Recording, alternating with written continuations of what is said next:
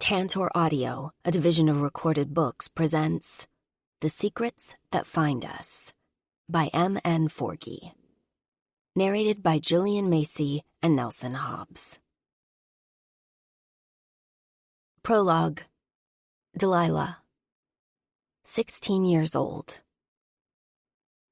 Reaching for the black Harley t-shirt with skulls and flowers on it, hanging from a rope with clothespins, I knead the material between my fingers, my eyes scanning the shirt right next to it that has turquoise stones on it with guns and roses, screen printed.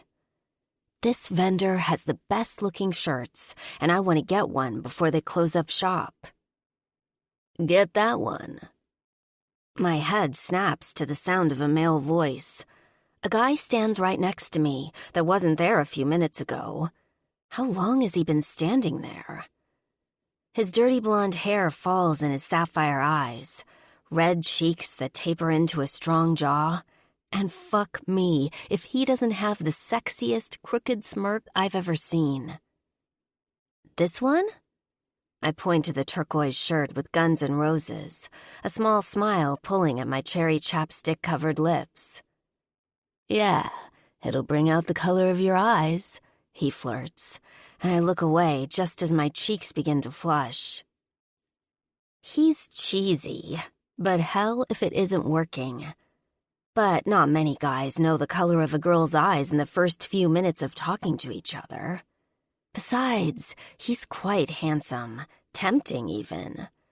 Gazing at him from the corner of my eyes, I nervously chew on my thumbnail.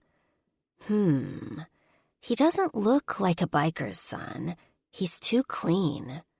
Most guys his age have skull rings on their fingers, a leather cut or jacket, and scars marring their skin. I can't help but look for these things when finding someone attractive, because I can't even look in the direction of another club besides my own. It's too risky.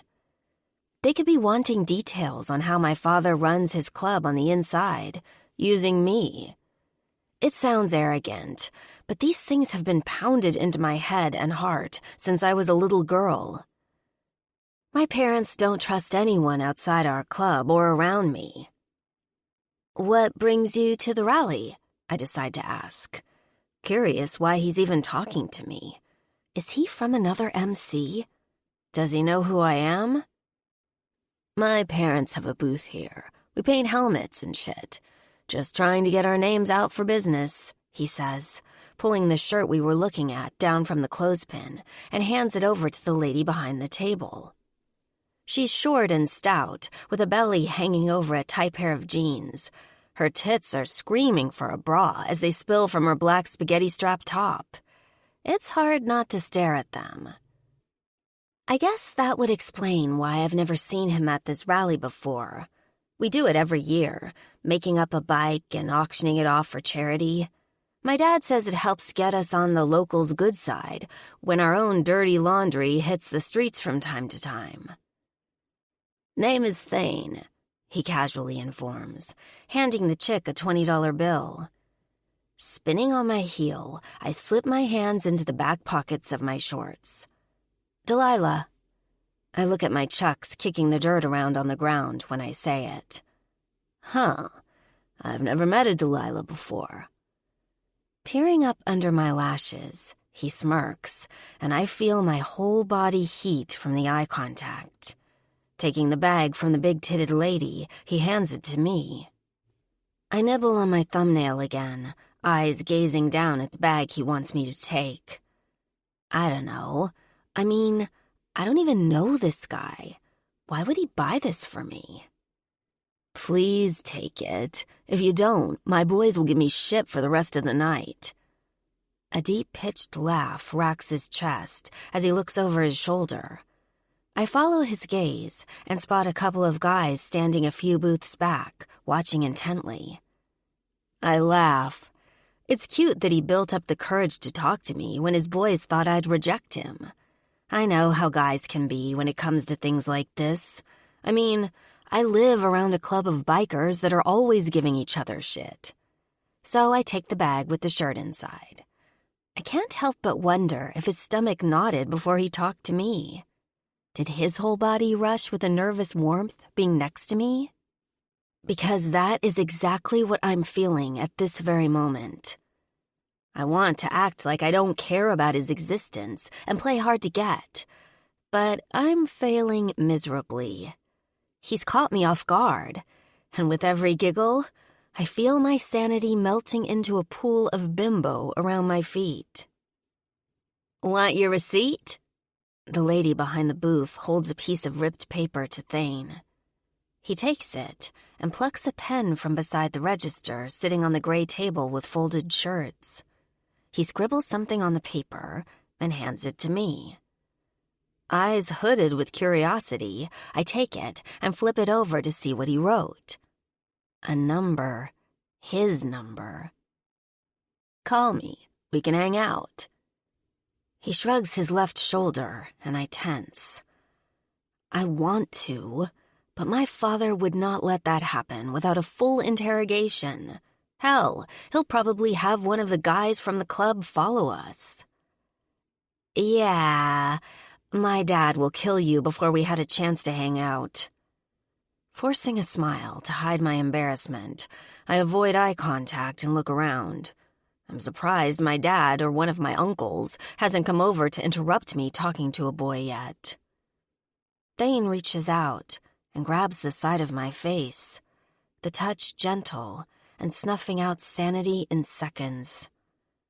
What he doesn't know won't hurt him. His left brow lifts, a mischievous smile grabbing me by the heart and making me want to dance with the risk. You're trouble. The corner of my mouth turns up, my eyes narrowing in deviously. Yeah, and I think you like it. He squints from the sun splitting across his face, and I swear my fucking heart just hit the sandy beach. I do like it. I like bad boys who want to break rules and have fun. I'll be waiting for that call, Delilah. Heading back to the club's booth at the back of the beach, sand in my chucks, I can't wipe the fucking smile from my face. Slipping the number in my back pocket with my cell phone, I hold the bag with the shirt in it. I've never had someone buy me something before. I mean, not a guy anyway. What did you buy? My head whips up, finding my mom standing at our booth. The off-the-shoulder shirt shows her arm and collarbone, blooming red from the hot sun, her arms crossed in front of her chest as she eyes me with smiling, bright emerald green eyes. I got a shirt. I stumble on my words, caught off guard that she'd ask. I would tell her about Thane, but she tells Dad everything, and I don't want to make a thing out of it when I don't even know it's going to become anything. Nice. She steps up to me and begins preening and poking at me like I'm about to attend a beauty pageant. Brushing the hair out of my face, straightening my shirt, and grinning the whole time. Mom! The bite in my tone is fierce, but she keeps at it, this time rubbing her thumb under my eye as if my mascara might have run some. Stop, I quietly mutter, but viciously slapping her hands away from me. Sorry, your eyeliner was running. She pulls away, her hands up in surrender. If anyone didn't know me, they'd think I was 12 the way my parents hover over me, sheltering me. Turning where I stand, I watch the people walk by. The different smells, faces, and biker groups. Just beyond that, the ocean. Inhaling a breath, I stare at the water I've always been drawn to it. The mystery that lies in the depths of it, how far it goes without man's control. I want to be like it, the waves. Gentle, but fierce enough to move land. Placing my hands in my back pockets, the piece of paper rubs against my fingertips, and I can't help the smile on my face. Delilah, they're about to auction the bike your uncle's built. Will you go get Uncle Bobby from the beer garden? Mom asks, pointing across a sea of vendors and people. I remember passing them a little bit ago. Scanning the area, I search for the big blue and white tent that indicates Bud Light. You bring beer, and the bikers will follow.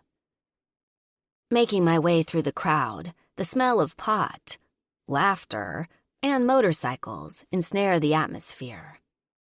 Getting closer, I hear Bobby before I see him. He's loud and laughing like a clown. He's definitely drunk. Walking under the tent away from the sun, the shade takes the temperature down by several degrees. It feels nice.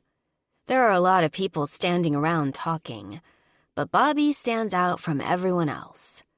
He is what a lot of people call a pretty boy. He has flawless blonde hair and a soft baby face. If he didn't wear his leather cut displaying his club colors, you'd think he was here to surf. He's standing in the corner with a beer in his hand, laughing loudly along with another one of my uncles, Lip. Uncle Lip looks mean, with his sharp cheekbones, high eyebrows, and intense eyes. But there's a beauty to behold behind the fierceness he possesses. Snaking through the big pot-bellies, women with tight braids down their backs, I reach the corner and tap Bobby on the shoulder. Hey, Mom wants you guys to get the bike ready.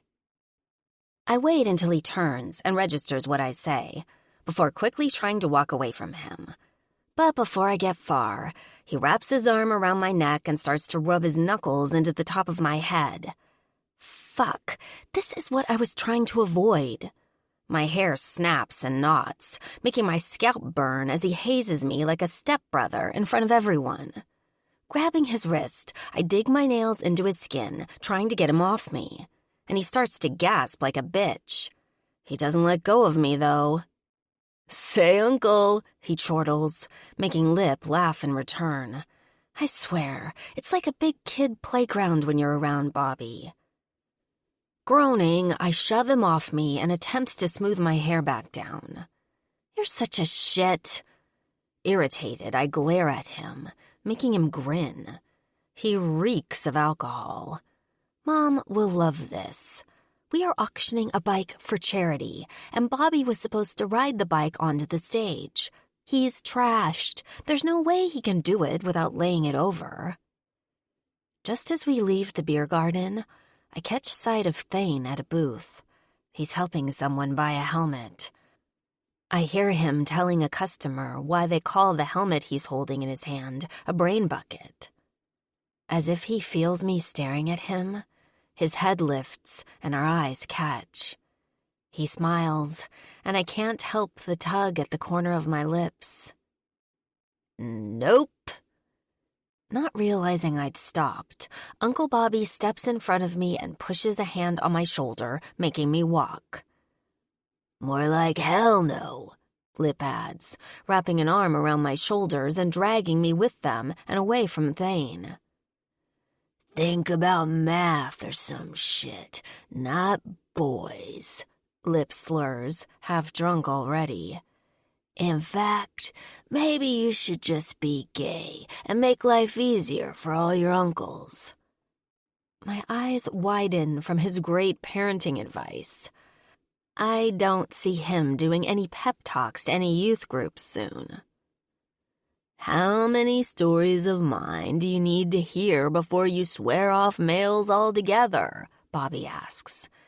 And about a dozen of his one-night-stand tales string through my plagued mind.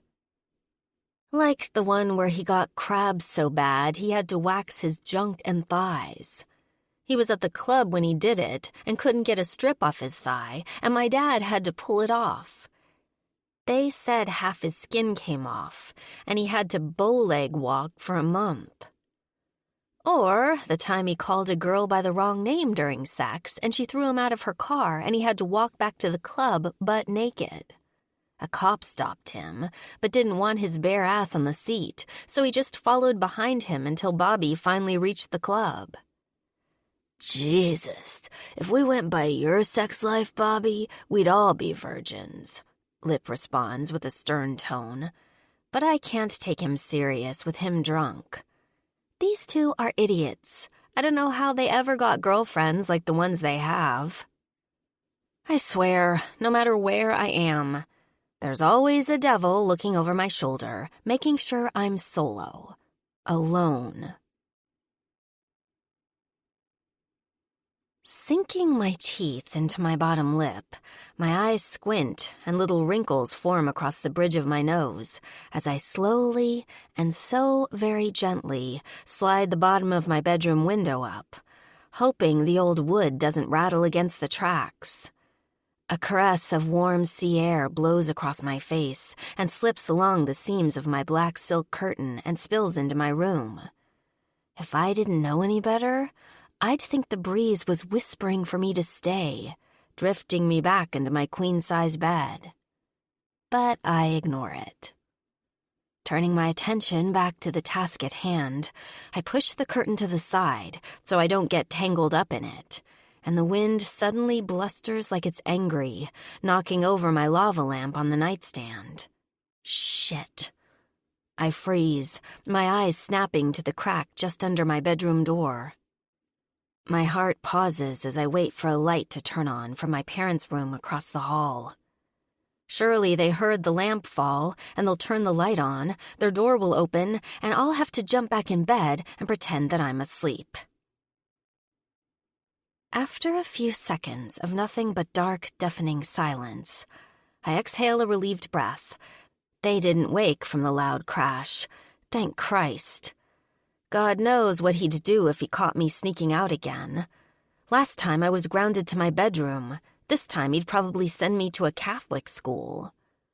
Satisfied with the lack of movement on the other side of my bedroom door, I hike my foot up over the windowsill and pull myself up until both my legs straddle the window frame.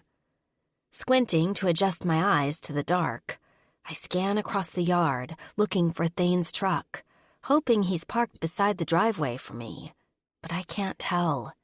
Not even the moonlit sky can brighten this side of LA. We're too close to the beach and away from the city. Flipping onto my stomach, I shimmy out of the window until my Converse barely tickle the ground, and I let go, falling to my feet. I let out a deep breath and stand up straight, brushing the dust off the new shirt I got at the rally today. I tug my shorts down that managed to wedge up my ass a little too far on the way down from my window, and notice a flash of lights lighten the area. My head snaps up. Was that Thane? Lights flash again. They're headlights. It is him. He's here. A sudden warmth fills my belly, similar to the feeling of whiskey when I've had too many shots. I brush my hair off my shoulder and run toward the old black truck. Getting closer, I find Thane slouched back in the driver's side, one arm slung along the back of the seat, the other hand draped over the steering wheel casually. He's shirtless, his sun-kissed chest dewy from the hot summer night. Pressing my thumb into the old truck's door handle, I jerk it open and slide inside. It smells of worn leather and some kind of citrusy clove scent. I can't make out what it is exactly, but it's some kind of cologne. It smells good. There she is. His lips barely pull into a smirk, making my insides twist. But I play it off with a scoff as I slide into the passenger seat and shut the door. He starts the truck. You look good, real good. He admires my shirt, the one he bought me, and I decided to wear tonight. Some guy said it would bring out the color of my eyes. I try to be funny, and he shakes his head with a crooked grin. Piper told me if you're too into a guy, he'll become distant and move on to someone that makes him think he can't have her. So I try to act like going out with him is no big deal. Even though it is. Sounds like a pretty great guy. He winks, and I bite my cheek to keep from giggling like a cheesy schoolgirl in his front seat. He grabs the gear shift, the motor purring loud enough that I make a mental note to see what he's got under the hood later. Thank God he's parked far enough away from the house so it doesn't wake up my parents. Speaking of, I glance at the house one last time before driving off. No lights were turned on, so they must not have heard anything. Sitting back, I sigh a deep breath. It's time to let loose and do what I want.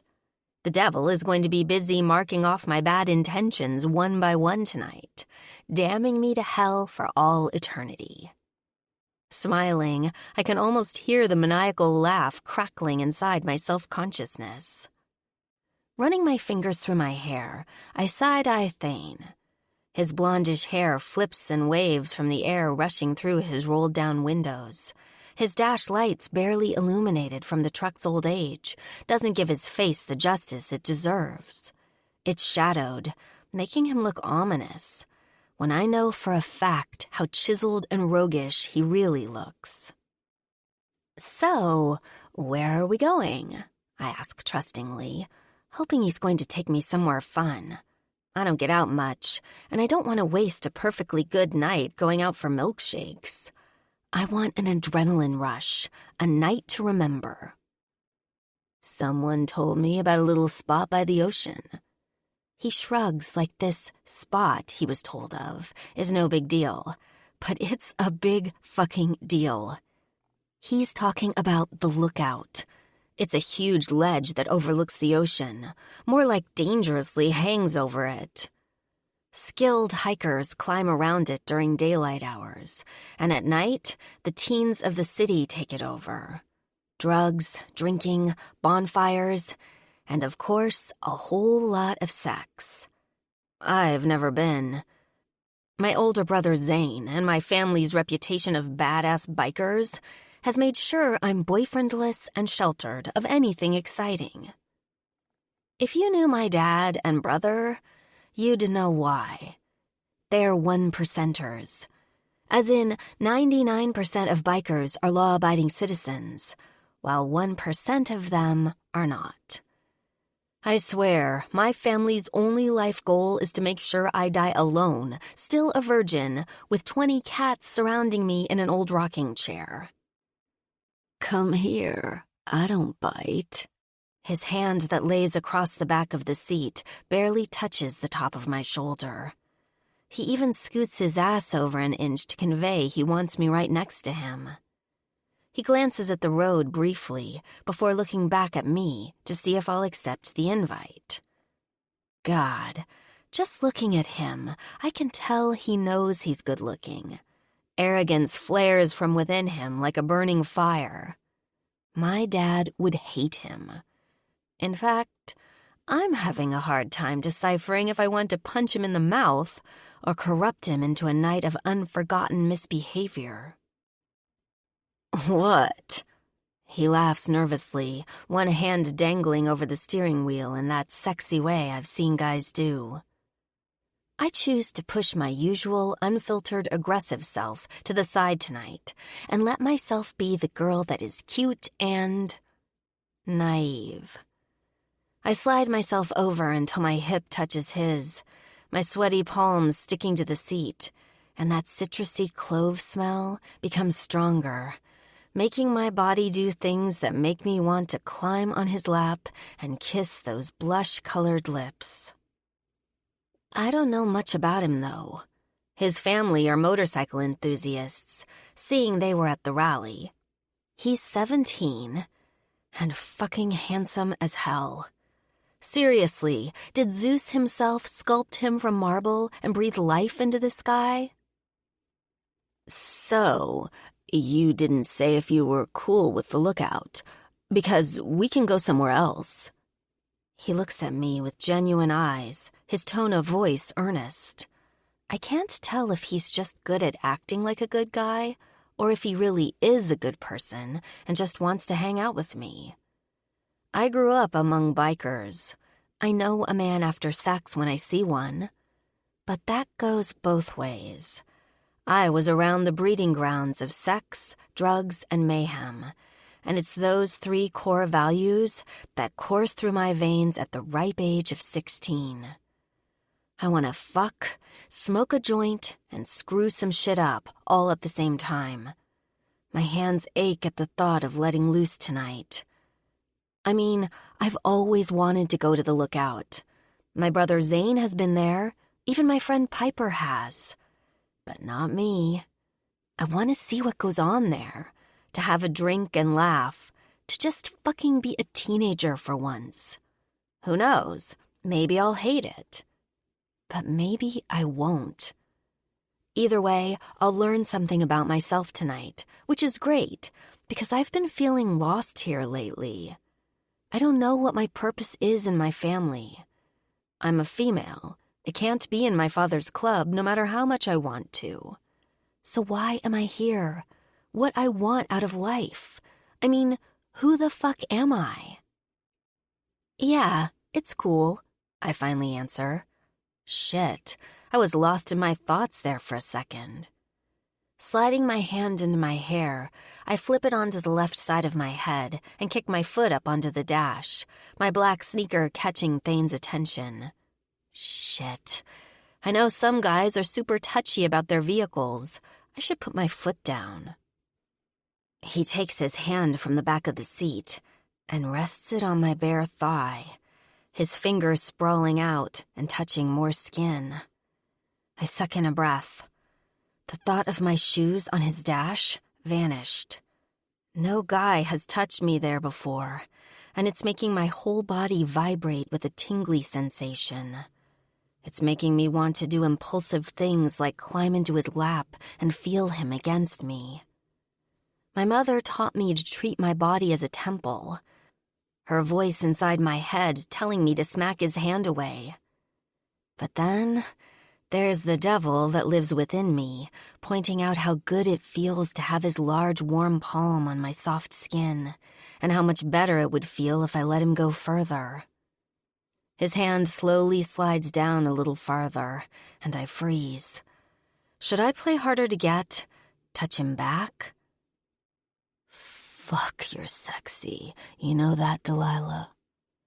His tone husky, and his eyes having a hard time staying on the road.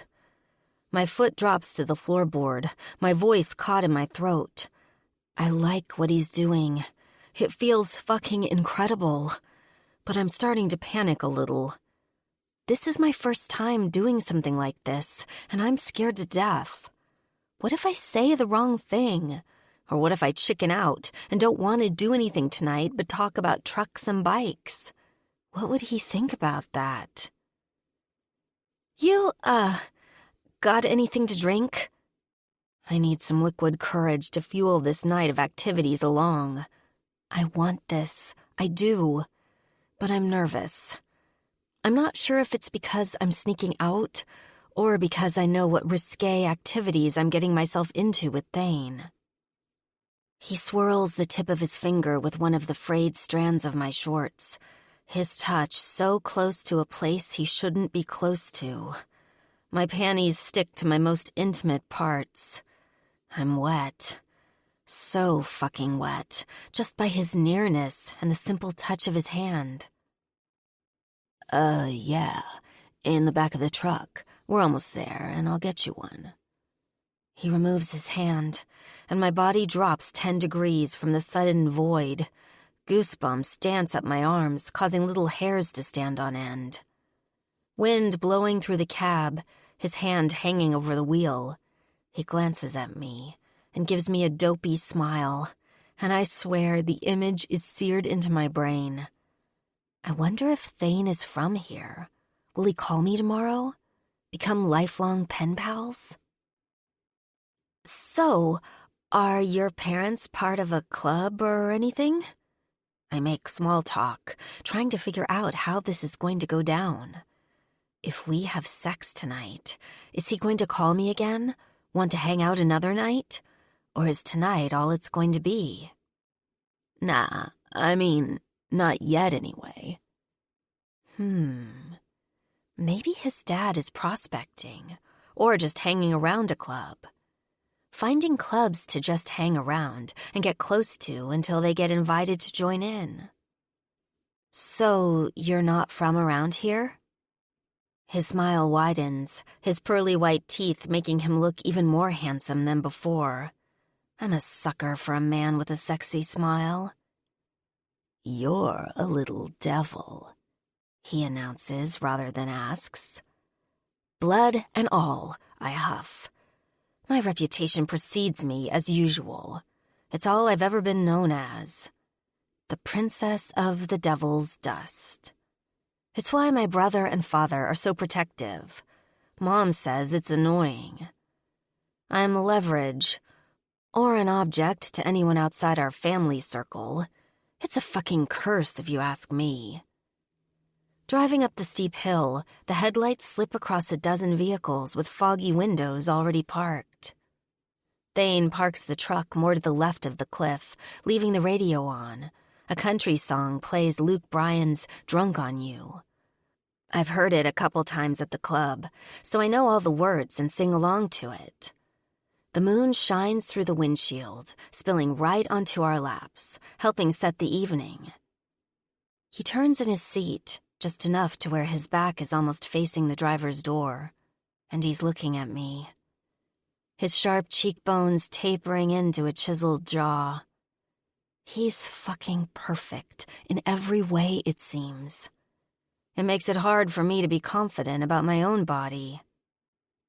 My foot begins to nervously tap on the floorboard. I tuck a hair behind my ear. "How about that drink?" I remind him, hoping to buy some time and get a grip on myself. I don't know why I'm acting like this. Piper would laugh in my face if I told her how much my hands were trembling right now. But Piper's never seen Thane. He's not like the guys at school. There's something about him that just makes me throw reason to the wind and be by his side. "Oh yeah, let me grab us some." He opens the door and walks to the bed of his truck. Cricking my neck to the side, I watch him pull the lid off a blue cooler and grab 2 dark bottles. Putting the lid back on, he climbs back in the truck. Taking it from him, I turn it in my hand until I find the label that reads Michelob Ultra. Icy water slips over my fingers from the melted ice that was in the cooler. This is my favorite beer. I steal it from the club bar all the time. Twisting the top off, I take a less than ladylike sip, my mouth filling with cold, bubbly suds before I swallow. "So, are you from here?" I ask again, trying to make conversation. "No, head out tomorrow, I think," he replies curtly, obviously not wanting to talk about himself. Looks like whatever happens tonight ends here. I guess that's good, though. That means if this goes bad, nobody else will know about it. Bending his knee to rest on the seat, he turns his whole body and gives me a once-over. His eyes smoldering, and that smirk sexy as hell. I take another sip of my beer, trying to reel my nerves in. He reaches out to tuck some hair behind my ear, and I freeze. The touch sends a wave of warmth down my neck, and I can't help noticing how good it feels to be touched.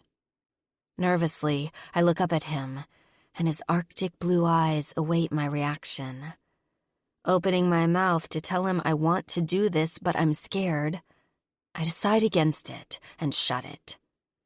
As if he can read my body language, he takes the lead and grips my chin, his thumb pressing my lips apart. He's going to kiss me. I know it. He has that look in his eyes. Closing the space between us, he dips downward and presses his lips to mine. Oh my God, yes. I close my eyes and breathe him in through my nose. His lips are smaller than my own, not quite fitting. But I don't care. I want more. I want to feel his body against mine. I want to taste him. To break all the rules any girl should enviably have tattooed on her soul on a first date. The bottle of booze slips from my hand, spilling onto the floorboard, and I palm both sides of his face, little bits of stubble scratching my hands. Feverishly, he grabs me by the hips and quickly jerks me underneath him. The gentleman, letting me take my time, gone, and the manly beast that thrives inside of him, out to play now. Using one of his knees that are pressed into the seat, he gently moves it between my own legs and pushes my thighs apart. Leaning up, I kiss him, but it feels more like a peck as he's more focused on taking my shorts off than making out. I try and kiss him again, but his head's cast down, his fingers fumbling with my shorts. Giving up on kissing him, I lay back on the seat as he slips my shorts off. Our eyes meet when he finds my black panties, and I anxiously bite my bottom lip. Grinning, he slips a finger under the lacy material, and both of our lips part when he touches my wetness. My heart thuds in my chest, our eyes locked as he feels what he does to me. That's what I want. His voice husky, his finger backs away from my core and out from under the material, letting the elastic slap against my skin. He hovers over me, and I think he's going to kiss me, but his hand reaches out from beside him and he opens the glove box, a small glowing bulb showcasing a gun and papers. Shit, I don't have a condom. A look of disappointment pulls at his handsome face, and dread knots my stomach. I'm so worked up. I want more. I don't want this to end. Resting my palm on my forehead, I blow out an irritated breath. I mean, I can just pull out. I've done it before. Dropping my hand from my face, I roll my lips onto one another, debating whether or not to do it. It's still risky, but I know a lot of girls that have done it and been fine. I'll pull out, he repeats, desperation in his voice telling me he wants this just as bad as I do. It's sexy, and it's making me weak. Looking into his eyes, they seem honest. And besides, how does he know I don't have any diseases or something? So he's taking a risk too. I'm so turned on, my pussy has a pulse of its own. My brain not caring what we do, as long as we do it, and now. So I nod. Let's do this. Sitting back on his knees, he pulls his jeans down, just enough to get over his ass, and his hard dick springs out, the head bouncing just slightly as if it's happy to be free from the restraint. It's biggish. I've seen a couple of cocks from guys at the club when they get drunk and strip down, or wake up forgetting where their clothes are. I mean, Thane's not small either, though. I have no doubt this is going to hurt. He fists both sides of my underwear and pulls them down. I suck in a tight breath as he stares down at my most intimate parts. Nobody has seen me like this. I glance down, curious what he sees, and the little tuft of dark pubic hair makes my cheeks warm. Should I wax? Crawling on top of me, he forces my thighs apart, now hovering over me as my hands raise, resting on his shoulders. Jesus, I can hear my heart beating in my ears, my body flushing with a cold sweat. His eyes look right at me, just as I feel the tip of him touch me, and then all at once, he pushes into me with one hard thrust. Wincing, my face bunches into a painful expression, and I hide my face into his neck. I wasn't expecting him to do it so fast. He fills me, stretching me farther than I've ever been before. It burns with so much pressure, I can't help but gasp. Jesus, he grunts. His hand slides over the side of my thigh, and his fingers dig into the soft skin as he drives into me over and over again. His eyes closed, his face contorting into a smooth expression of pleasure with his lips parted just so. I bite my lip and decide to close my eyes and focus on what feels good at the moment, along with the sexy citrus smell all around me. He reaches up my shirt and grabs my left tit. Pulling the cup of my bra down, he gently twists the nipple between his thumb and finger. I don't know why, but it turns me on even more, making me even more wet and relaxed. There we go. Now it's starting to feel good.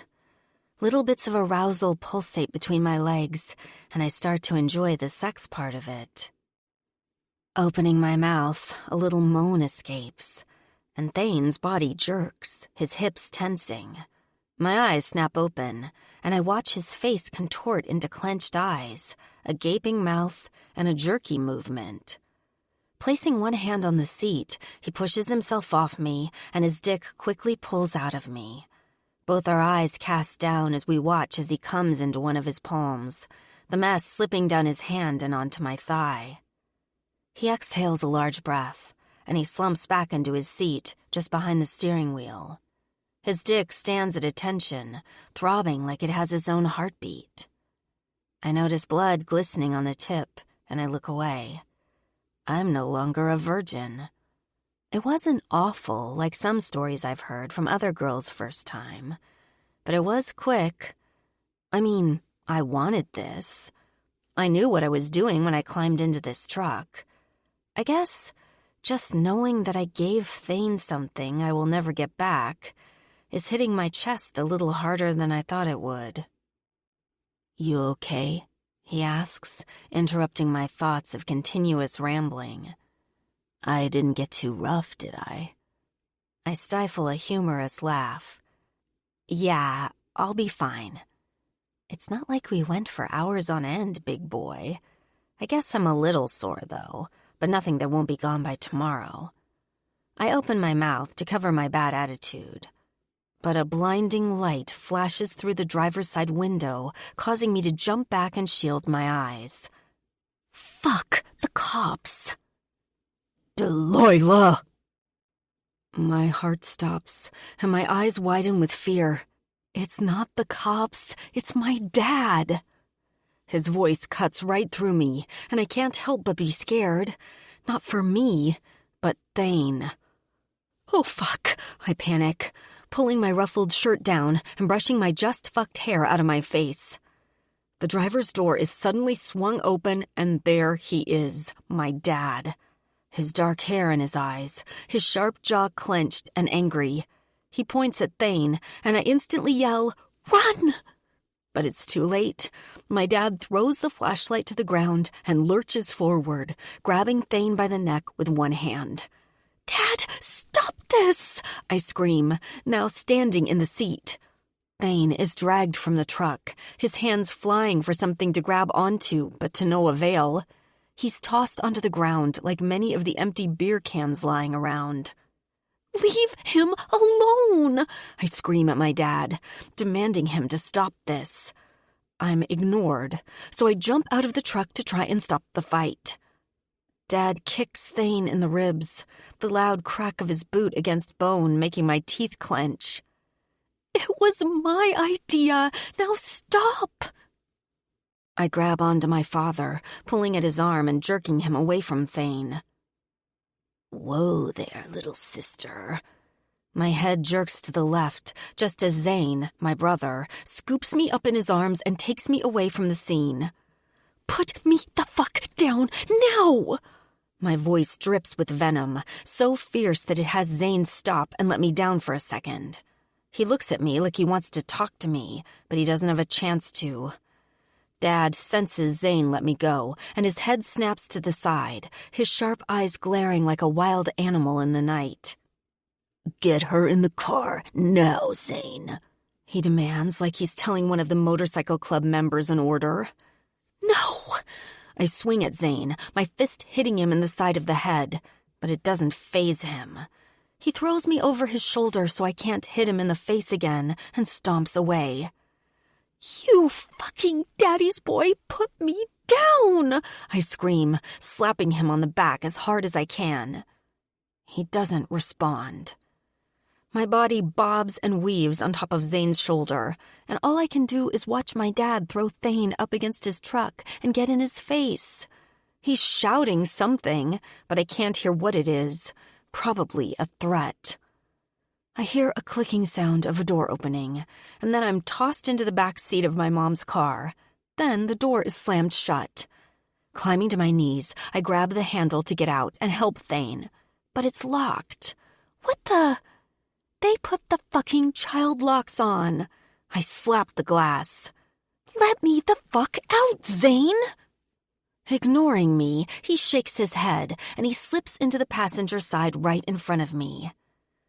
"Do you always do what Daddy tells you?" I sneer, my eyes staring into the back of his head with so much anger I have to curl my fingers into my fists to keep from pulling his hair from his fucking scalp.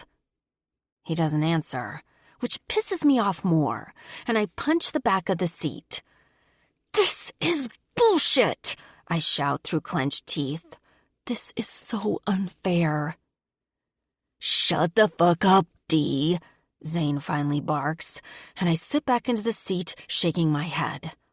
This is so fucked up. How could they do this? Everyone that is here is staring out their windows, or worse, standing outside, watching my dad and Thane. Everyone at school is going to know about what happened tonight. I've heard of overprotective fathers. I get it. But because of Zane and my dad, I don't even have a life. I live in their shadow and am watched over all the time. The car shakes as Dad opens the driver's door, his strength nearly taking it off the hinges. He starts the car and grips the steering wheel. I spot blood on his knuckles, and my eyes fill with tears. He really hurt Thane. Oh my God. "You're an asshole." Emotion so thick in my voice, the words come out choppy. "Delilah." My dad's voice is so sharp and precise. My eyes widen, but I can't take my stare off his hands. Out of the corner of my eye, I notice him glance over his shoulder and the headrest, and then our eyes lock. "You are my daughter, and if you don't have the brains to respect yourself, then I will step in. Remember that next time you want to stoop so low to fucking a—" "You don't even know him," I interrupt, tears running down my cheeks. Rage blisters inside of me so hard it hurts and demands a release. I want to fucking riot and tear this car apart. "And neither do you," he shouts, his face red. His words stun me. He's right. I don't know Thane. What's that say about me? What does he think of me? "Guys," Zane mutters, playing the peacemaker as usual. "Let's do this at home." The car jerks in reverse, and Dad's hands pound at the steering wheel as he backs us out of the popular bluff. Looking out the window, I find Thane slowly getting into his truck. The window's still fogged from us. He looks bad. He's holding his side, and there's blood on his arm and face. Jesus. The rest of the ride is silent. The only sound to be heard is the engine of the car and the occasional pothole the wheels dip into. When we get home, my mom rushes outside. Her hair down and past her shoulders, her face clear of makeup and swollen from sleep. She points at me before I even get out of the car, her black silk robe open displaying her skimpy top and panties. "Why do you have to do this shit? Why?" she scolds, following me into the house, reminding me how I'm the black sheep of the family all the way through the foyer and living room. "You need to come back to the studio and practice ballet, Delilah. Get your head on straight and stop acting like this. You're going to get yourself killed one of these days," she continues. Finally reaching my room, I quickly go inside and slam the door behind me. It doesn't shut her up, but it muffles her disappointment. I fall back onto my bed and stare at the ceiling. I may be a princess, but I'll never wear a fucking tutu and pink lace. I don't wear heels, and if my mother even tried to put a diamond-studded tiara on top of my head, I'd stab her in the heart with it. I'm the dark-hearted princess that wears black fingernail polish, talks like trash, and wears a leather jacket. Princess? Psh! I'm a biker brat, obviously. So how the fuck can they get mad when I behave just like the free and wild spirit I've lived around? Rolling over to my side, I turn my Bluetooth speaker on until it plays Marilyn Manson and shove my pillow under my head just enough to prop it up. I'm sore and sticky in between my legs, my body feeling anxious and excited as I replay what happened in the cab of that truck tonight. I smile. Leaning over the left side of the mattress, I blindly swing my hand back and forth under my bed until I touch the cool glass of Jack Daniel's whiskey I stored underneath it yesterday. Undoing the cap, I take a mouthful of the whiskey and stare at the window that is now shut. Large screws half sticking out of the wooden seals. My dad must have it screwed shut before coming to find me. That or my mother did.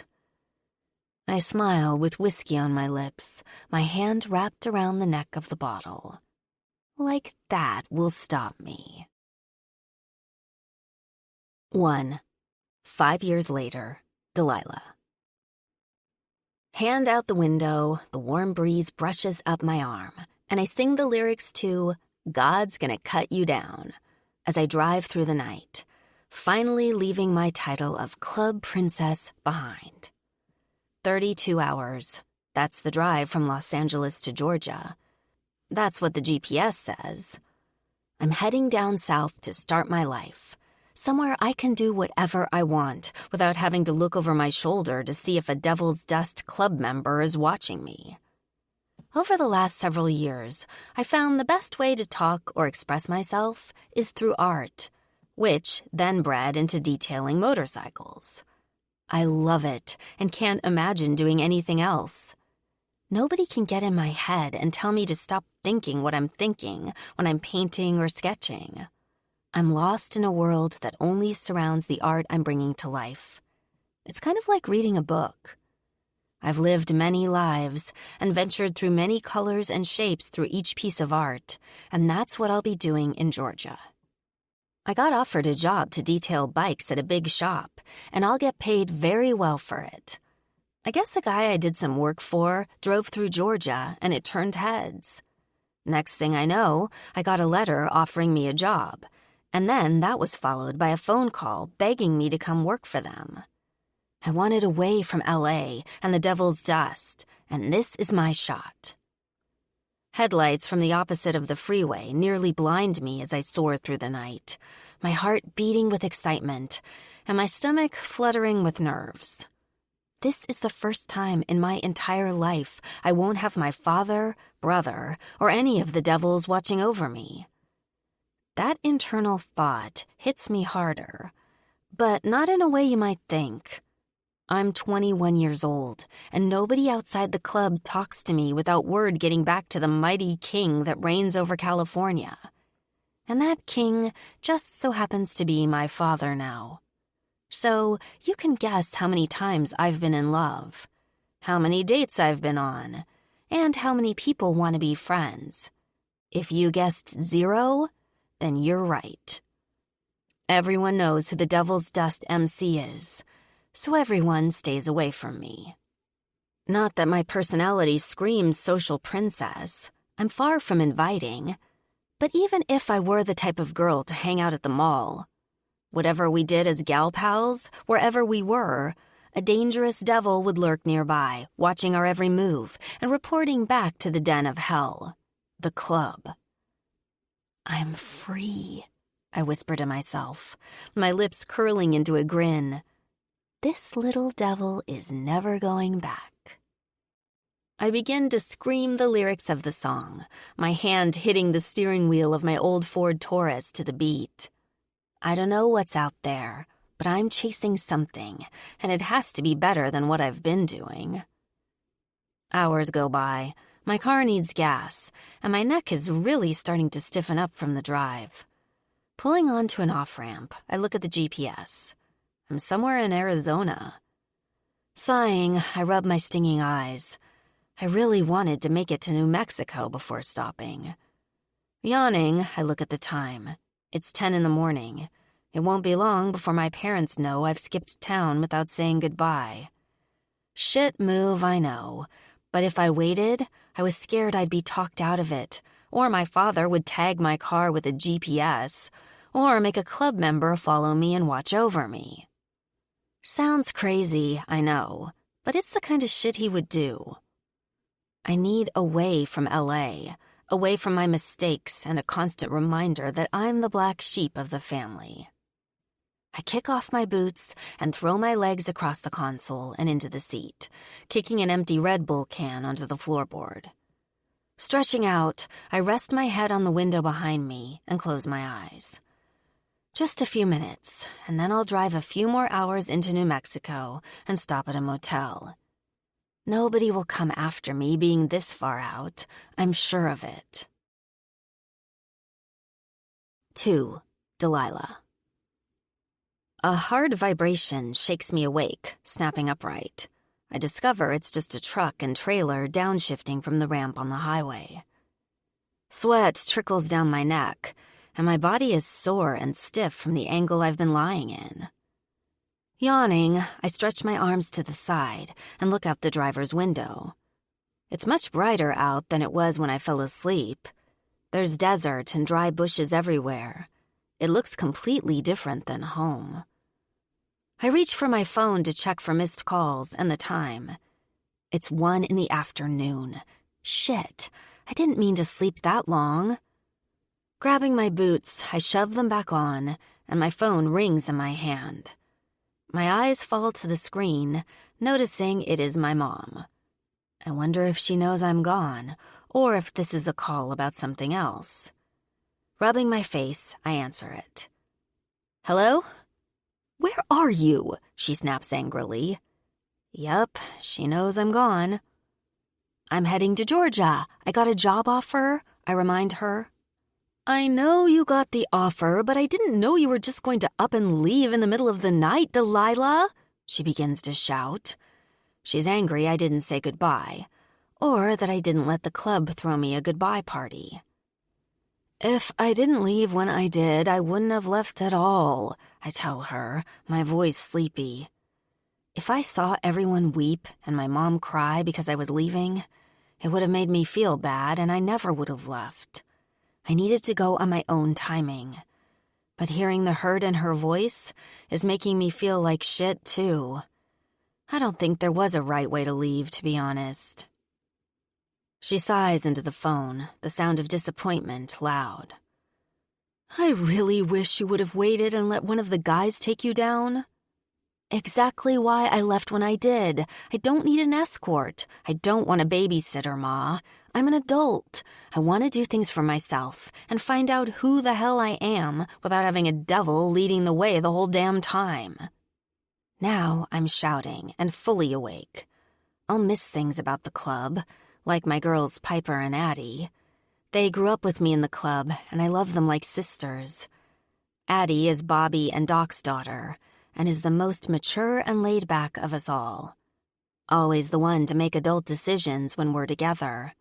If it weren't for her, Piper and I would have been in jail a couple of times.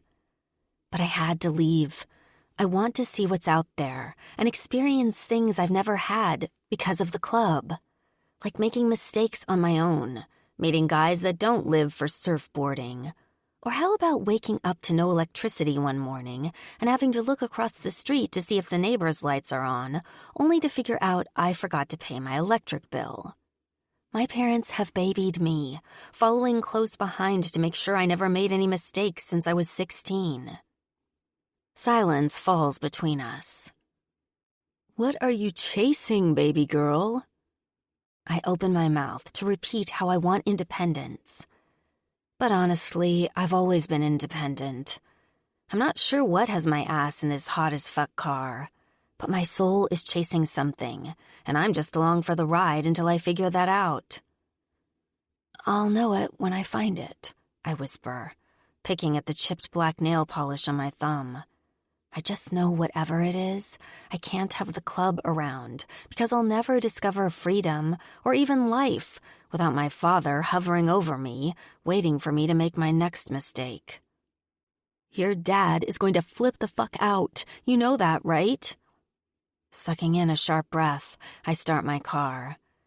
Dad is going to have a heart attack, I know. He still sees me as a little girl with a popsicle grin, and that's all he'll ever see me as. I look forward to his phone call, I mutter under my breath. He'll be mad and make me feel worse for not hugging him before I left. I didn't leave without saying goodbye to be a bitch. I did it because when I saw that sad-eyed look in my mom's eyes and the depressed cold shadows in my dad's face, I'd feel so bad that I wouldn't go. I wouldn't follow my dreams, and I'd always wonder what if, maybe even resent them. I just want to be able to say I at least tried to do something outside of the club that was my own, without my dad or the club's name paving the way, you know. I remember when I left New York and came to California. I was around your age. It was everything, and a mess. But I fell in love with your father, and I would do it all over again. I can hear the smile on her face without even having to see her.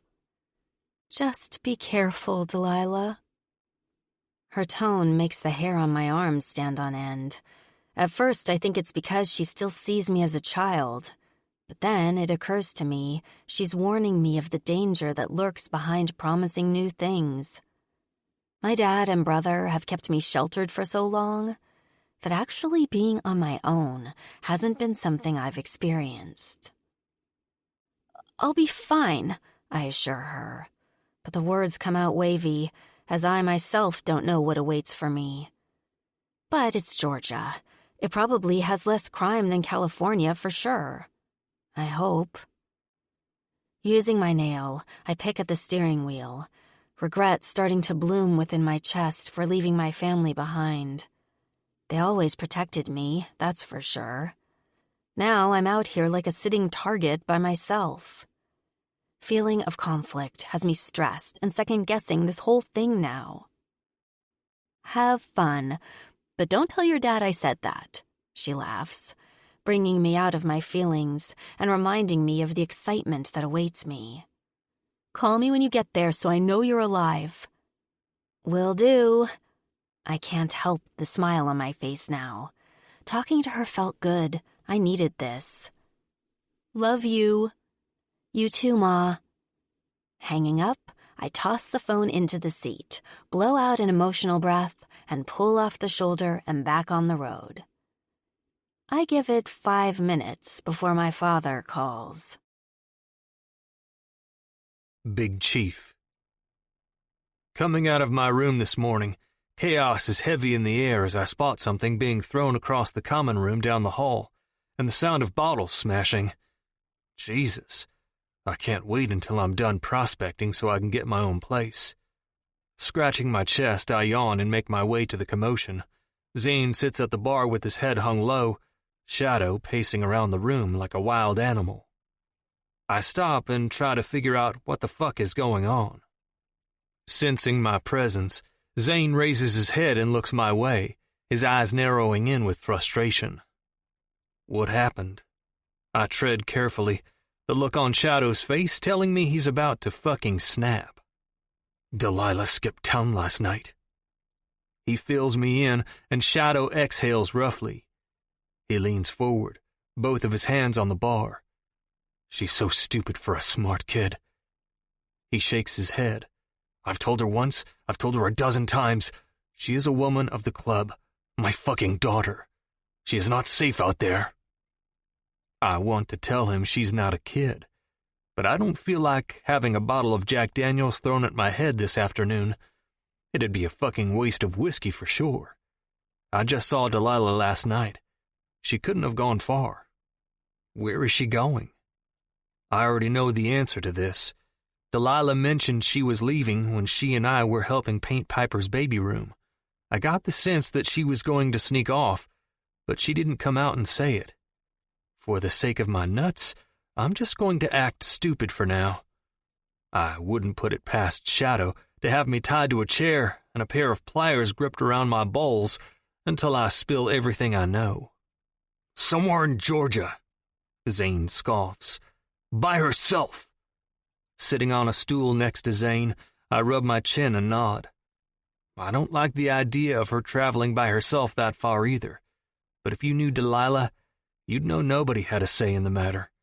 Besides, even if I had known she was leaving on her own and snitched her out, when her dad got done dragging her ass back here, she'd fucking strangle me. I really wouldn't put it past her. She's more like her dad than she thinks. Do you want me to go get her?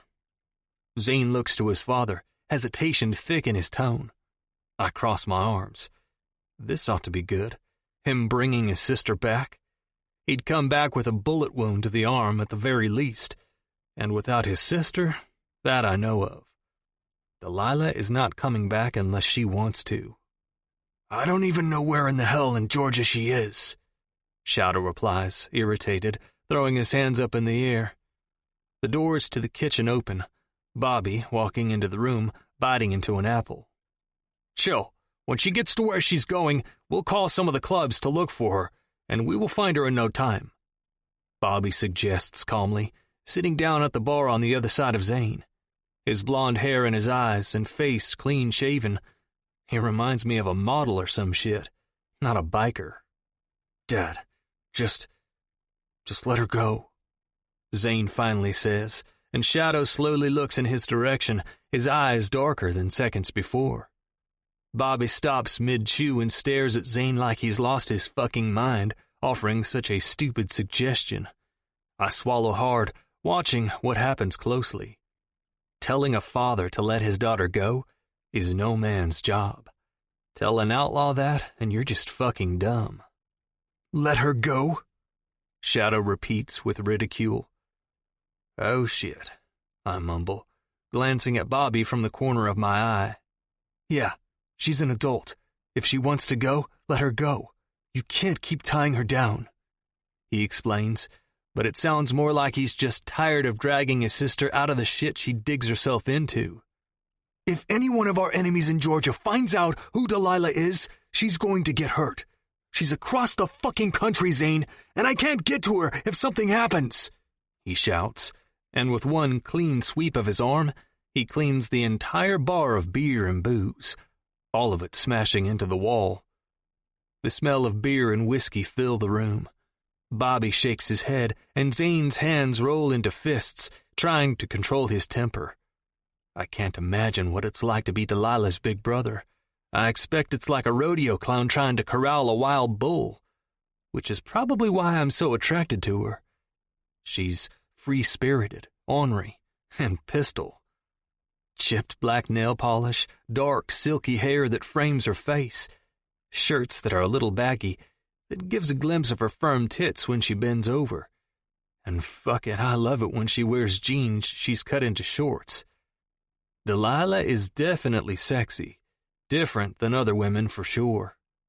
Others are like white doves, and Delilah, she's the slick black crow that stood amongst them all. She's the kind of chick that likes to get into trouble with you, and I bet she's kinky in bed too. You can't have eyes and a mouth like hers and not be dynamite in the sack. Hell, every time she'd walk by, I couldn't help but watch her ass. I've teased her playfully here and there just so I could see her smile or get that playful slap on the shoulder. I couldn't help it. I've always been a man that likes to play with things I shouldn't. That's why I used to be a bull rider. But seeing how much her daddy is freaking the fuck out right now, I'm counting my blessings I never stepped over that line and made a move with her. He's fucking insane. Worse than a bull with his nuts tied. Fuck it. I'm going down there. Shadow runs both his hands through his hair. I'll ride with you, Prez, Bobby offers, biting into his apple. His aloof tone makes me think he's stoned. Then again, Bobby is always laid back and casual, at least since I've known him.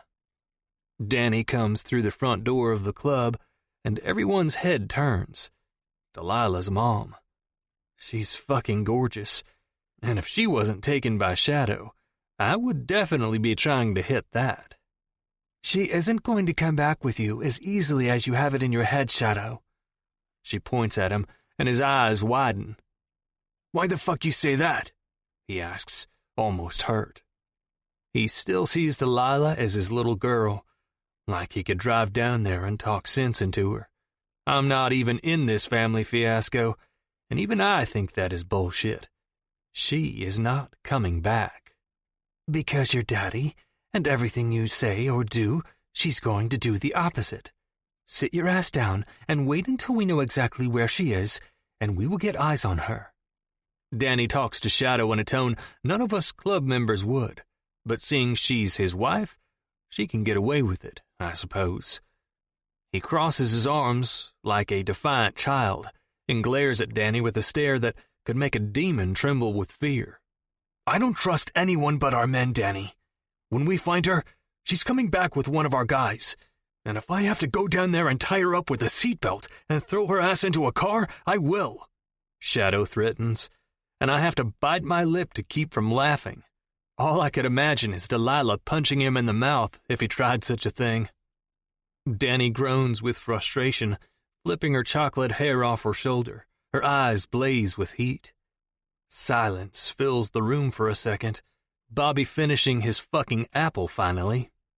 Can I talk to you for a moment? Shadow raises his arm, his hand gesturing toward the kitchen. She doesn't say anything, but walks through the kitchen doors, Shadow right behind her. Bobby tosses his apple core across the bar and into the trash, wiping his mouth with his palm. He looks at me with a crooked smile. He's about to grab her by the hair and bend her over the counter. Teach her who's boss, he says, matter-of-factly, like he's seen it happen before. Dude, that's fucking gross, Zane snaps, quickly standing from the bar stool. I raise a brow. I didn't know Danny and Shadow had it like that. Now I know Delilah is a freak in the bed, if her mama is. That shit is hereditary. 3. Delilah. Pulling into the small town of Forsaken Springs, a speck on the map of Georgia, but their motorcycle shops are the best known around the U.S. The sun is just starting to rise this morning. The days all seem the same to me anymore. It's been a rough couple of days living out of my car, and I'm ready to plant my feet somewhere and sleep more than a few hours at a time. Heading south through town, I pass by a couple of small window shops, some for sale, and a couple occupied with small businesses. Looking ahead, I find the big motorcycle shop at the end of the strip. That's what I'm looking for. Driving up to the landmark, there's a giant tire with flames coming out from underneath it, with the business name sketched into it. Shiv's Whip. A gray concrete building sits in the back. It's larger than anything else in the area. The corner of my lip cricks into a smirk despite the sleep heavy on my eyelids, and the cold but hot feeling stinging my eyes. I can't help but be excited. I'm here. This is the best bike shop in the U.S., depending on who you ask, I guess. But it's the best place for top-of-the-line parts for cheap costs, and the best paint detailing I've ever seen. Working here is every painter or mechanic's dream. Someone honks behind me, dragging me from my admiring of the building. Narrowing my eyes in the rearview mirror, I force myself not to flip them off and pull into the parking lot. Finding a spot, I turn the engine off and pull down the sun visor. I look terrible. Putting on my Harley hat, I try and cover up my unbrushed, frizzy hair, swipe the bill backward, and run my fingers under the bags of my eyes in an attempt not to look like a crackhead from lack of sleep. Fuck it. It's not like I get much better than this on a good day anyway. Taking a deep breath, I get out and make my way across the lot. My feet ache from being cramped up in my chucks so long, so I wiggle my toes to try and get the blood moving through them. Opening the glass front door, I'm immediately greeted with dozens of flawless bikes showcased on the floor. I'm stunned. They look like they were rolled right off the truck, some custom and others painted with vibrant art. I can't help but want to touch the cold steel and run my fingers over the paint of someone else's raw talent. There's one that has a metallic green snake whipping across the tank, and my mouth parts in awe. The detail is so realistic. that a sudden pang of insecurity hits my chest. Am I this good? Can I be? Can I help you? I abruptly turn at the sound of a roughish male voice to a man wearing a black bandana around his forehead, sleeves of tattoos, and dark hooded eyes looking right at me. He rubs both his hands together as if he's ready to make a sell this morning, his teeth sinking into his bottom lip as he takes me in. My head turns to the side curiously. I wonder if many women come in here looking at motorcycles. Does he think he can overprice one to me? Sell me something from the back and pretend he's doing me a favor?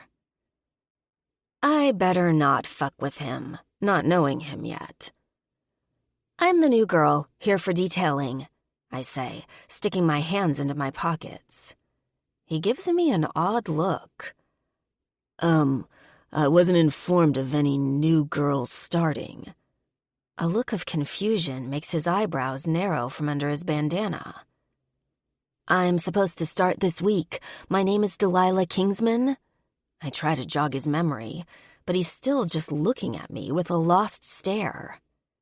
Dread hits the pit of my stomach that I got everything wrong and I didn't get the job.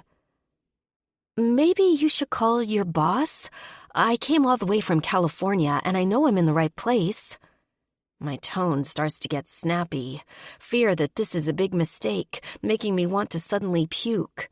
I swear to God, if there's been an error somewhere, I'm going to kick every motorcycle over in this fucking place and then cry all the way home. Yeah, let me call the boss man. He turns on that note and walks to a desk behind the checkout.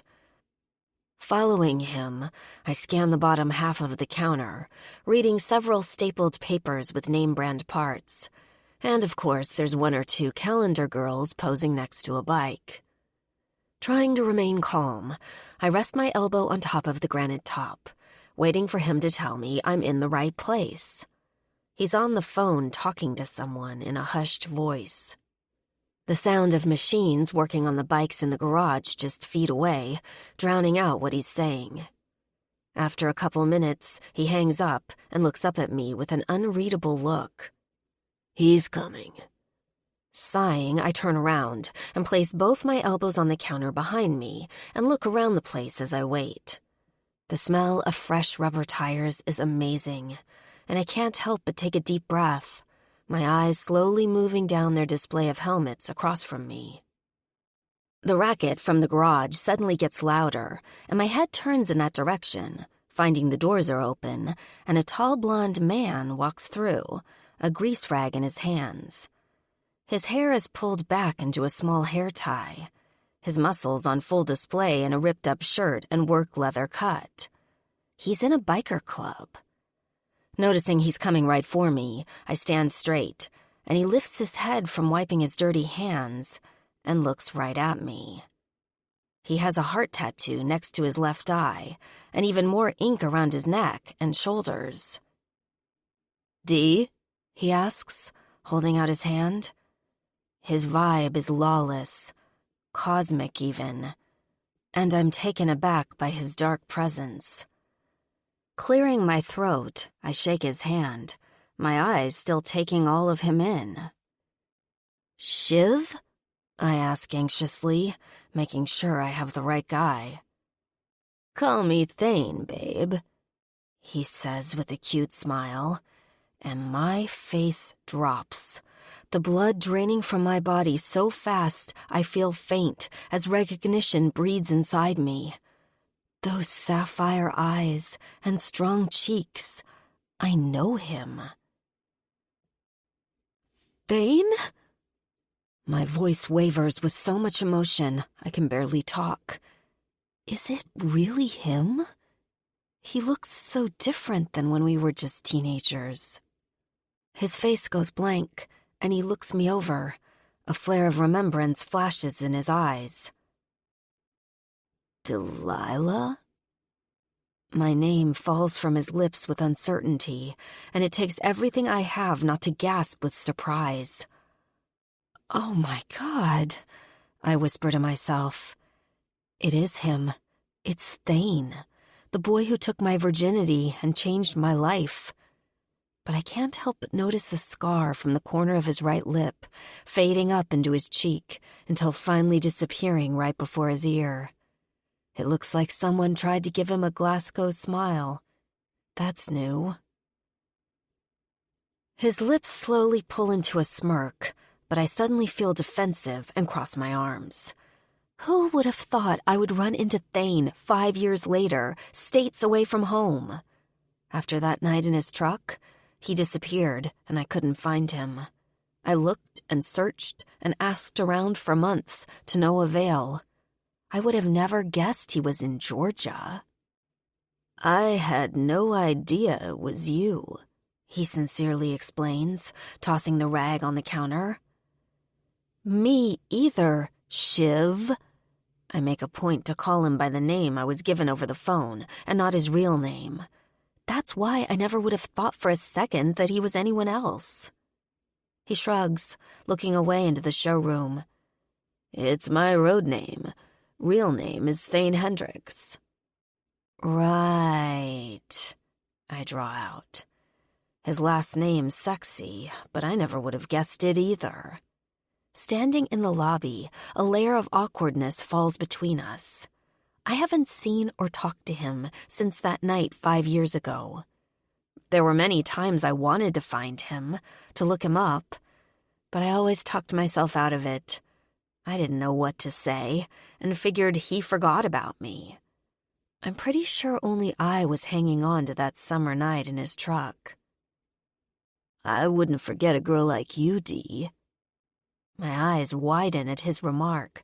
It's as if he's in my head reading my thoughts. Your brother wouldn't let me. He turns his head to the side, pointing to a silver scar slashed across his face, and my mouth parts. He caught me the next morning before we left town and gave me something to remember you by. After it healed and turned into a scar, everyone started calling me Shiv after that.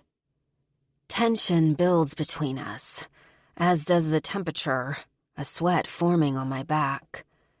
It looks like he was left with a scar on his face by my brother, and I was marred with one on my heart. My brother hunting him down and cutting him up is news to me. He must have done it with an improvised blade or something, giving Thane the nickname Shiv. This whole situation has me second-guessing if I should run away now. This is a lot to take in. Opening my mouth to defend my brother, but I stop myself. There's nothing I can say except this is why I'm single. My brother always chases guys away, and I just never know if he's doing it out of the goodness of his heart or because my parents told him to. I guess it's the price you pay for sleeping with a club brat, huh? He lifts his head, his teeth nipping his bottom lip as he looks down at me. Even during this tense situation, I find him attractive. I'm just drawn to the guy on levels I can't understand. I don't know about that. Besides, my father is the president now. Ah, a club princess, are we? Lowering his chin, his devious eyes smile, and his lips pull into a dopey smirk. I can't help but stare at his face, his jawline, and the cold color of his eyes. It's all so painfully familiar. I ran from L.A., trying to bury wounds and find my freedom, and I ran smack dab into my past. Wait, he called me a damn princess. I hate that. I'm no princess, believe me, I bite back, letting him know right off the bat there is nothing elegant and fragile about me. Pointing to his cut, I say, Vice President is a pretty big role. He looks down at his own worn-out patch, the stitching in the leather's loose and the white background dirty. It looks like he's been busy getting into trouble wearing it. Yeah, I guess things change. Bringing his eyes back up to mine, he just stares at me. The silence of the room and the cold look in his eyes piercing my confidence. Well, let me show you where you're staying. He points toward the front door that's just behind me. Thankful for the distraction of us, I unintentionally sigh loudly. That sounds awesome. I'm exhausted. Moving the hair off my neck and adjusting my hat, I follow him to the door. The back of his leather cut, now in full view. The colors of his club and name are on full display. Fallen Gods, MC of Georgia. Walking outside, the sun is fully shining, the heat instantly making my forehead and upper lip sweat. It's way hotter here than LA. Maybe it's because of the humidity? He turns left, catching me off guard. I thought I would be following him in my car to a place I'd be staying, but he walks across the street toward an old-looking gas station. 2 old rusted pumps sit out front. Passing them, it looks like they haven't been used in years. He raises his hand toward the garage attached to the station, and I peel my eyes away from the horror movie gas pumps. That's the painting bay. It's nicer inside than the outside gives it credit for. The garage doors are gray and rusty, and haven't looked like they've been opened in a while. I can only hope the inside is in better condition. And just above that is a living space. It's small, but cozy. He points upward, and my eyes follow in the direction, spotting a couple windows just above. Pulling out a set of keys from his jeans, he unlocks the front door to the station, and we both walk in. The first thing I notice is a desk with papers spread all over it. There's nothing else in here. Not racks of junk food or drinks that you would normally find in a gas station.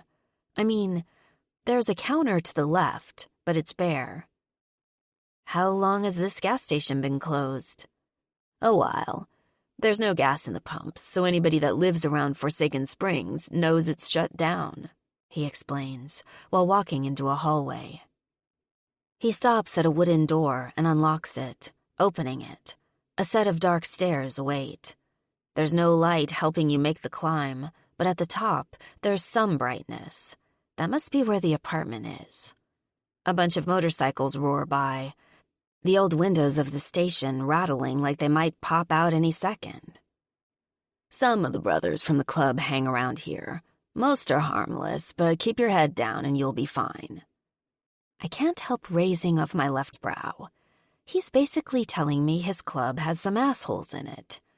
Doesn't sound anything like my father's club. None of the men would mess around or hurt someone that was working for them. I'll be fine, I assure him. I was raised by a club and have seen other bikers come and go during trips. I tend to stay away from those that have a bad vibe, and it's been working for me since. Right, I forgot you know how it is. He waves his hand toward the stairs that look like something out of the old house of Beetlejuice before raising a set of keys between us. I take them and look at the cobwebbed stairs. I'd find a broom and clean out the spiders, but I'm so tired I don't think I'd give a shit if a spider slept in my hair at this point.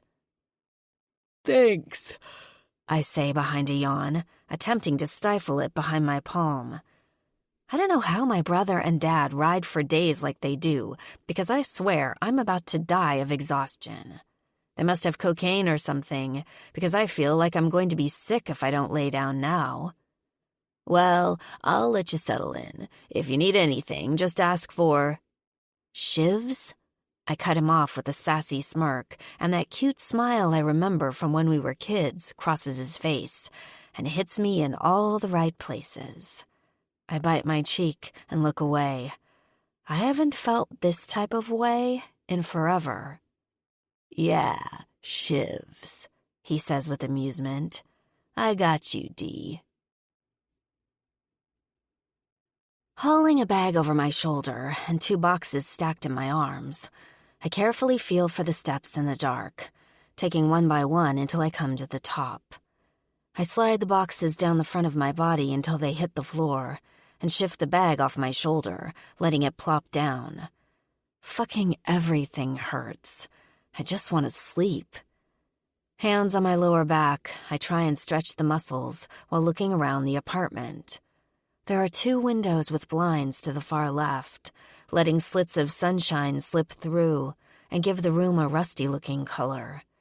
It smells of stale cigarettes and dust. I jerk the blinds up so I can see the apartment better. Dust flickers into the air like dancing bunnies, and I can't help but cough. Waving my hand around to clear the air, the room comes into better view. I'm standing in a small kitchen with an old-fashioned fridge, sink, and counter with a stove next to it. There's a glass table with 2 chairs that look like something from the 70s, and a bronze chandelier hanging just above. I look to the walls for a switch to turn it on, and notice the walls are brown panels stretched with cobwebs across them. Out of the corner of my eye, I spot a switch just by the doorway to the stairs. Finally. The floor creaks beneath me as I walk across the room and flip the switch. The chandelier flickers before finally turning on and illuminating the kitchen in a yellow glow. With the extra light, I see a brown floral couch to the far right of the room and a TV sitting on a cabinet with wheels under it. Passing the TV, I head down a short hallway that has a door on both sides. I open the one to the right and feel for a light switch on the wall until my fingertips hit it. I flip it on. 3 vanity bulbs light up a bathroom. White tub with rust stains, toilet, and a bare sink with cigarette burns all over the counter. The mirror is in good shape, though. I open the door to the left. A window with a blind, similar to the ones in the kitchen, sits just above a queen-sized bed. The mattress is stripped and distressed. A dresser 2 feet to the left, giving a little space to walk in between, and a ceiling fan just above, slowly swirling. I turn in my spot, taking the place in. It's old, it's dirty, it's perfect. I smile. It's all mine, and I can't help but love it. Heading to one of the boxes I drop by the door, I haul it to the bedroom and rip it open. My worn blankets spill out, the smell of home making me homesick and think about the girls, Addie and Piper. Addie would hate this place and demand we get in the car right now and go to Target for supplies. But Piper would love it. Pulling the soft fabric of my bedsheets to my face, I inhale. Smells of leather and perfume. I wonder what Piper is doing, probably with the baby.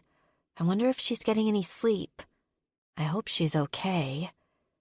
Jesus, I'm starting to miss home more than I thought, like the first time I slept over at Piper's house, and my dad came and got me at 3 a.m.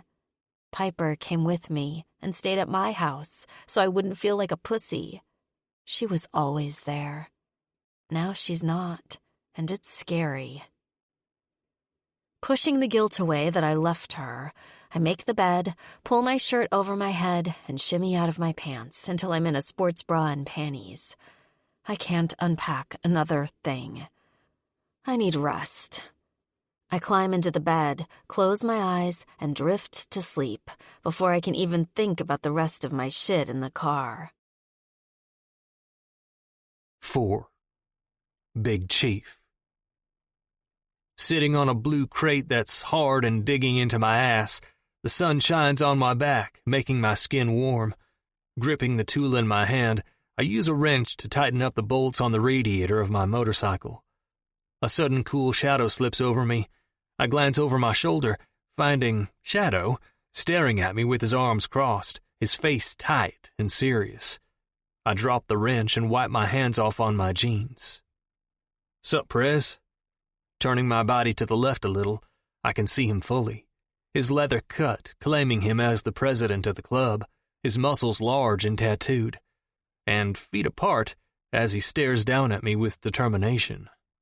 "I want you to go to Georgia and watch Delilah for a bit, at least until I know she's settled and fine," he orders, his tone of voice cutting through the air like an armed madman. "My wife wants me to leave Delilah to her own devices, let her find herself and spread her wings or some shit. But I can't do that. I have to fucking know she's okay." Spread her wings? What the fuck does that even mean? Maybe Zane should do it. He's closer to her, I suggest, not wanting to get into the family shit. Zane is too protective. He'd be down there 30 minutes and see Delilah do something he won't like and blow his cover. Therefore, having Delilah call home and her mom will be fucking pissed at me for going behind her back. She'll be a cock tease for a week to get back at me. And I like fucking my wife. A lot. She's good at it. Rubbing the back of my neck, I look down at my boots, wishing he'd stop there. I don't care to know how his wife has him by the balls. In my eyes, he's ruthless and respected by all, not pussy-whipped. Look, Delilah and Danny won't expect me to send you. It's gotta be you. I just need you to see where she's staying and who she's around. I need to know that my daughter has shit under control, you know? He comes into the garage a little farther, his dark presence taking over the entire area. His vibe eerie, like a reaper swooping over him wherever he walks. I stand, my boot kicking the wrench on the ground. Using my arm, I brush the sweat from my eyes, trying not to get grease on my face. I can't say no. He's wanting me to do a job, and as a prospect, I have to say yes. Fuck. That's a long drive, though. I promise, it will be worth it in the end. His words offer promise, and my head slowly raises. He's now leaning against the wall, his arms still crossed. My rocker, I mutter, knowing they want me patched in, but I have to do something big to prove myself.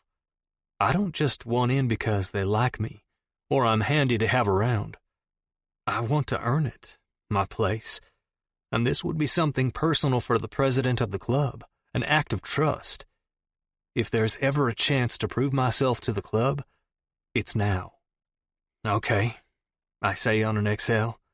I'd much rather bury a body or do a drug run than get involved with family drama, but I'd do it for Shadow, because I know he'd do it for me if it were my kid. That's the kind of guy he is. He's fucking scary and ominous, but this club and his men are his life and mission. That's why I want to be a part of it. I want this life. I want the bond and the guys as my brothers. He pushes off the wall and steps over the tools I was using until we're inches apart. And Big Chief? His tone of voice takes a cold dip. I swear to God, if she sees you and you blow this fucking job, he threatens, his dark eyes gleaming like a demon out in the daylight hours. I got it. Observe and report back, I confirm with a curt nod. Right. Also, take your truck. She'll be listening for motorcycles. Her eyes will zero in on men with cuts on. She's expecting me to find her. I know it. He whispers, looking out of the garage like the wind is secretly talking to him or some shit, like it will carry a message to his daughter across the states that he's coming. I nod, understanding. Not really. I'll leave tonight. Now. His eyes snap to mine. This is what I'm asking of you. It is a deal breaker for us if you don't accept. Do you understand? You either do it or pack your shit. Tonight it is, I mumble, a little surprised at the urgency. She's been gone a couple days already. Danny must have had the final say on going after their daughter.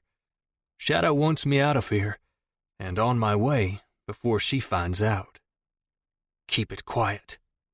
He gives a sharp glare before slowly walking out of the garage bay, as if he is just moseying about and not up to scandalous shit. He's fucking slick. Delilah.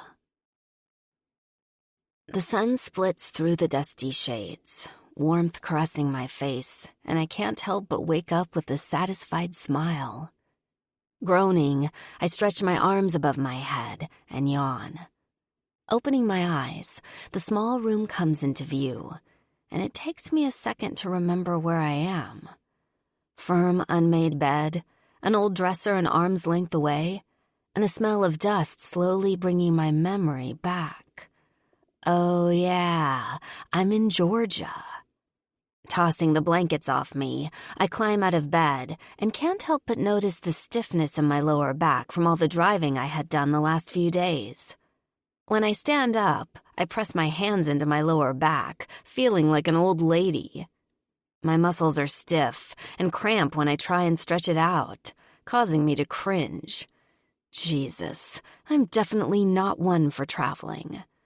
Maybe I should fly next time I try and take a trip like that. My bra and panties that I wore to bed are damp with sweat. I need to change. The humidity here is fierce compared to back home. I step over yesterday's clothes crumpled on the floor and go into the living room where my packed shit is. Flipping my hair out of my face and onto my shoulders, I bend down and unzip the bag that contains most of my clothing. I grab some black torn shorts and crop-topped Harley shirt.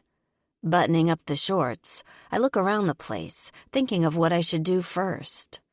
Probably clean. I've never seen so much dust before. Slipping my shirt on, my stomach shows, and I wonder for a second if that's too much skin for being down south. Aren't they more conservative? I don't know, but with the heat, I could use a breeze, so I leave it on. I tear open a box that has some of my beauty shit in it, spotting my hair ties. I pile my hair on my head to get it out of my face and wrap a lime green scrunchie around the curls. Standing back up, I search for a duster or rag, opening random drawers and cabinets in the kitchen. Some are empty. Others I have to jerk open because they're stuck on the track. Opening the cabinets under the sink, the rusty hinge squeaks. I find some torn, folded wash rags. Score. These will work for wiping things down. A knock sounds from the stairwell, and my head snaps in that direction. I freeze, crouched down in the small kitchen. Do I answer that? Holler, "Come in"? No, I can't do that. I should go see who it is. I don't know anybody to be shouting "come in" to. Setting the rag I just found on the counter, I kick the cabinet door shut and hurry down the stairs. The dark stairwell darkening more the farther down I go. Who all knows I'm here? Fuck, what if it's my dad? Hand on the door handle, I stop myself from opening it. Who is it? My voice carrying down the steps and reverberating back up. Thane. His rugged voice replies back, and my stomach drops as if I were on a roller coaster ride. Will it ever get easier seeing him? Masking my emotions, I unlock the door. He steps back, giving the door a wide berth, and I can't help but notice his hair is damp, as if he just showered, his pretty boy eyes shining like a Ken doll this morning. Well, one fresh out of jail, with that heart tattoo next to his eye. His unbuttoned white dress shirt gives the pleasurable view of his hard chest with washboard abs tapering down into a pair of light-washed jeans. You'd think he was sculpted from the gods if you could see what I do. Hey, get settled in okay? He raises his hand and ruffles his hair, eyes looking me up and down. God, things change over time, but some things don't. Like the way he looks at me. I just started unpacking, actually. I prop my hip on the doorframe, crossing my arms. God, his eyes, they're still so blue. Upon closer inspection, they have gold flecks in the irises. Were they always like that? It reminds me of treasure in the deep depths of the Mediterranean Sea. Good Lord, listen to me melting over his eye color. What's gotten into me?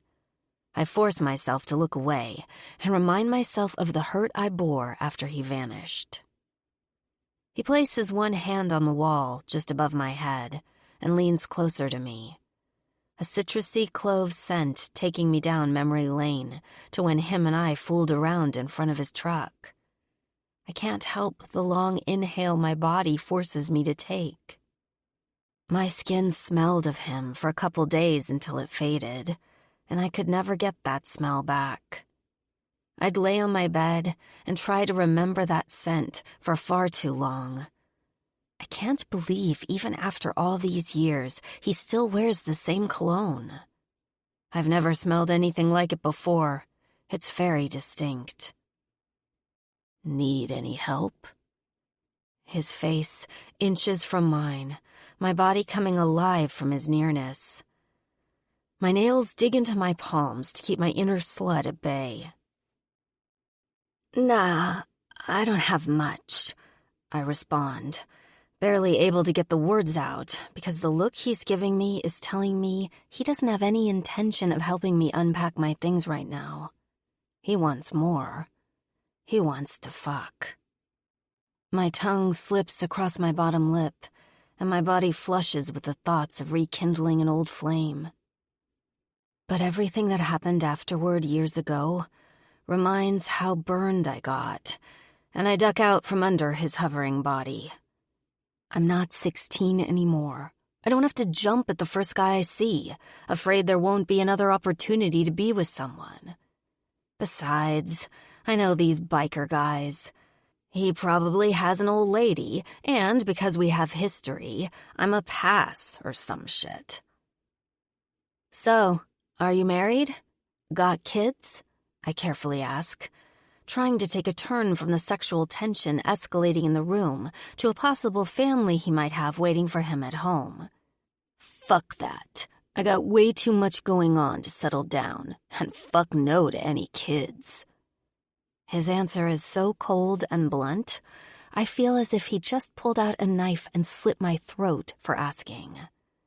I'm not about labels or anything, but he practically just said he has better things to do than get to know a female any farther than their panty line. Wow. Maybe not finding him when we were kids was for the best. If I had found him, and he said that to me at such a vulnerable age, I probably would have broken. Fucking boys. They're such assholes. I should consider myself lucky being able to pick myself up and move on, for the most part, from the guy who was my first. Reaching for the door, conveying I've got everything handled and we're done here, I start to close it on him. I need space from him. I wasn't expecting him to be here to begin with, and now he's hitting on me. I can't handle this shit. It's taking everything I have to keep the 16-year-old girl within me from slapping him across the face. Then again, my brother cutting him up probably didn't help things either. I know if I were him, I wouldn't be reaching out for a second date after something like that happened. Why am I still thinking about this? Shaking my head, I force myself to get out of my feelings. I gotta get over this crap. So, thanks for the offer, but I got it from here. He removes his hand and takes a step back, his eyes not breaking contact as I shut the door. Locking it, I stand there a second and chew on my nail to make sure he leaves. Burning blue eyes of his seemed to blaze with surprise that I didn't want him. A devious smile spreads across my face. I find that a little funny. He probably doesn't get turned down around these parts. He's in a club and has the bad boy reputation. Any girl would think they were lucky he picked them. Rolling my eyes, I head back up the steps, remembering how I felt when he chose me at the rally. Shit, I'm still lost in the past. I thought I was going to move on from this. Running my hands down my face, I groan loudly. I'm here for work, to get my name out there, and maybe start a relationship later down the road. Ugh, why do I have to know the boss? This makes the whole situation awkward. Correction, knowing the boss would be a simple awkwardness, but because I slept with him and my brother and father brutally kicked his ass, makes this whole situation a shit show. 2 hours later, I have the place cleaner, airing out with opened windows, and my stuff unpacked. Not that I had a lot of stuff to begin with, but it's all put away. This is probably the cleanest it will be because I'm kind of a slob. Tossing the dirty rag on the counter, I hear the fridge kick on. My parched mouth internally screams for a cold drink. Opening it, I find it's completely empty. Shutting it, I make a mental note to get a few things. But where is the grocery store around here? I don't remember seeing one coming into town, but I was pretty focused on finding the garage rather than a store. Walking across the squeaky floor, I spread the blinds open with my fingers and look out the window up the street, curious if there's a nearby market. I can't tell from where I'm standing, but I bet there's one farther up the road.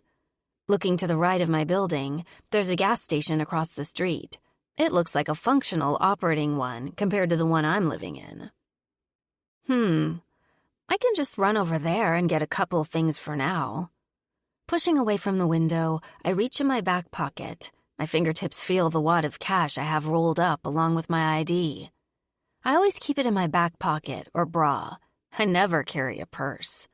I just end up leaving it somewhere, and I've never come across one that I felt like I had to have hanging over my shoulder every time I leave the house.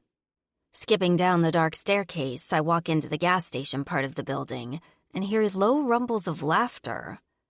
The chuckles ease, and the sound of boots gets louder until a tall, brooding biker stands in front of me. His hair half-shaven on one side, with a tribal tattoo inked into the scalp. His left eye stands out more than anything on him, with its cloudy lining hazing the iris. It looks like he has cataracts, or had an eye injury. The other eye is a beautiful green, though. His nose scrunches as if he's sickened by the look of me, his hand tightly clutching a beer. My eyes fall to his leather cut, catching his name. Bugs. I've seen worse names for bikers. He must be one of the members of Thane's club. You must be the chick that is detailing the bikes now, he states rather than asks, a big grin pulling his lips into a miscreant smile. I force my chin upward in an attempt of confidence and nod. Yeah, just got here. Offering a simple smile in return, hoping he's not going to cause any trouble, but the feeling in my gut is saying something else. Come here. He motions me to follow him, waving the hand with the beer toward the garage area. Curious as to what he wants to show me, I follow. Not because I'm an idiot. I'm on guard, and will nail him in the nuts if he tries anything, just before I make him eat that bottle of shitty beer.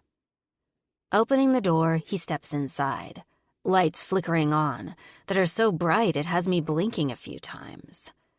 There's plastic all over the walls and floors, a flow system to suck the paint out of the small space, a large air compressor next to it, and a locker along the back wall that has a mask and spray painting tools like Bondo, grinder, self-etching primer. It's way more to work with than what I had back home, and I can't help the excitement spiraling up my spine. Without a word, he stomps inside the Bay Area, his steps echoing into the light space. He opens the cabinet that has several stickers of name brands stuck to it, and starts picking random shit up, telling me what he thinks I should use for what job. His leather cut matching Thane's. I know for a fact he's one of the members now. Seeing I know Thane, I should be safe, but I know nothing about this club. I could call my brother back home. He'd know more about them. What do you think? Bug's voice interrupts my thoughts, and I startle, my mouth dropping open just slightly as I stare at him like an idiot, trying to gather a complete sentence. Yeah, I'll manage, I shrug, slipping my hands into the pockets of my shorts. They have YouTube for everything now. A sly smirk crosses his face as he slowly turns away to shut the cabinet door. Yes, I'm sure you can handle it. The way he responds is laced with darkness like a decaying toxin. Hair on the back of my neck stands on end.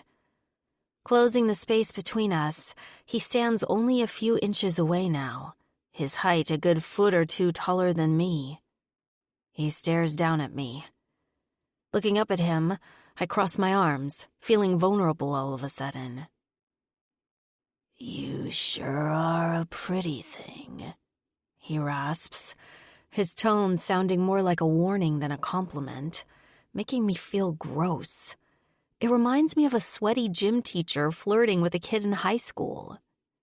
"Say, baby, you want to come hang out at the club tonight? Meet some of my friends?" And it just got worse. He thinks I'm an ass. Great. Do I really give off that kind of vibe? A girl whose life ambition is to hop from mattress to mattress, from biker to biker? I wonder if Thane said something to them to make them think that. The thought sparks anger. He doesn't know shit about me and what I went through after the night we spent together as kids for him to judge me. Pursing my lips, I glance down at myself, checking to see what he might see. A crop top that doesn't show too much skin. It's baggy and shows my sports bra a little, but nothing is exposed. I mean, my shorts are a little short, but my ass isn't hanging out. And I have red Chucks on for shoes, not hooker boots. This is not an outfit of someone looking to sleep their way to the top. Well, not a biker club anyway. Devil's Dust girls that sleep around our club look like strippers. High-end strippers, that is. Glitter all over their body, tight leather halter tops, booty shorts, and blonde extensions. I'm many things, mister, but being your baby will never be one of them. I can't contain the attitude seeping out of every one of my words. I swear, I have no filter. His good eye blinks, but the cloudy one would stab daggers into me if it could. His jaw closes tightly, his nostrils flaring at my response. Crossing my arms, done with whatever is going on here, I turn on the heel of my foot and head out to go to the gas station across the street. I find 4 more bikers outside, hanging about. One with his back leaning against a dusty window and his legs spread out in front of him, his hair short and leather cut distressed from riding in the sun. There's another guy sitting on a crate smoking a cigarette, with 2 lip rings in his bottom lip, and I'm pretty sure the guy beside the building is taking a piss from the looks of it. His back is turned, both hands held in front of him in the groin area, and the sound of liquid hitting the ground. All of them are from the same club, Fallen Gods. The one smoking with the snakebite piercings notices me first and stares longingly, smoke billowing out of his nostrils. The others freeze and look in my direction as well, including the guy urinating. "Hey!" I lift my chin in a friendly gesture, conveying I'm not afraid of them. "What's your name, baby?" the one peeing asks, his hands shaking his dick loose of any leftover drops while glancing over his shoulder at me with black beady eyes. I stop myself, not wanting them to know my full name. Something about them is off, and I don't trust them. "D, you can call me D," I tell them. The guy leaning against the glass pushes off and tucks a joint behind his ear. "You're the new girl." His voice rises, a smile on his face. I open my mouth to respond, but the door to the building opens and Bugs walks out with an angry glare. "Y'all don't want to mess with that one. She's not very friendly." A burst of heavy, hearty laughter rocks him, causing the other men to join in and laugh. "She's grown," he continues, his making fun of me really pissing me off. Fucking bastard. You know how them grown girls know a thing or two. The guy on the box crate chimes in, and I decide now is the time to walk away before I say or do something I can't get out of. Loud, convulsive chuckles erupt after I turn away, one of them even catcalling. Fucking bikers. I'm not offended. I mean, my uncles and brother have shown their bad side in front of me a few times, but I've never been talked to like that before. My brother or dad would have ripped Bugs's good eye out and shoved it down one of his brother's throats for just looking in my direction. I gotta say, though, It's weird to see this side of motorcycle life. I've always been on the inside and watching, always thinking my club is the good guys. The Fallen Gods MC probably don't think any different. I've heard of some brutal shit some clubs do. Behaviors tiptoeing the line of a feral criminal rather than a human being. They think they're above not only the law, but God himself. I try to remind myself that everyone has a story. Hell, I'm sure if you read mine, it wouldn't be a fable you'd tell to the grandkids anytime soon. I'm no fucking role model. But these assholes better stay in their lane because they don't know who they're fucking with. Or do they? And that's why they're making it a point to make me uncomfortable? 5. 2 days later, Delilah. Straddling a custom chopper, one leg on each side of the seat, I lean over the gas tank and spray paint the piece. Everything around me disappears, the colors of gray and black drowning out my surroundings as I focus on the detailed skull I'm painting. A guy came in wanting one with a dead rose sticking through the eye. Thane has another guy at the shop across the street that paints too, but I wanted this piece for myself. It's easy enough, and perfect for me to get used to the tools and the way things work here. Lost in my own world, I sing the words to Midnight Rider coming out of the radio on the bench. At home, I was told to wear earbuds or headphones because I had my music too loud. My eyes slowly trail up the bike to the door, finding Thane. How long has he been standing there? His hair in his eyes, he watches me as he walks around the motorcycle and myself to the bench and turns down the music. His movements are powerful, aggressive. Gone with the kid I once knew, and a respected outlaw standing before me. His dark shirt pulls across his shoulders, making it impossible to ignore his broad chest, veins protruding his muscled arms. I couldn't avoid him when I was young, and I'm finding it nearly impossible not to drift toward him now. I exhale and sit up to see what he wants. A smirk on his face, that tattoo next to his eye making him look more bad than good. He looks me up and down. Raising his hand, he points a finger at me. Why aren't you wearing the protective gear? The what? Holding the spray gun out, I glance down at myself. I'm wearing the tan overalls that were in the cabinet, along with my black sports bra and my hair pinned back. Maybe I should have put a shirt on. The sports bra might not be covering enough. He walks over to the metal cabinet and pulls out a gray button-up shirt that looks like a mechanic would wear, and a face mask, tossing them on the floor next to my feet. Head lolling back, I scoff. Look, I've been doing this for years. I don't need that shit, I tell him. I know how to get the paint off my skin, and I don't need a face mask because it's just some light detailing. I need you to wear it, so if you come up with some respiratory illness, you can't blame my company. He cocks his head to the side, explaining. We stare each other down, but I don't waver. I'm not wearing it. If I were painting or detailing a vehicle, then maybe would wear it. But I'm just doing some light airbrushing, and the garage door is open, diluting the fumes. He's overreacting. His hand raises, fingers rubbing at his chin and his jaw ticking with impatience. Lowering his head, he swipes his hair out of his face.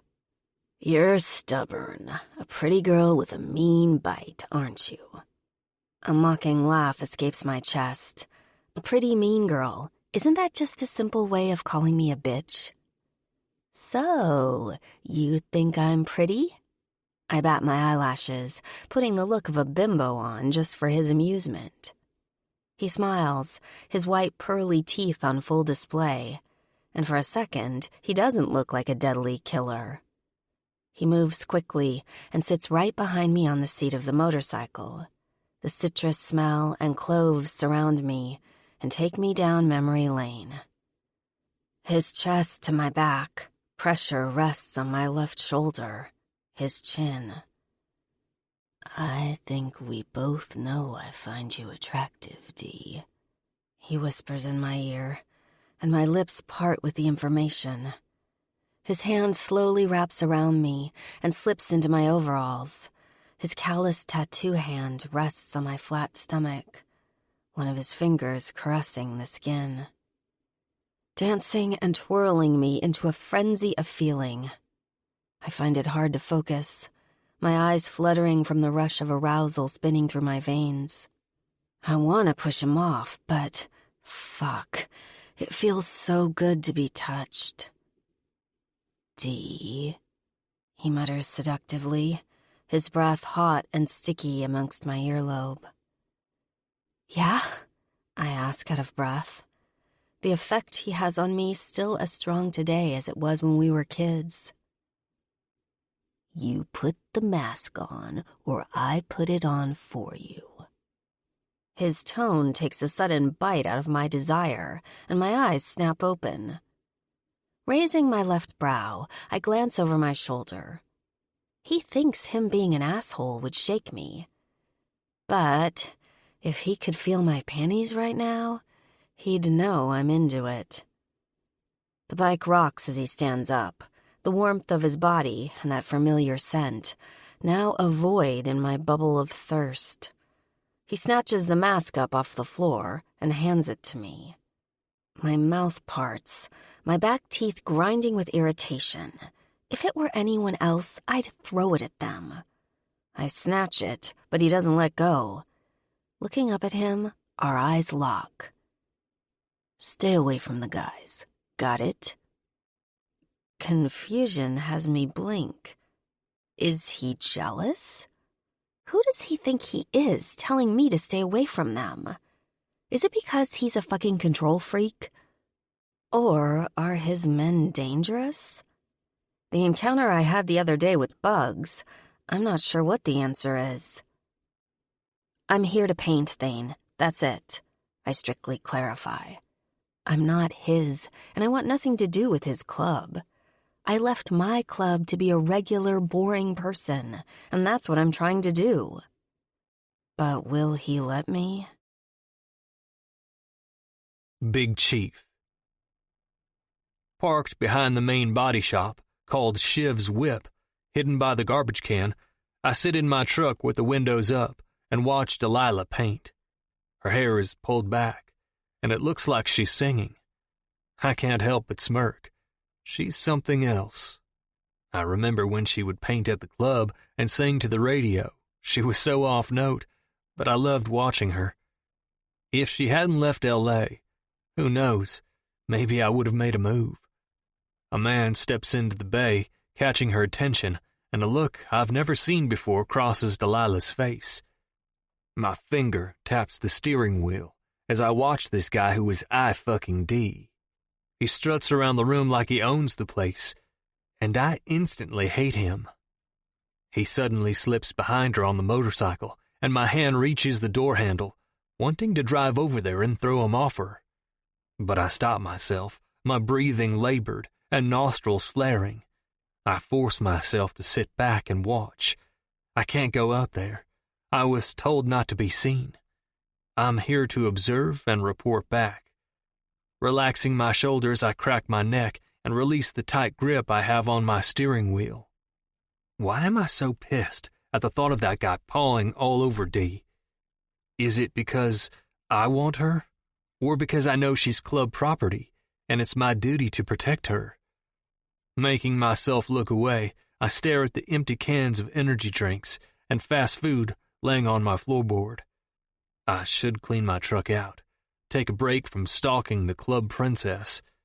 I'm losing my shit and need some rest. A knock has me jump. One of my hands rests on the gun in my holster and my attention snapping to my driver's side window. It's someone gesturing me to roll down the window with his hand. Using one hand, I roll it down, placing my other hand on the seat beside me, ready to grab my gun out if need be. A man glares at me with one eye, the other smoky-looking. He reeks of booze and weed, and he looks like fucking trouble. Despite the bad eye, his face is clean of wrinkles or scars. He must be in his 30s, if I had to guess. He's wearing a leather cut. He's a biker. "You need something?" he asks, resting his arms on my door, purposely invading my personal space. I was looking to get my oil changed." My eyes fall to his cut, taking in the club and patches. This isn't just a body shop. It's an outlaw's home. What the fuck has Delilah gotten herself into? I've never heard of the fallen gods, but I bet Shadow has. He narrows his eyes at me. He knows I'm lying. My holster with a .22, probably the first clue that I'm not some citizen looking for a nice garage to get his oil changed at a decent price. "We only work on bikes here." His tone flat, but calloused. "Right." I stare back with no emotion. "Thanks." Forcing myself to look away, I roll my window up and pull away from the dumpster, leaving him in the rearview mirror. Keeping tabs on Dee is going to be harder than I thought. She ran from one club right into the arms of another. The question is, are they worse than the Devils? Because they have his daughter, and something tells me he's not going to like this when I report back to him. 6. Delilah. The sun has set, allowing the night air to cool, but my face sweats from the stupid mask Thane made me wear. If I didn't want this job so badly, I would have refused. Stepping back, I pull the damn thing off my face and throw it on the bench. The skin around my nose and mouth sore from the plastic rubbing. I bet it's red. Running my palms over my face, I try to soothe the irritation. Dropping my arms, I know I'll just have to shower and put some lotion or something on. Looking my work over, the thought of my blotchy red skin disappears. I can't help but nod and smile. It looks good. Hopefully the customer will be happy with it. That's the thing with my work. I freehand, making it one of a kind. But it also brings the risk of an unsatisfied client because they didn't get to approve a sketch beforehand. So far, I haven't had any complaints, though.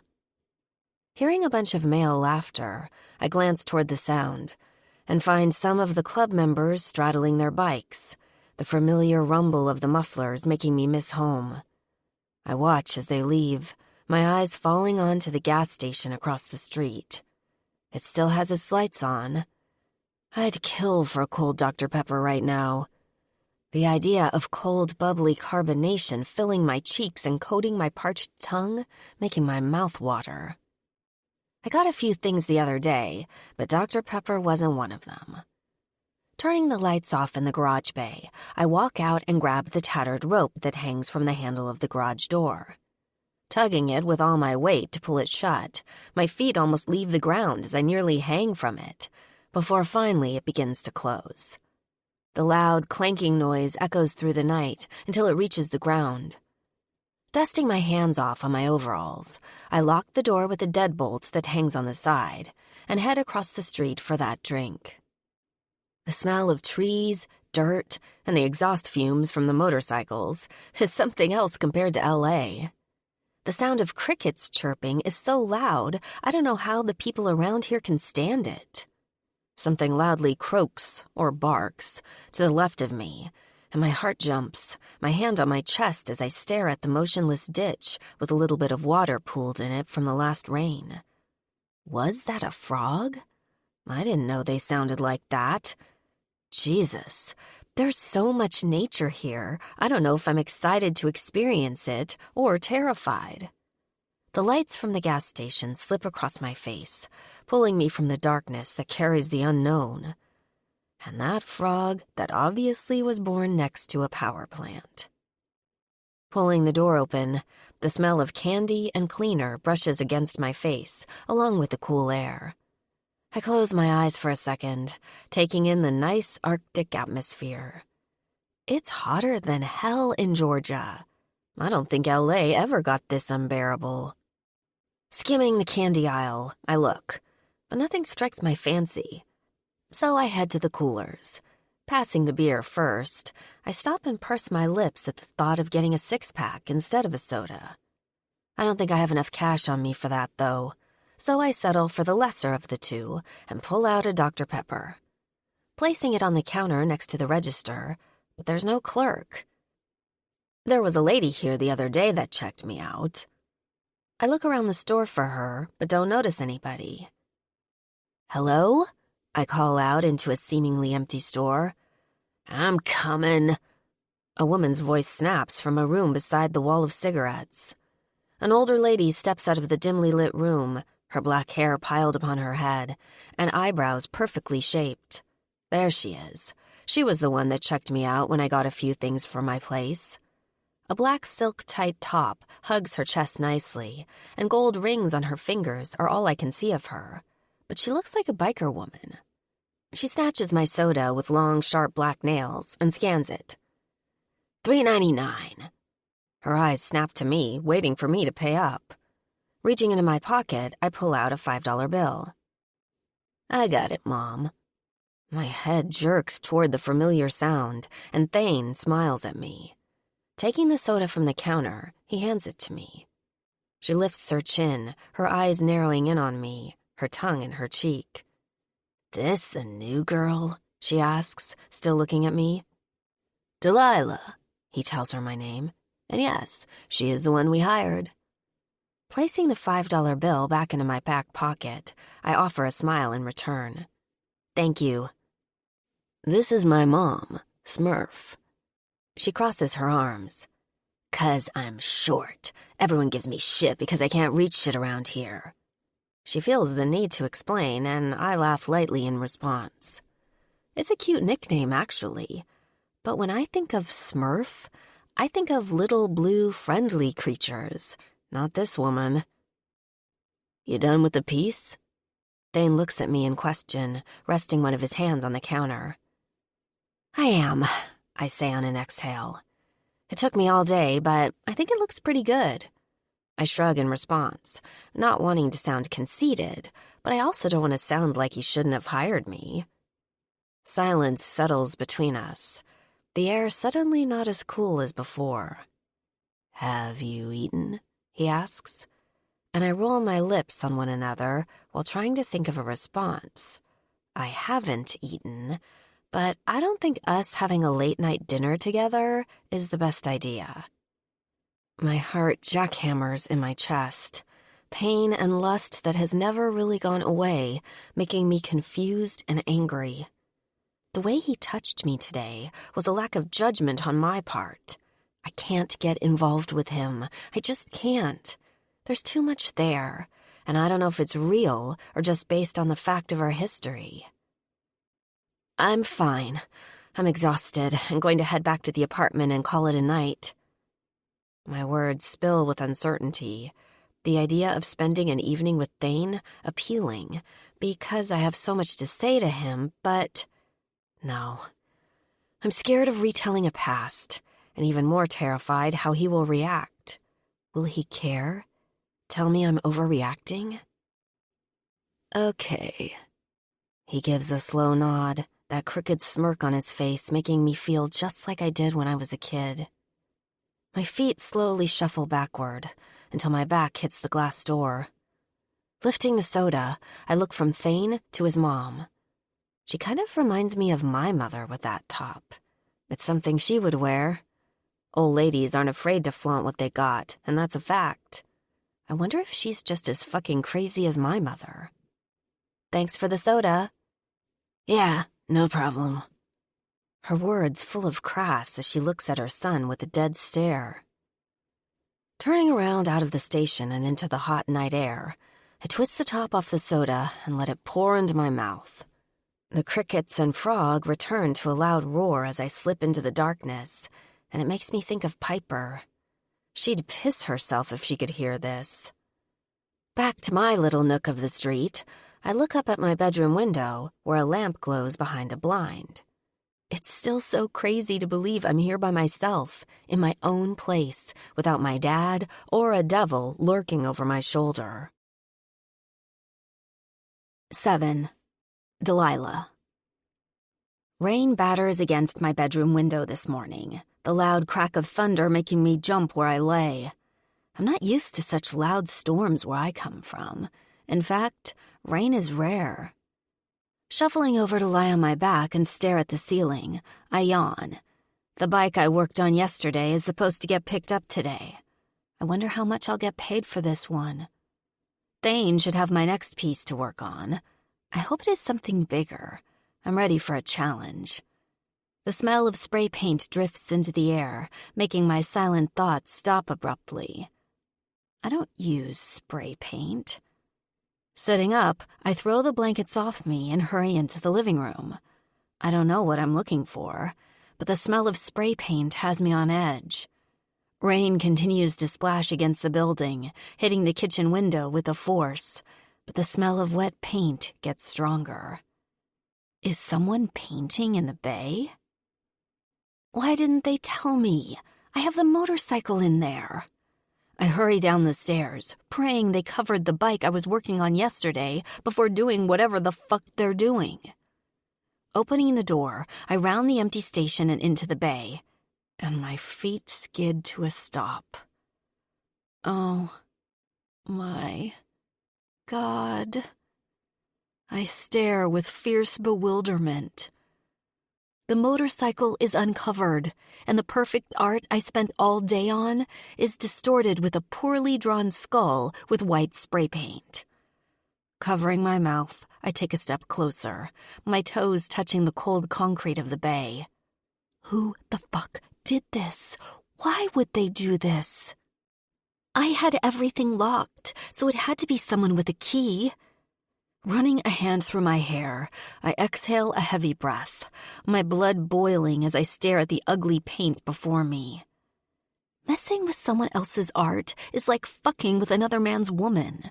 It's personal. Maybe Bugs did it because I rejected his advances? He wouldn't have a key, though, would he? Did Thane do this, trying to get back at me for my dad and brother? His coming on to me just an act? Rushing out of the bay and into the empty station, I unlock the front door and march into the rain. Cold, wet pellets pound against my flesh, my feet soaked and sore as I stomp across the hard street to the shop. Jerking the door open, I hurry inside, with rainwater dripping down my arms and fingertips, creating a pool around my bare feet. Thane and another guy, standing behind the counter, heads snap in my direction. Who the fuck messed with my bike? My voice wavers like a hostile crack of the earth's soil during an earthquake.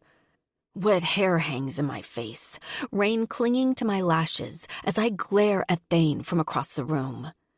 His brows narrow, his jaw clenching as he moves around the counter. Pointing toward my place, I lower my gaze. Someone came into my place last night and trashed my work. It had to be someone with a key. Was it you, huh? Were you trying to get back at me for what my brother did? I yell, accusing him of the attack. The 3 customers in the building look at me like I'm mentally ill, and just as I'm about to tell them to fuck off, Thane grabs me by the arm and pushes me outside and back out into the rain. What the fuck is your problem? He snaps, getting in my face. His blue eyes clouding with a darkness more ominous than the clouds above.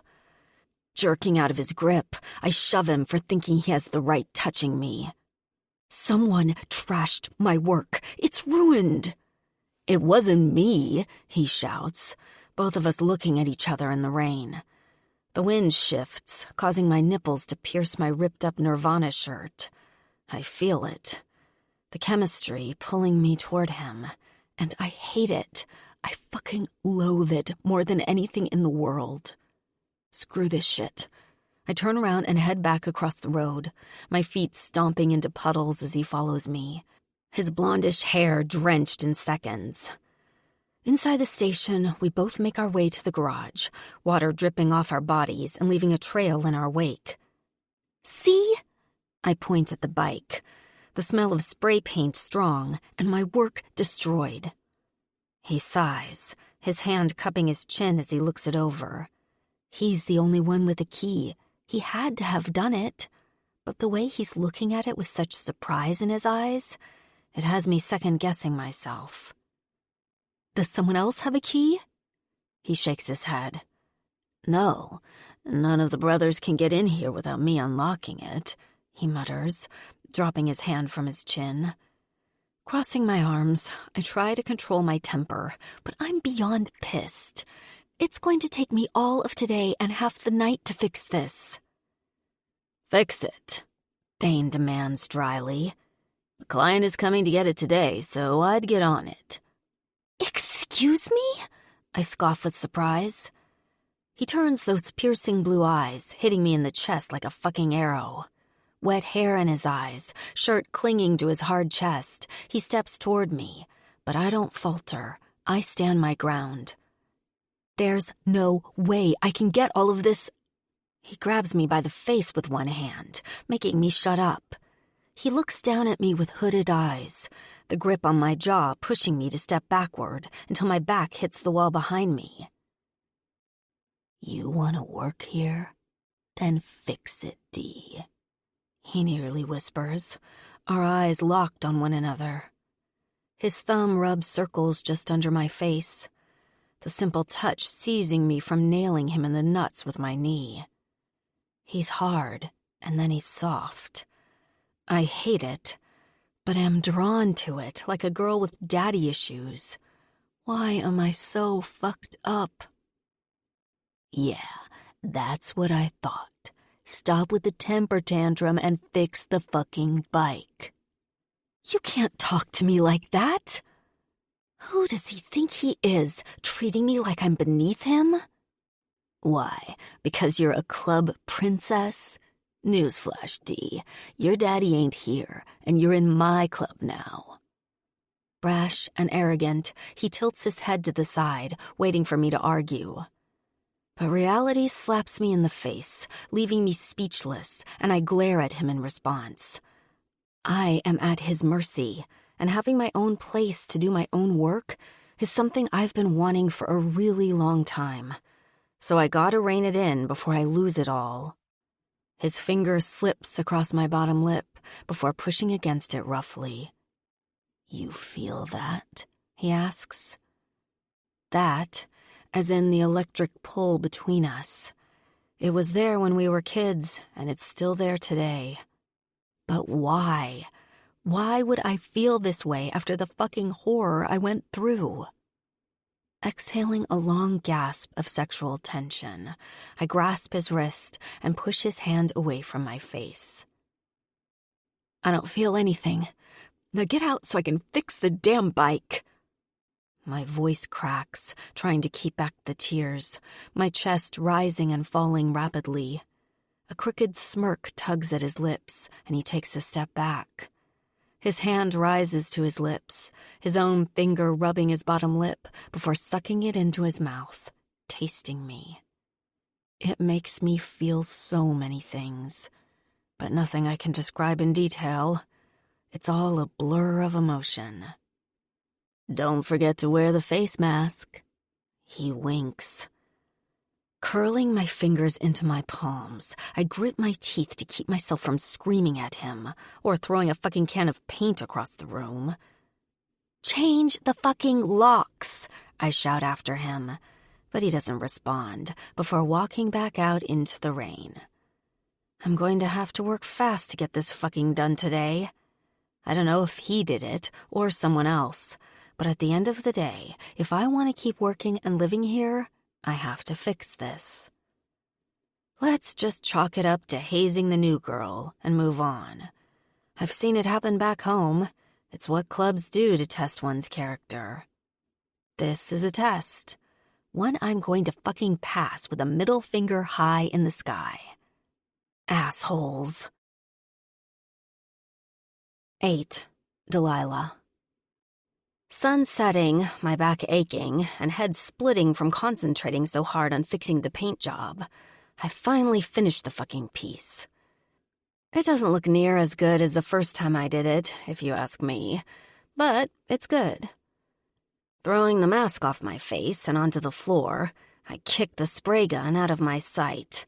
I'm pissed. I should have had more time to fix this. And the way Thane told me to fix it, like I was one of his prospects or something, has me furious as ever. If anything, he should have been understanding and considerate, especially after what was done to my original artwork. Thane knows I didn't do it. But again, I'm thinking this was a test from someone within the club. And I just fucking passed. Hopefully now that I showed my dedication, things will settle. Stepping out of the bay, the scent of rain left over from the morning storm smells amazing. It's a scent different than when it rains in Los Angeles. I can't describe it, but there's a more earthy tone to it. Heading to the station across the street, I hear someone yelling, the voice carrying from behind the building. It sounds like a pissed-off woman. Looking over my shoulder to see if anyone's around, I tiptoe closer to the side to hear what's going on. That little bitch is from another club, and I will be damned if she sticks around. I've told you not to settle down, and keep your fucking eyes on the gavel. Mom, I have it under control. Thane's voice cuts through the air like a sword, making me tense.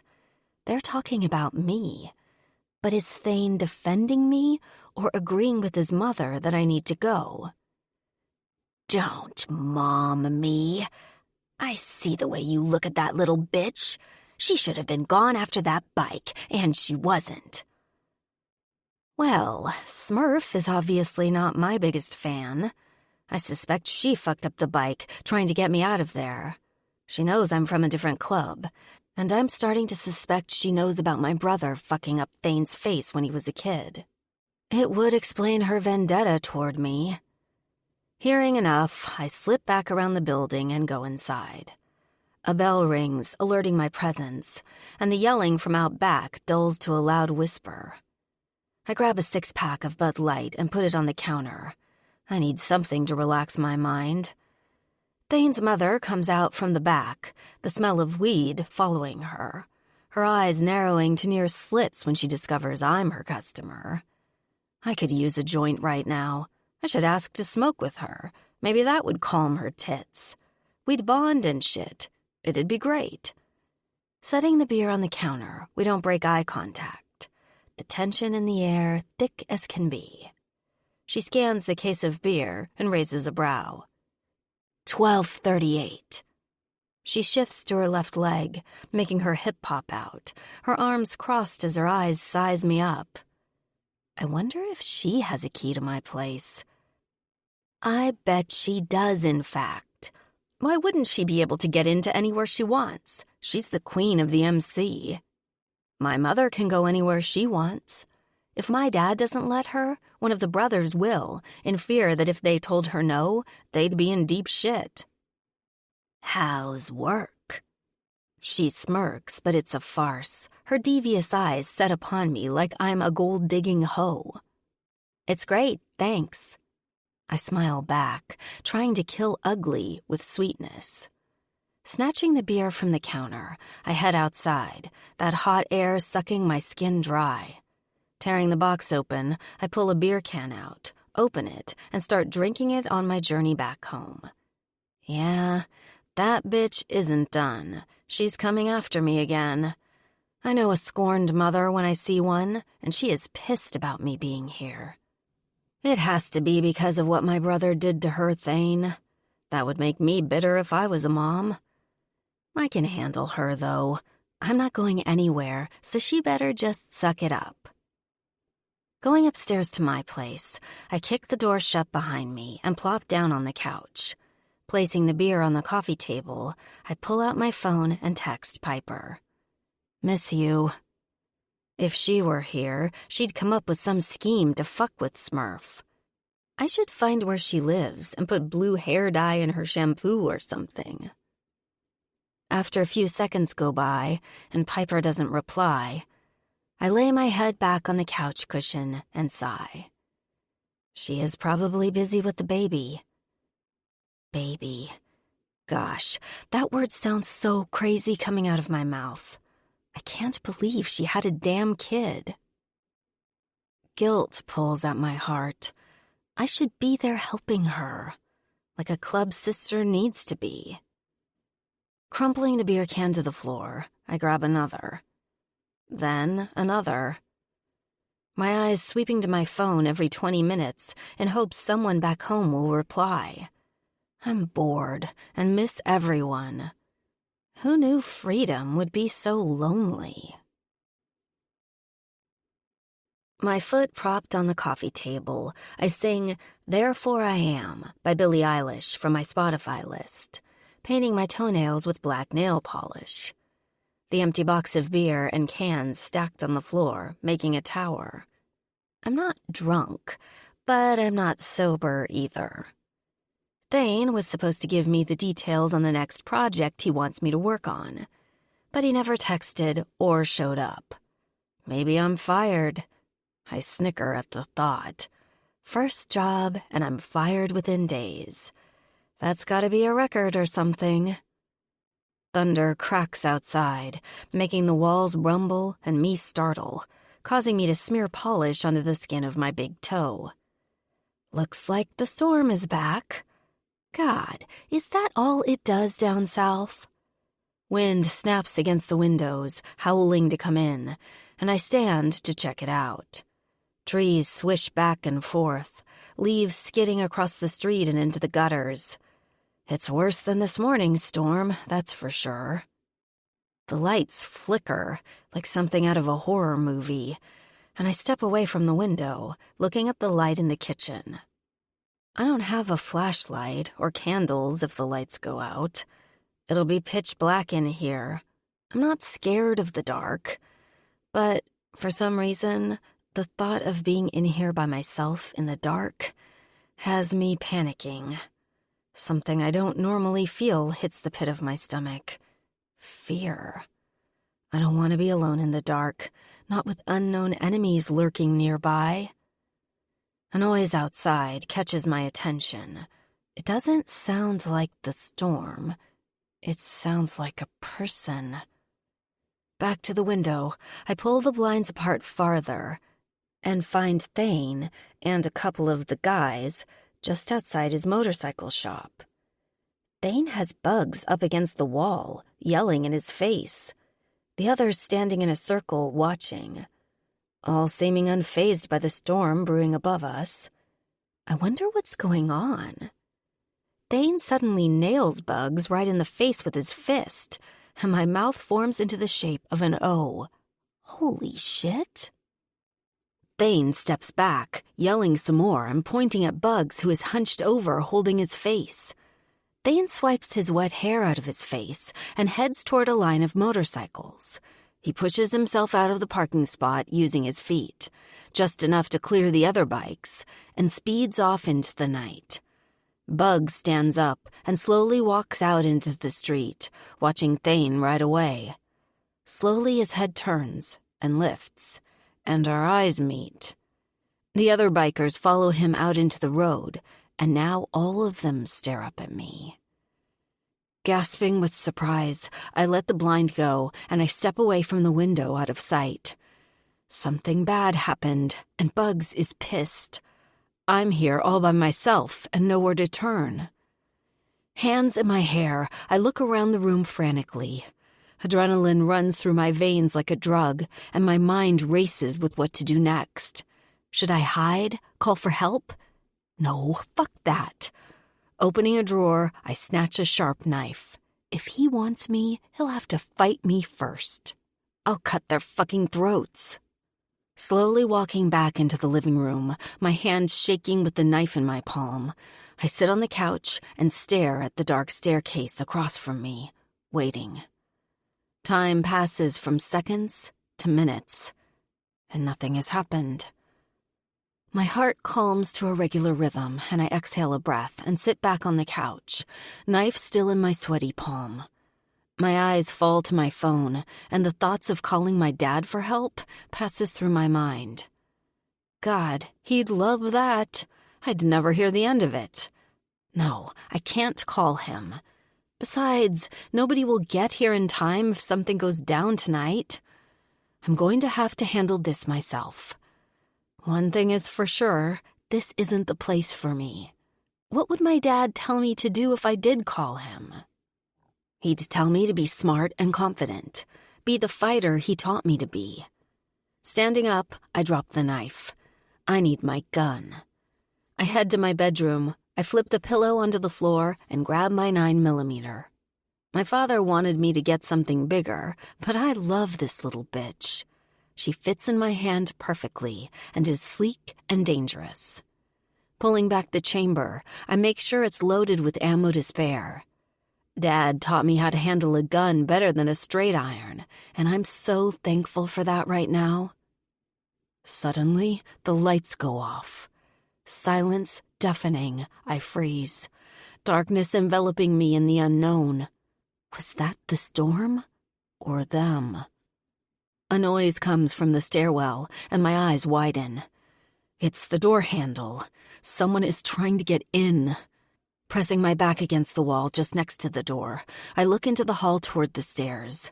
It's too dark, though. I can't see anything. The rattling of the knob stops, and then a loud bang makes me jump. Closing my eyes, I swallow the dry lump in my throat. They kicked the door in. They're coming. Opening my eyes, I push the fear away and remind myself I'm the daughter of a devil. Killing is in my blood, violence is my game, and this is just another day. Here, kitty, kitty. Bugs' malicious voice taunts. His boots thud each step he takes. Is he by himself? I can take him if it's just him. His feet scuff to a halt when he reaches the top of the stairwell, but I can't see him from the lights being off, so I don't know if he's headed this way or going another.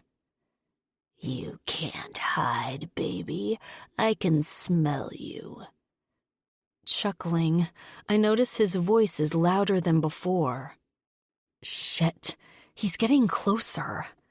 I close my eyes and try to calm my labored breathing, just as a shadow passes across my face. My eyes snap open, a sour smell of body odor and leather slipping around me and strangling me into holding my breath as he walks into my room right in front of me. My eyes adjusting to the dark, I can finally see him. He's right in front of me with his back toward me. It's I find him or he finds me. Building my strength, I firmly hold the gun in my hand and step forward, pressing it into his back. I'm not your fucking baby, I hiss. A light, suppressed chuckle comes from him. He's not the least bit scared I have a 9mm against his spine. Lightning outside, lighting the room just enough for me to see him turn his head to the side. Finger on the trigger, I apply pressure, ready to shoot this mother... A hard hit to my head sends me flying into the wall, the gun slipping from my hand and dropping to the floor somewhere near the bed. Another hearty laugh echoes from the doorway. Bugs wasn't alone. You were right, she'd have a gun, Bugs says around a chuckle with amusement. My eyes still adjusting to the dark, I spot 4 boots right in front of me. Head thudding with a harsh sting, I use my hands to push myself up off the floor. Just as I'm about to stand, a wet boot slams into my face. Coming to, my face throbs. My ribs press into someone's shoulder as my head swings back and forth. I'm being carried. Blinking, trying to clear my blurry vision, the floor of the empty station comes into view. Groaning in pain, the door opens, and whoever is holding me takes us outside. Where is he taking me? I need to get down. I need to run. Placing my hands on the strange man's back, I push my upper torso up. His grip tightens on me, holding me in place, and I panic. Grabbing his head with both hands, I sink my teeth into his ear and he hollers before throwing me onto the ground like a sack of potatoes. The wind's knocked from me and I gasp, my lungs desperate for oxygen. Crawling along the wet asphalt, I beg for the wind to enter my body, my heart beating harder by the second. Lightning lights the sky, and I notice several men standing in the street surrounding me. Tornado sirens begin to blast around us, sounding out, the strange men laughing and talking. We don't get tornadoes in LA, but I know the warning sound based on movies. But yet none of these men seem worried about Mother Nature as they stand outside and stare me down like a wounded animal. Bug steps forward and grabs me by the hair, jerking my face upward to look at him. Gritting my teeth, I glare in return. My whole body hurts, my face wet and stinging the most. "You're going to fucking die," I wheeze. He's playing with the wrong princess. "By who? Your little club? Nobody is here for you, baby." Like a villain from a horror movie, a full belly laugh shakes his whole body before his hand raises and backhands me in the face. A rush of pain splits across my face, and I fall to the wet pavement. My fingers dig into the hard cracks of the road, my trembling arms trying to push myself to my feet so I can fight back, or at least fucking run. A foot suddenly presses into my back and shoves me back onto the ground. I'm so weak, I can't even get up. Everything hurts, and my body is giving up. "Stop," I beg, rain soaking my hair and clothes and making me cold. I begin to shiver. He grabs me by the hair again and pulls me to my feet, his little game of cat and mouse making me so fucking angry. I want to hurt him, to slam my gun into his face 12 times before pulling the goddamn trigger. "Ah, baby, you're hurt." The empathy in his voice almost believable. His lips press into the apple of my cheek, kissing me. "Fuck you!" I jerk in his grip, trying to get away from his touch. "Wait a minute. You smell fucking good." He presses his nose into my hair and sniffs. The guys around him shout and rooting him along. Tears fill my eyes, but I refuse to let him see me cry. I'm not his victim, and I won't bow down to any fallen god. In fact, how about this asshole live by his club name? I raise my knee and nail him in the nuts. He shouts, dropping me to my hands and knees. The wet ground bites into my flesh. Ignoring the burning sensation on my kneecaps, I take the opportunity and crawl toward the closed bike shop across the street. Not making it but 2 feet into the road, bright lights slip over me and into the street. Wiping the rain from my face, and I notice a truck coming our way, the engine at a full roar as it speeds. Coughing, I raise my hand, hoping they'll stop and help.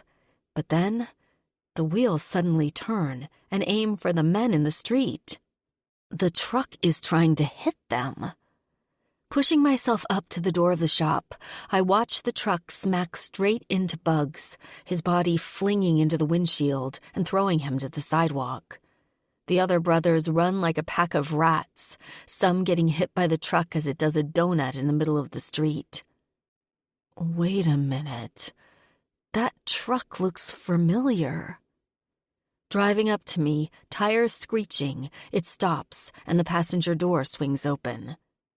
"Get in." Cowboy hat on, shirtless, and determined eyes looking right at me.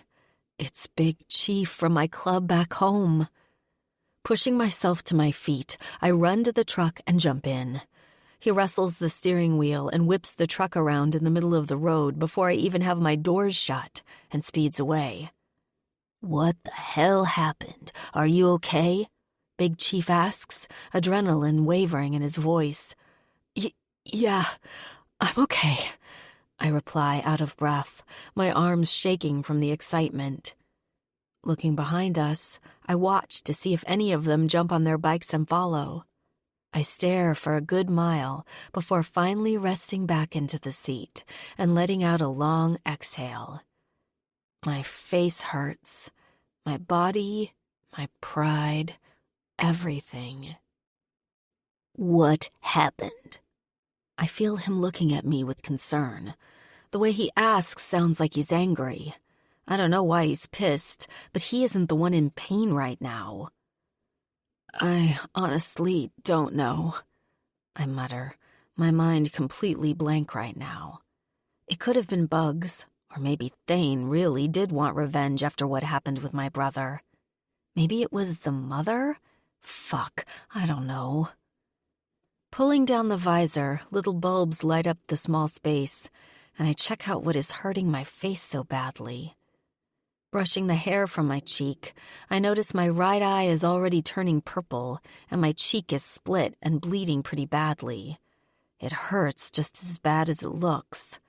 That asshole did a real number on me. Shutting the visor, I cross my arms. My elbows and knees burn from crawling on the asphalt. How long have you been here? Emotion thick in my voice. I have to fight from crying. Does it matter? His cold response has me look at him, but he doesn't take his eyes off the road. He emits confidence with his strong shoulders and large biceps. His strong jaw stubbed with a light stubble, indicating he hasn't shaved in a few days. I know him from the club. We've chatted here and there, and even came together to get Piper's baby room together. I'm not going to deny that there's a physical attraction between us. In fact, it's one reason I tried to avoid him, because what I was feeling was unlike anything I've ever felt before. It's as if my survival instincts told me we'd end up in heartbreak, so I never let our eyes lock and linger more than a few seconds. Now, I'm in the same vehicle with him, with nowhere to escape, and our chemistry is at an all-time high now that he just swooped in and saved me. Jesus, if my dad only knew the tension between us, he'd kill me and sacrifice Big Chief to our worst enemies. The radio makes a loud tone, warning everyone of a tornado in the area. I should have known Dad would have sent someone, I say out loud, wiping my cheek from the dripping blood. I thought I was sly sneaking off in the middle of the night, but you can't bullshit a bullshitter. Don't get me wrong, I'm thankful Big Chief is here. I don't know what would have happened if he wasn't. Dad was right, though. It's not safe for me to be away from the club. I'm born a devil, and that makes me different. I have to stay with my pack. Thank you, I whisper, my fingers coming to my mouth as I stare out the window. The words hard to spit out because of the rage in my heart. I was wrong to leave, and coming to terms with it isn't so easy. You don't have to thank me, Dee. He stops the truck, and my head whips in his direction. Why are we stopping? He scoots across the seat and wraps his large arms around me. I tense, my heart thudding against my chest. The smell of his leather cut and cowboy cologne bringing me home. What is he doing? You're safe now, he mutters into my ear. I relax, tears stinging my eyes. Trying to push through the emotion, I open my mouth to say something, but choke on the words. I sink into his chest, and I fucking cry harder than I ever have.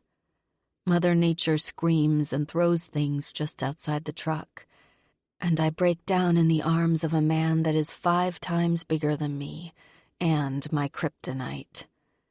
Not many men affect me like this, and not one person in this world has seen me like this. But him. 2 men in the entire world I tried to avoid, yet fate seems to keep throwing them in my path. At what point do I stop trying to avoid the unavoidable and let love and war play out its destruction? Let's drive a little farther and then park for the night. Get your face cleaned up, he says into the top of my head, his breath hot. Pulling away from him, I nod, wiping the tears from under my eyes. Jesus, listen to me thinking about love and fate. I sound like a damn idiot, a naive little girl with a crush. I shuffle back to my side of the truck, but Big Chief isn't having it. He grabs my inner thigh with his large hand and pulls me to his side in one quick jerk. The bold move has me by surprise, but I don't fight him. I want him close to me right now, so I stay. The warmth and scent of his body makes me feel safe and douse the anger I have inside of me, a spark of rage warming inside my belly at just the thoughts of my lack of control tonight. I wanted to hurt and kill those guys, and I couldn't. I was hopeless, fightless. It's not a feeling I'm coping well with. My father taught me to be a fighter and tough, and I was anything but that tonight. 9. Big Chief. The hostile storm outside following us as we make our way west, drowning out the music on the radio. The fucking wind is so fierce that I'm practically wrestling the wheel to stay on the highway. Glancing over at Dee, she slouched in the seat, with her foot up on the dashboard. She's staring out the window, watching rivulets of rain zigzag downward and sideways, lost in her own head. She's pretty beat up, and it makes me feel some sort of way inside. Angry, possessive, and revengeful, if I had to put it into words. I should have backed over every one of those motherfuckers with my truck, making sure to push them into the arms of the Reaper. Shadow is going to fucking lose his shit when he sees his daughter like this. Which reminds me, I need to call him and let him know what went down. Pulling my phone out of my pocket, my finger hovers over his contact info. He'll want details. He might disclose something he doesn't want Delilah to hear, so I shoot him a text instead. Shit hit the fan. I have D and headed back. Call when we stop. B. He's going to call. Delilah's cold tone has me take my eyes off the screen and look at her. She's not even watching. So how the hell does she know I'm texting her father? Opening my mouth to respond, I decide against it and close it. I'm sure this isn't the first time she's been picked up by a club member that was ordered to deliver her back home. She probably knew one of the guys from the club would be lurking around watching her before too long. The phone begins to ring and she turns her head with an I told you so look. Raising a brow at her, unimpressed by her assumption, I answer it. What the fuck happened? Why do you have her? Shadow barks into the phone. He's fucking pissed, as he should be. I'm not sure. I just found a group of guys beating the shit out of her in the street. What the fuck? He shouts, and I have to pull the phone away before he blows my goddamn eardrum. Undiluted rage pounds through the speaker as he continues to fire off a series of questions. Shadow! I cut him off, and finally he stops talking. I hit them with my truck and snatched her up. We're on our way home, but going to stop soon so I can clean her up, get some rest and refuel. His breathing becomes audible through the phone, fury building inside of him so hot I can feel it from here. Okay, he grits through his teeth, his tone grim and husky. Get me more information. I want to know what the fuck happened and who this goddamn club is. Will do. I sigh and hang the phone up. I feel Delilah staring at me before even having to look at her, but I do it anyway. I glare in her direction. What? How does it feel being my dad's bitch? My insides knot. Nostrils flaring at the audacity of this little spoiled brat. I just saved her life, and she's going to ridicule me for it? I know I'm a prospect and supposed to keep quiet and just do what I'm told, but it's about time Delilah figures out I'm not just any pissant of the club, and she can say whatever she wants to me. How does it feel to be an obedient little shit running away from home, only to have to run back to Mommy and Daddy? I watch her eyes widen with shock. It's gratifying to see her in such a way. She's obviously not used to having others put her in her place. Well, sweetheart, treat others how you want to be treated. Everyone's mama teaches them that when they're shitting their diapers, and just because she's a club princess doesn't make a lick of fucking difference to me. Shaking her head, she turns her gaze back to the window. Lights from passing cars, lightning from the sky, illuminating the cab long enough for me to see her face. She puts on a badass front, but there's a delicacy inside her that I want to tear from her tough farce. Just the thought of getting past her walls and inside of her is enthralling. My hands tighten on the wheel, the tires hydroplaning us into the other lane. I'm jerked back to reality. I hate how distracted I get when I'm around Delilah. She affects me on a whole other level. But the worst part is, she's Shadow's daughter, my president's little girl, which means off limits to me. Nobody will ever be good enough for Delilah, not to Shadow and Zane. I kinda feel sorry for her. Shadow and her brother are going to make it to where Dee is single and alone for the rest of her life, if they don't back off. Her leaving in the middle of the night is making more sense to me now.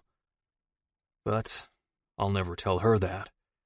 On the outside, I'll appear confident and focused on the mission at hand, which is to deliver the princess back to the club in one piece. 0 fucks. No more fucking hugs and crying on my shoulder. Once I'm back to the club, I'll get my rocker respect and all the pussy I long for. What are we going to do about my car and stuff? She asks, looking out the window. For now, we leave it. It's too risky to go back by ourselves, I explain. But she doesn't respond. I'm sure they trashed her shit anyway. But I'm not going to tell her that. Let her dad take care of it. The storm is getting stronger, and I can't see anything from the heavy rain. We need to pull over for the night. Hitting the GPS on the dash, it shows that we're in Tennessee. We've driven farther than I thought. I hit destination and find a hotel close by. Luckily, it's right off the next exit. Turning into the right lane with the windshield wipers at full speed, we head up the off-ramp. The area is lit up with restaurants, hotels, and stores. The stop sign wobbles back and forth from the wind, the pole holding it up about to snap at any second. Turning left, I head to a Holiday Inn. The green light's a fucking beacon of sanctuary at this point. Speeding down the road, I turn into the drive and under the awning. The rain stops flooding the windshield, the sound of the wipers squelching as they slip across the damp glass. I'll go get us some rooms. Lock the door. She doesn't move or respond. Getting out, I head inside. The cool wind whips around me, the smell of rain and wet concrete heavy in the air. Going inside, I go toward the front desk, where a short man, wearing a white button-up shirt and black topcoat, greets me with a fake smile. Raising my hat, I run my hand through my hair and put it back on, my boots leaving muddy prints behind me as I head across the shiny floor, the smell of chlorine from the indoor pool making my nose burn. "How can I help you?" the short man asks, placing his hands together like a little prayer boy. His dark short hair is combed over, his eyebrows slick, like he put gel on them, and face void of any facial hair. I need 2 rooms. Pulling out my wallet from my back pocket, I notice him make a sour face. "Ooh," he says in an alarming tone. "What?" My eyes searching his face for an explanation. "Nashville is booked because of the Miranda Lambert concert, but I did have 1 cancellation, so you're in luck if you don't mind the extra costs." "Extra costs? What do you mean?" "I have a suite with 1 king bed. There's an amazing jacuzzi and view as well." He pitches the room like it's a vacation package to the Bahamas. Resting my elbows on the counter, I drop my head into my hands. Not only do Delilah and I have to share a room, but it's also a fucking suite with a jacuzzi. Suites are for single men with money or passionate couples. Jesus Christ, this just keeps getting better and better. Great, I deadpan, hoping Shadow doesn't get wind of this. We'll take it. It's that or sleep in the truck. Fantastic choice, he cheers, grabbing a clipboard to the side of the counter. I need your license plate number and how you will be paying. Cash. One night is $221. His fat cheeks pull into a grin. Lifting my chin in a non-smiling manner, I hand the money over. There's nothing to be fucking cheery about. It's storming, Delilah is beat up, and I have to share a room with her and try to pretend that I don't want to fuck her in that goddamn jacuzzi this dipshit was just going on about. I give a bullshit license plate number, knowing to not leave a trace of where I've been. I don't even give my name on the form. I put Gerald. The guy takes it and places the clipboard to the side of him. See, he doesn't even look at it, or go to the window to double-check my plate matches what I wrote. He doesn't ask for any proof of who I am. He just hands over the keycard. You want to know why? Because I paid in cash. If there's no digital proof of me being here, he can pocket the money. Back outside, I climb in the truck and hand Delilah the keycard. Second floor, room 21B. Sitting up, she tucks her hair behind her ear and takes the card. Go in. I'll park and meet you inside. Her eyes slide up my hand, my arm, and to my eyes. Her lips part as if she wants to say something sensual, but she purses her lips and defies her mind before reaching for the handle on the door and gets out. She limps, and my stomach knots again. I should carry her to the room. Wait, no. That's too much, right? Yeah, definitely over the top. Before I can overthink it any longer, I put the truck in drive to find a parking spot. It's going to be a long night. Behind the building, I find a spot. It's perfect, just in case anyone comes searching for us from Georgia. I lock the truck up and run into the rain, my hair and shirt becoming soaked within seconds. Finally reaching the lobby, I find Delilah waiting at the elevators, holding herself up with one hand on the wall. I head toward her, leaving a trail of water behind me from my wet boots. The elevator doors finally open and she limps inside. Stepping in behind her, I punch the number 2 button on the elevator wall. Seconds later, the doors open up and she limps out, both of us looking at a sign telling us rooms 20 through 30 are to the left and 31 to 40 are to the right. She hobbles in the direction of our room. Fuck it. I can't take this anymore. Stepping up behind her, I grab her by the thighs and throw her over my shoulder. What the fuck? She yells with surprise. I can't stand to watch you limp like that anymore, I explain. You're fucking slow, I add, making sure to cover the fact I care she's hurt and point out she's annoying me. Put me down. The demand in her tone has me biting back a smile. Feisty little shit. I might be her dad's prospect, but I'm not hers, and she's going to learn that real fucking quick. Shut up, I snap. I said put me down. She smacks my back. Having enough of her temper tantrum, I slap her ass with the palm of my hand. She tenses, her shouting stopped. You did not just spank me, she gasps with surprise. I did, in fact. It seems to me you didn't have your ass whipped enough growing up, Dee. I smack her ass again, her firm cheeks beneath my palm, making my dick twitch. I love little spanking in the bedroom, and Delilah's ass has just the right amount of cushion. She squirms and begins to push herself out of my grip, but I hold on tighter until we finally reach the door of our room. Sliding her down my chest until her feet touch the floor, she glares up at me, and I can't help the crooked smirk that tugs at my lips. Give me the card. I hold my hand out. She places it in my hand. Not moving from in front of me, I grab both sides of her arms and push a foot to the left and unlock the door. Flipping the lights on, the big bed that sits perfectly made in the middle of the room comes into sight first. It smells of clean laundry and soap in here. Wait, where's the other bed? She looks around the room with a pale expression on her face. This is all they had, princess. My eyes narrow in on her.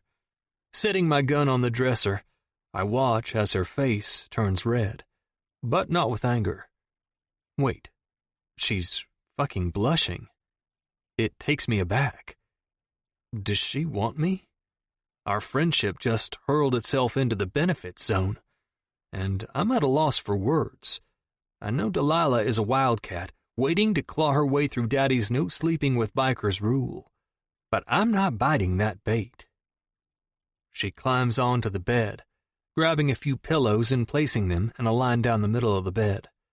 Her face is a mess, and all she can think about is keeping my dick away from her. What are you doing? We need to get the bleeding to stop on your face. I'm fine, and to answer your other question, I'm making sure your dick stays on its side, she huffs, placing the last one by the foot of the bed. You're gonna need more pillows to keep my dick on its side, baby, I arrogantly reply, lifting my chin and winking at her. I notice her throat bob as she swallows what I'm getting at, and her eyes drop to my crotch. I wish for anything right now I had a boner. It'd be the fucking cherry on the cake. This reminds me of the time I had to share a bed with another one of the girls at the club I wasn't supposed to touch. I didn't touch that one, of course, but I did make it as uncomfortable as possible. Not one to make Delilah feel left out when she gets back to the club and starts gossiping with her little girl buddies. I unbuckle my belt and drop my jeans to my ankles. Sitting on my side of the bed, I kick my boots off along with my pants, and then slip my wet shirt up over my head. Oh no, I hear her stammer, my back facing her. I have to contain my chuckle.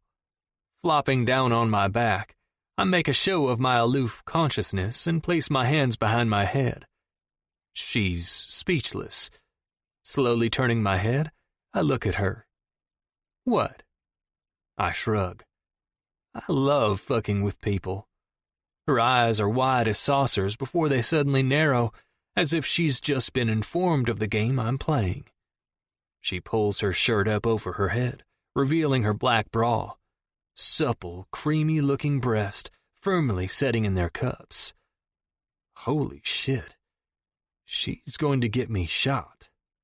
I abruptly sit up. What are you doing? She undoes her shorts and pulls them down her long legs, revealing little black panties that cup the top of her tanned thighs like shorts. My heart skips a beat, and my dick hardens faster than I've ever experienced. Despite the bruising on her ribs and thighs, she's fucking incredible. Stop, I bluntly snap. She can't do this, and I can't let her get me killed. It's not that I don't want her, or don't find her unattractive. I find her very fuckable, and that's the problem. She's forbidden, and she fucking knows it.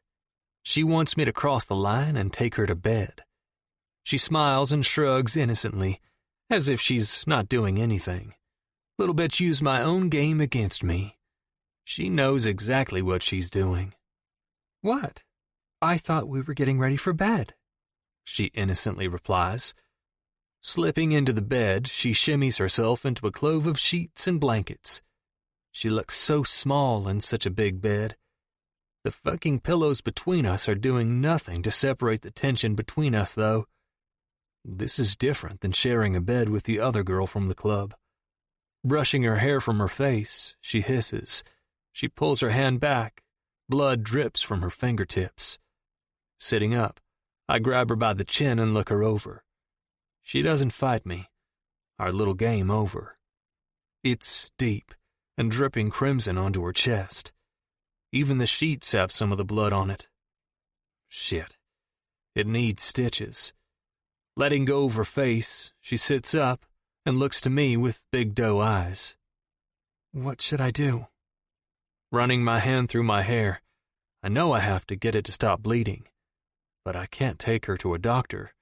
They ask too many questions. Getting off the bed, I grab my jeans and boots. Where are you going? Her voice meek and actually sweet for the first time. Finding some help. 10. Big Chief. Out in the hall of the hotel, and fully dressed, I walk to the desk where the concierge is still standing, his head down and his hand moving around as if he's writing on something. Sensing me before I have a chance to say anything, he looks up and plasters a smile onto his face. "Gerald, how can I help you?" He sets the pen down. The name confuses me for a second, then I remember I put a fake one down. Resting both my arms on the counter, I look at the paper he's writing on, a crossword. My eyes slide to the computer screen that's lit up next to him. It has a list of occupied rooms and their names. Putting on my southern charm, I flick my attention back to him and grin, my eyes falling to his name tag for the first time. Jasper. "Hey, Jasper, do you happen to have any first aid kits in the back?" My eyes flick to his, and his brows furrow in thought. "Oh, for your friend? I saw that." His voice a hushed whisper, as if he's gossiping. "Uh-huh. Got in a cat fight, and I need something to clean her up." I lie, hoping he buys it, and just goes in the fucking back. "Poor thing. Let me go look." Turning away, he enters a room behind him, and I reach over and pull the screen toward me, hoping to find a doctor. Eyes running down the list of names, I find a Dr. Alec, room 18. "So all we have is Band-Aids." His voice echoes from the room, getting louder as he gets closer. Quickly, I shift the screen back and put on a thin-lipped smile. "Hey, we'll try it," I chuckle and take them from him. "Will she be okay?" His face scrunches like he actually cares, his lips forming a pout.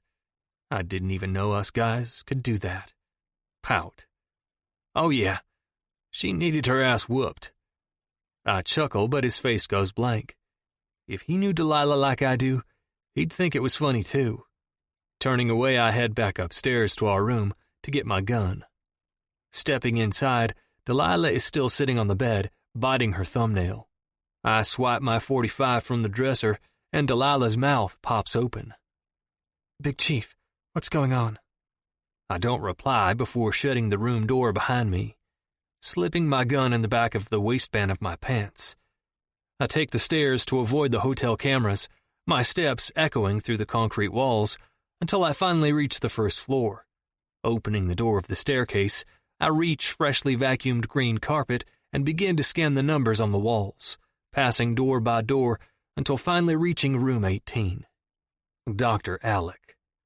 Pulling my gun from the back of my jeans, I rap it against the door. "I'm good, thanks anyway," a male voice shouts, his words muffled by the thick door. I knock again. "Damn it, I said I don't need anything." Again I knock. Answer the fucking door. "Son of a bitch." The door is finally jerked open, and a short man with dark curls hanging into his eyes stares at me. He pulls his white, fluffy robe closed, concealing the rest of him. His dark eyes fall to the gun in my hand, and he begins to shake. Swiftly, I shove my boot into the door so he can't close and lock it. "Grab your medical bag, now." My voice calm, the barrel now pointing right at him. His Adam's apple bobs, and he finally looks up at me. "Yes, okay, just don't kill me." Do what I ask, and I won't. He takes a step back to the left of the door and grabs a black bag, an ashen look on his face. "Step out, walk to the stairs," I order. Following my direction, he comes out of the room, his feet in white cotton slippers. Jesus Christ, is that what money does to a man? Turning them into fluffy slipper-wearing bitches? Gun pressed to his back. I stand only a foot behind him. Your well-being matters. That's why we include soft moments like this to help you feel centered and calm. Thank you for joining us today.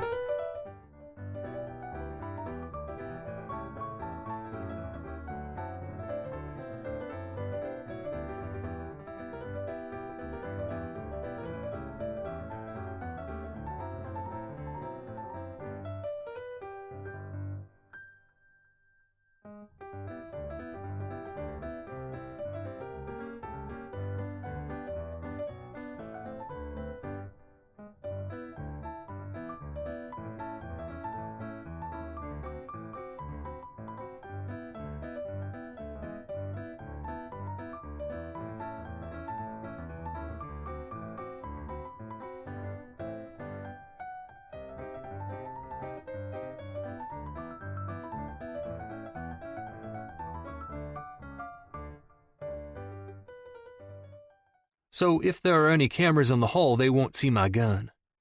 We go up one flight of stairs and then stop, his head slightly turning for my next order. Keep going until the next floor, I growl under my breath. He does what he's told, and we head up until reaching the second floor. He stops again, as if he doesn't know how a door works, so I open it and shove him out into the hall. He's small with no muscle tone. In fact, I think Delilah has more strength than this guy. Hooking my arm around him, like we're good buddies. Almost there, I mutter under my breath, and he nods frantically. I take him to my room and shove him inside. Turning, I shut and lock the door. Delilah jumps to her feet, her hands covering her mouth in shock. "Who the fuck is that?" She points at the man in the robe, who is turning to look at me, then back to Delilah. "The doctor." The man looks back to Delilah, and my eyes take her beautiful figure in. She's still in her panties and bra, and this man is not taking his eyes off her. "Put your clothes on, Dee." Her brows narrow with anger, obviously not liking me bossing her around. "Now!" I bark, and she jumps where she stands. "There's a robe behind the bathroom door," the doctor informs her. Taking a step back, I open the bathroom door and flip the light on. I find the robe in plastic, hanging from a silver hook. Snatching it, I leave the bathroom and toss it at Delilah, who is staring at the doctor like he's a mirage. The robe lands on the bed, and she grabs at it. "I cannot believe you did this," she hisses under her breath, her fingers tearing the plastic off the robe. "Did what? Save your ass again?" I cant my head to the side, winning me another famous glare from Princess Delilah. Turning her back to us, her ass cheeks hanging out from her panties, she slips on the robe, tying the sash in front of her. "You." I wave my gun from the doctor to Delilah. "Fix her face." He walks over to her with his bag in hand and sits on the bed next to her. Reaching out to touch her, he says, "It's pretty deep." "Get your hands off her," I growl, my chest puffing out in rage. He slowly turns his head toward me, his dark, silky hair in his eyes. "I have to touch her if I'm going to stitch it closed." His voice dips to a ridiculing level, and I want to pistol whip him. "I can take it from here, Big Chief, thanks." Delilah stands up for herself, reminding me she's independent and not mine. "Just fucking do it already," I order, scratching the side of my head with the barrel of the gun. Shaking his head, he opens his bag and begins to pull out tools and wipes. "You know, if you knocked on my door like a civilized person, I would have helped. No gun needed," he tells me, while focusing on a needle going into Delilah's cheek. That must be to numb it. "This wasn't my idea," Delilah whispers to the guy as he sews her face with a needle and thread like he's stitching a doll back together. I just scoff. If I didn't find her a doctor, her face would have got infected or leave a horrid scar behind. Shadow would have fucking killed me for not getting her cleaned up. As a prospect, it's my job to use common sense. It's what'll get me my rocker. "Oh my God, it hurts." Delilah cringes. "Hold my hand." She sobs, her eyes closed, an arm outstretched, palm up. "You're shitting me." She can't be serious. What is she, 5? Her eyes open, staring right at me. "I have a needle in my face. Hold my fucking hand." She grits through her teeth, brows furrowed. Blowing out an exhausted breath, I sit on the bed and grasp her palm. It's sweaty. She is nervous. She laces her fingers with mine and blows out a trembling breath. Something inside of me wants to place her in between my legs and hold her. Tell her it's going to be all right. "Can you feel this?" the doctor asks, poking her face with a needle. "What?" she mutters, eyes still closed. "Perfect," Dr. Alec whispers and continues to work. 30 minutes later, the doctor stands, and Delilah lays her head down on the pillow. My hand is numb and turning purple from squeezing it so hard. I pry her fingers from mine and stand. "It will be swollen up tomorrow, so here's a script for some meds. I'd get them as soon as you can for the pain and swelling. I don't have much on me, but I gave her a shot that'll help for a few hours." He hands me a piece of paper with writing on it, the prescription. Thank you. It's really appreciated. I try my best to be sincere. Pulling out my wallet, I thumb 100 out of the folds. No, that's not necessary. Take it. I slip it inside his robe, feeling like I'm tipping a stripper. He sighs, looking to the left, probably feeling like a hooker rather than a doctor right now. I can't help but laugh, and he smiles in return. Right. Well, I have an early flight, so I'm going to go back to my room. He gestures toward the door, and I tense. What if he calls the police? I should keep him in here until we leave in the morning. I don't think I can let you go at all, man. I shake my head. I can't take the risk. I'm not going to say anything. Like I said before, if you would have just knocked on my door and told me about your friend, I would have helped for free. I'm going to join the Doctors Without Borders in the Navajo Nation. I was born to help, he explains further, making me feel like a total shithead. Placing my gun in the back of my jeans, I give a curt nod. That's awesome of you. Really, it's got to be cool to help people who won't take it for granted. Walking to the door, his hand on the knob, he looks at me with a perfect white smile. That's why I do it. After he leaves, I shut the door and lock it. Coming back into the room, Delilah is knocked out. Walking to her side of the bed, I inspect the doctor's work on her cheek. Little black stitches snake in and out of her perfect skin. It's red and swollen and looks painful. Lifting the script in my hand, I look it over. I can't get this filled. It will leave a trail of where Delilah's been. I'm going to have to find something else for her. But what? 11. Delilah. Intense throbbing in my cheek wakes me from my slumber. Moaning, I scratch my face where the pain is radiating, my nails catching on some string sticking out of my skin. Hissing, I jerk my hand away and sit up, my whole body aching. I pat my swollen cheek with my fingertips, making sure to be gentle this time, and remember that they're stitches.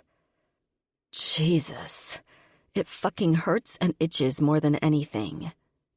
Swinging the blankets off me, my feet hitting the carpet, I head to the bathroom, the cold tiles sending a wave of goosebumps up my legs and spine. Flipping the light on, I examine myself in the mirror. Holy shit. It looks horrid. I look like one of those dolls you see in a scary movie with stitches in its face to keep the cotton in. I wonder how bad this is going to scar. Turning on the faucet, both my hands on the counter, I hang my head. I can't believe how everything unfolded last night. Shit escalated so quickly. I lost my car, my things, my job. Why did fallen gods do that to me?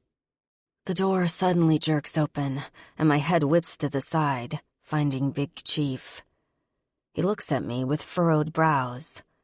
No shirt, he's just in his briefs. "You okay?"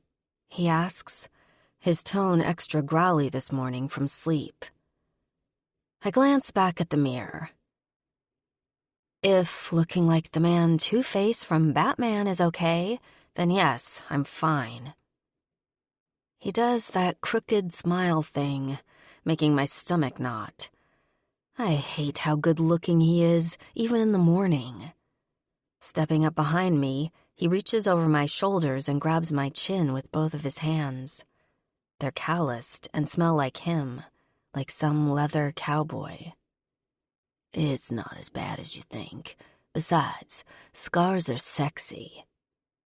Biting my bottom lip, I gaze up at his reflection in the mirror, his warm back touching mine. Fuck. We're both in our underwear, standing in a bathroom, eye-fucking each other's reflection in the mirror. "You think I'm sexy?" My voice sultry, I bite my bottom lip. I have always had a thing for Big Chief. Does he know it? He grunts, stepping away from me like I'm fire. Let's see how the scar turns out first, he teases, leaving me in the bathroom. The warmth that was building inside my chest is doused with a bucket of reality. I'm the club princess. I'm off limits to Big Chief.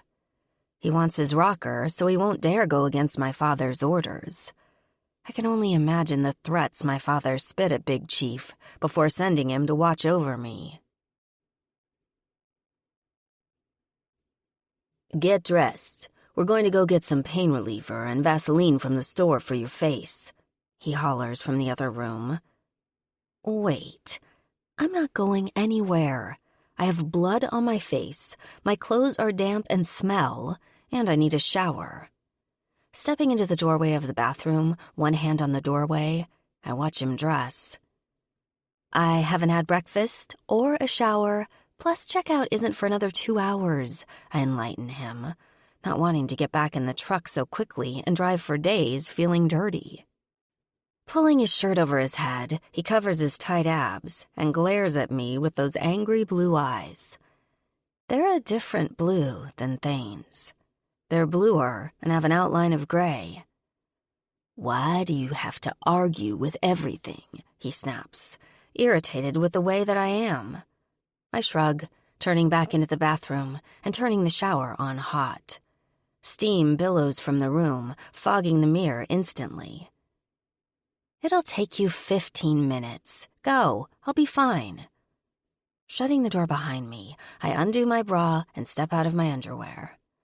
Loud knocks rap against the door, and I cover my tits with my arms, my head lifting to the ceiling. Can't a girl get a shower around here? Delilah, no. Get out of there right now, he orders with a hard tone, like that'll make me listen. Grabbing the complimentary shampoo and conditioner off the bathroom counter, I pop one open and smell notes of flowers and vanilla. It's not what I normally use, but the idea of any soap right now is pleasant. I said no, I yell in return, placing my hand into the stream to test the temperature of the water. It's hot, and the idea of it cleansing my body of the abuse it encountered several hours ago almost has me moan. Delilah, you know you can't get your stitches wet, right? His voice takes a turn, sounding more gentle and southern. Shit, I forgot that. Yeah, I'll figure it out, I shout, looking at the shower head, and how I'm going to wash my hair and body and not get my face wet. Stepping into the shower, I keep my back to the water and my face as far away from the mist as I can. So much shit has gone down, and I'm having a hard time processing. Not to mention what is going to be said and done when I get back home. My dad will be pissed for sure, but where will I stay? I set my old room up for Piper's new baby. I have nowhere to live. No car, no phone.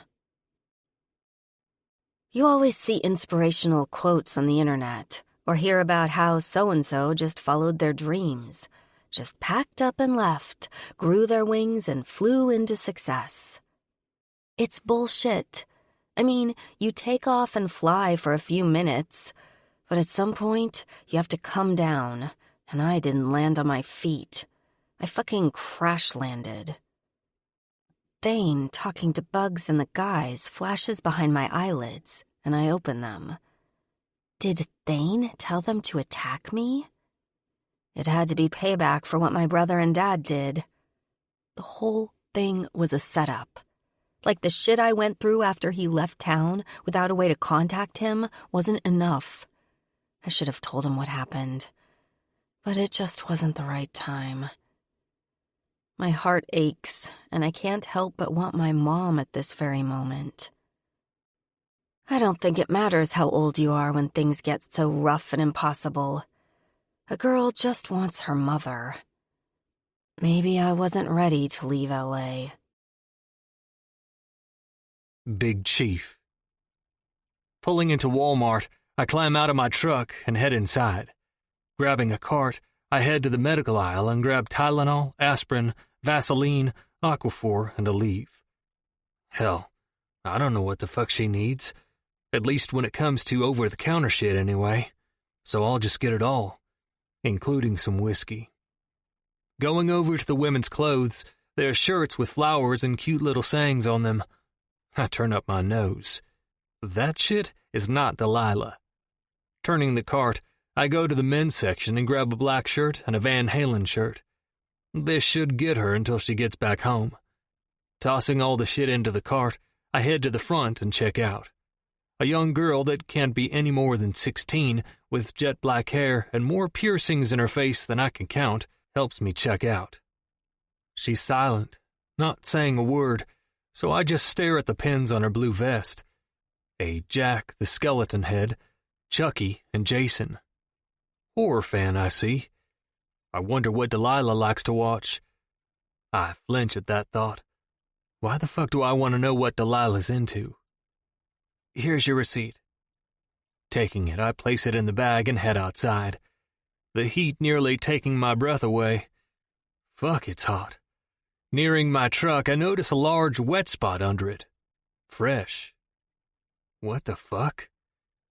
Opening the back driver door, I throw the bags in the back seat and get down on my knees and press my fingers in the puddle under my truck. Is that coolant? Shit. Son of a bitch. Climbing in, I head back to the hotel. My truck mists and jerks the whole way.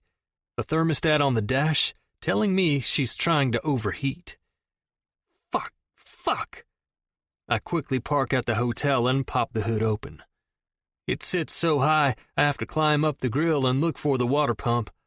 I find it with a fucking bullet lodged into the side of it. Grabbing it with my fingers, I tug it out, and what's left of the coolant pools out. This is going to set us back. Climbing out of the truck, I slam the hood, rub my fingers on my jeans, grab the bags, and head inside.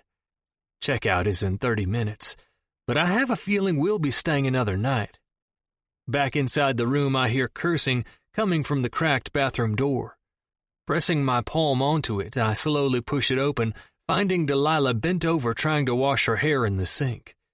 My dark blue shirt I got from a rodeo in Montana about 2 years ago hangs to the middle of her thighs. I haven't seen a woman wear my clothes before. I never gave them the chance. Seeing how sexy Dee looks in my shirt right now, though, I should start letting it happen a lot more. I toss the bags onto the bed and shove the bathroom door open farther. Coming in, there's water all over the counter, her hand wildly flailing for the bottle of shampoo just out of her reach. Let me help. I grab the bottle and squirt it into my palm. No, I got it.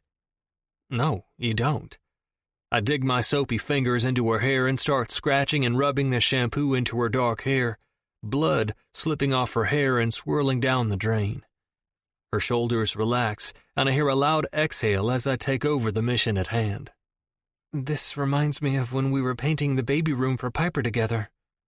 I smile, remembering us painting pastel colors on the wall. I was on a ladder and kept dripping paint on her. At first, she thought she was getting it on herself, looking at the brush in her hand and inspecting the wall for smudges, but she eventually figured it out, and before I knew it, we got into a paint war. Yeah, it took me 3 tries to get that shit out of my beard. Now, using the conditioner, the bathroom goes quiet as I continue to wash her hair, both of us realizing that day of throwing paint at each other was us actually flirting. She's off limits. I'm forbidden. I'm here because I'm trusted to keep her safe, and I want her to know that is exactly what I'm here for. Protection. So, what happened to your face exactly? Changing the subject, she tenses beneath me. I don't really know, she finally answers, distress in her voice. A nasty guy named Bugs was hitting on me and giving me the creeps. I turned him down, and I think that pissed him off. So, you were a bitch? Probably. She doesn't try to deny it, That's what I like about her, though. Next thing I know, the lights were cut in my apartment and they were coming after me. That's it? It doesn't have anything to do with that guy that was sitting on the back of the bike with you? How'd you... Wait, how long were you watching me? She tries to lift her head out of the sink, but I don't let her. Answer the question, Dee. Who is he? His name is Thane. We have... history. The pain in her voice makes me stop washing her hair for a second. There's a story behind her and this Thane guy. History? He was my first. That surprises me. Did she run to Georgia trying to rekindle an old flame? When I signed on to do the painting gig, I didn't know it was him that owned it. He used his road name when we talked. Which is? Shiv. He wasn't in a club when I was 15, but he definitely is now. Still, why would his club attack you like that? It doesn't make sense. I talk out loud, trying to put it all together. The way he was looking at her in that painting bay that day, I don't think he has any ill feelings toward her. That, or he's just really good at acting. I don't know.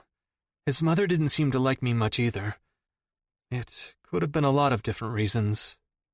Pulling my hands free from her hair, I turn the faucet off and grab a clean towel from the rack above the toilet. Draping it over her head, she lifts up, her bright eyes digging right into my chest. Delilah isn't for everyone. She's tough, loud, does what she wants, but that's what I like about her. Thanks for washing my hair, she mumbles, rubbing the towel into her damp head of curls. No problem. Both of us coming out of the bathroom, she crawls onto the bed and starts to go through the bags from the store. My hands scour my face as I remember my truck needing to be fixed. I sit my ass on the edge of the mattress. So, we got a fucking problem. She doesn't even look up as she meddles through the bags. Her knees pressed into the bed, her hair framing her face. She reaches in and pulls out the aspirin with one hand and tears it open with her teeth, a bottle of Jack Daniels in her other hand. She must be feeling the pain in her cheek. I wish I could get her something stronger, but that's the best I can do for now. My water pump is out on my truck. Someone shot at it last night, and it slowly leaked out overnight. Her eyes widen, both of those emerald irises now looking right at me. I'm surprised she knows what this means. Then again, I shouldn't be. She's a gearhead, after all. She was always in the garage at the club. Did you call a shop? How long until they can get us in? Are we staying another night? Have you talked to my dad? She fires off question after question, none of which I have the answer to. I'm going to do all that now. Hopefully someone can get us in today and we'll be on the road by tomorrow. I say on an exhale, standing. I dig my phone out of my pocket to call a mechanic and then let Shadow know about our delay. 20 minutes later, I found one mechanic that can work on a 2005 Ford diesel needing a water pump. He'll even come get my truck and tow it to a shop and bring it back. But he can't work on it for another 2 days. Then it will take at least an additional day for labor. So we'll be here 3 nights at least. It's the best I could find in this area. Knowing the time frame isn't ideal, I call Shadow's cell. Talk to me, he answers. We got a problem. I close my eyes, waiting for him to get pissed. Shadow has a temper, and it's a bad one. He shoots and asks questions later. What now? He grates. Coolant went out in my truck. Called around, and the best I could find is us back on the road in 4 days. Jesus Christ. You still in Tennessee? Yeah. So tack on another 2 days for driving. You won't be here for a week? He makes it sound like a question, but it's rhetorical. He knows we won't be back for at least a week. I guess not. How's Delilah? Is she okay? Yeah, she's fine. Taking advantage of the hotel amenities. My mind flashes to her in the robe, watching TV in the big king-sized bed. She has her own room, right? My head snaps up, and I rub my chin nervously. I'm not about to tell him the truth. He'll demand I sleep in the fucking lobby. Yep, I lie, my voice tight. Good. I'll wire you some money for the stay, room service, and whatever. Just make sure she stays safe, or I swear to God, I have it under control. The mechanic is picking up my truck, so it won't even be here for anyone to see if anyone was looking. Good. Yep, I got it all taken care of. I point out how well I'm taking care of the situation, and that he can count on me. I'm one of his brothers, and he needs to see that. Tell Delilah to call me tonight, or I will drive across the country and make her ass talk to me, he informs. She doesn't have her phone, but I'll have her call you with mine, I offer. Guess that makes me the middleman between her dad and her. Fuck. That works. Keep me updated on the truck. And he hangs up. Jesus, that was brutal. I hate lying to him about the room situation, but he sees Delilah as a flower, and that's half her problem. She's spoiled. Besides, how can I protect her if I'm sleeping elsewhere? 12. Delilah. Lying on the bed, my right leg hanging over my left one, I flip through the channels, not liking anything that's on TV. My face is radiating colossal pain, but the whiskey and aspirin I just took will kick in soon. The door to the room opens and I stop swinging my leg for a second to see who it is. My body tensing until I realize it's just Big Chief. He comes in with a sullen look on his face, his large body taking up the room and filling it with that sexy cologne he wears. I sigh with relief that it's just him, and resume swinging my leg dangling over my knee. I'm definitely jumpy since I was ganged up on and had my ass beat. I'm scared to death they're looking for me. I hate to say it, but this trip took a hit on my pride and ego. He plops onto the bed and leans over me. His body heat rests over me like a blanket. And my mouth parts with temptation. His face inches from mine as he reaches for the bottle of whiskey. "We'll be here a few days," he grimly informs, before chugging back a few swigs from the bottle he just took from me. "What's this? What are we watching?" He snatches the remote from my hand. What the hell? He just comes in here, takes my booze and the TV? Hey! I fumble over his large muscular body, trying to get it back, but he keeps it out of my reach, passing it back and forth between his hands. This playfulness reminds me of us painting the baby room back home. I thought it was just us having fun, but I can see now there's much more between us than fun. There's desire, attraction, a pull that makes my chest tighten every time I'm around him. I've been around dozens of men from the club and rallies, but nobody has affected me like this. I don't know what it is about him, but he drives my insides wild. I'm not about to watch The Bachelor or whatever chick shit you were thinking. Using his other hand, he takes another swig of the alcohol. My nostrils flare with irritation that he's taking over my little powwow, so I jerk the bottle from his hand and take a sip, before leaning back on the plush pillows. I'm going to need booze if I'm going to stand watching whatever he wants. I don't watch that chick shit either, just so you know. I roughly disperse the information, but I might have watched one or two of The Bachelors with Piper, but I'm not saying it. Big Chief side-eyes me and scoffs. My attention drops to his mouth, where I can't stop staring at his lips. Thick scruff shadows them and tapers up his strong jaw, giving him a devil-may-care look. His eyes are a soft blue, but have a hardness behind them. Maybe it's his hooded brows constantly furrowed that gives him an angry but sexy approach. The room goes silent, Big Chief catching me ogling him. Without a second thought, my hand reaches up and my fingers touch his pouty bottom lip. It's so soft. The little devil in me says to slip the tip of my finger into his mouth, but I restrain myself and run my hand along his cheek, the stubble deliciously scratching my palm. His hand suddenly grabs mine, causing me to stop, and my eyes meet his. Desire thrums through me like a toxic river, my chest tightening at the forbidden risk I'm enticing. Big Chief is a member of the club, my father's club to be exact. Dad has preached to me since I was a kid he didn't want me with bikers, especially one of our own club. So what am I doing? And why isn't Big Chief letting go of my hand? Thunder booms from outside, and I jerk with surprise. Big Chief's hand now off mine, and my hand in my lap. An awkward tension fills the room, and I feel the need to get away from him, now. Clearing my throat, I slip off the bed and hobble over to the window, my body still sore. Pulling back the blinds, I notice the sky is an ominous gray, with big, thick clouds blanketing over the area.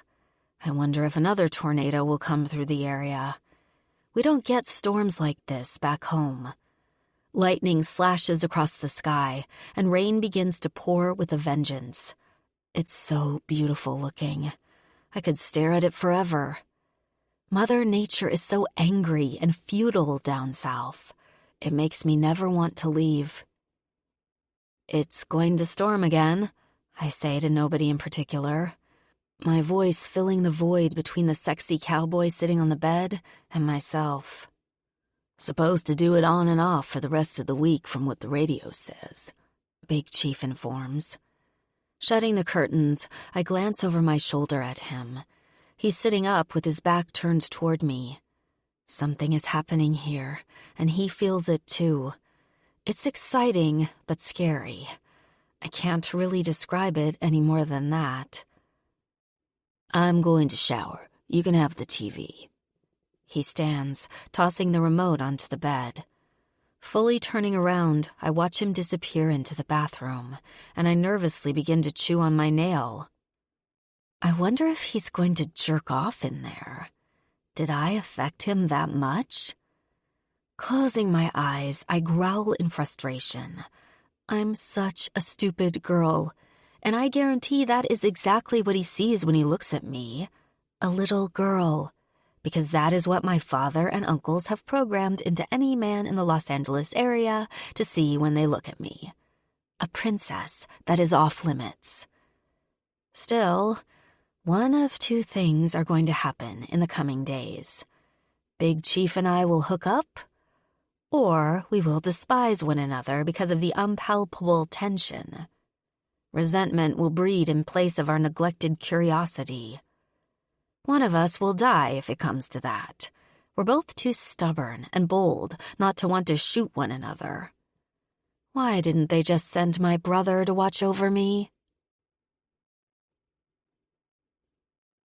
The phone on the nightstand rings, but Big Chief is in the shower. Reaching for it, I see the name Shadow pop up on the screen. It's Dad. Shit. I answer it. Hello? Delilah? Dad sounds confused that I'm answering. I bet he doesn't know I'm sharing a room with Big Chief. In fact, I know he doesn't. My father would have a stroke and drive down himself to get me if he thought I was in the same room with one of his men. Not that he doesn't trust them. I think he doesn't trust me. Big Chief left me with his phone because I left mine behind. I think on my toes. How are you feeling? Sore, I clip, adjusting the phone to my other ear. My body somewhat relaxes, knowing he bought the whole Big Chief left me with his phone in case I needed it gig. So, what happened? Who did it? I want names, Delilah. It feels good to hear him so concerned about me, but I don't really know what to tell him. But if I lie, he'll know. Another club beat my ass. Thane's club. They're called the Fallen Gods, I tell him, in as few words as I can. Thane? Like the Thane? Yeah, it was him, I softly interrupt him. That motherfucker. I swear to God, I'm going to break every bone in his fucking skull. Dad, just stop. Can we please? Can we just leave the past in the past? I really don't know why I was attacked, but he wasn't there. It was just some of the men. My nerves on edge as my head begins to pound with anxiety. If Dad sends members to Thane's club, it's going to start a war, meaning Thane will be in my life a lot more. I have a job to do as your father and as a president of this club, Delilah. A hit on you is a personal attack on my club. The undertone of his voice seething and indignant. Venom and blood laced around every word as he seeks retaliation. Yeah, I know. I sound feeble, but I know the savage bylaws. If we let one club attack us and don't do something, we're putting a target on our backs. Stay close to Big Chief. He's there to keep you safe until you get home. Understand? Yeah, I whisper, glancing toward the bathroom where Big Chief disappeared to. I'll see you soon, Dad. Night, sweetheart. His voice soft and gentle. It scares me how he jumps from murderous outlaw to caring father so quickly. Hanging up, I slip the phone back onto the nightstand and exhale a shaky breath. I know he's going to do something about Thane. My dad is too stubborn and hot-tempered to let it go, and it will end in one of two ways. Thane will be involved in my life more than I want him to be, or he'll be dead to me. Thunder becomes louder and more frequent, and the lights flicker. What the hell? The channel on the TV turns to the news. A man in a suit is pointing to a big red splatter on a radar and telling everyone to seek shelter now. His tone is calm, yet making me panic even more at the same time.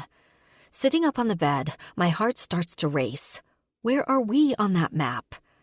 Big Chief! I holler for him to get his ass out of the bathroom because I'm freaking out. I'm not used to storms like this. The bathroom door opens, and he walks out with a white towel wrapped around his hips, his hair pulled up out of his face. His skin is dewy and holds a warm glow to it from the hot water of the shower. He casually glances at the TV, listening to the weatherman as he comes farther into the room. My lips part, my eyes taking in every inch of his biceps and hard chest. Holy shit. He is... Thunder pounds from above, and I jump, looking at the window. Calm down, he grumbles under his breath. Walking to the end table, he picks up his phone, looking at the warning and specifics on his notification. We're under a tornado warning for the rest of the night. That can't be good.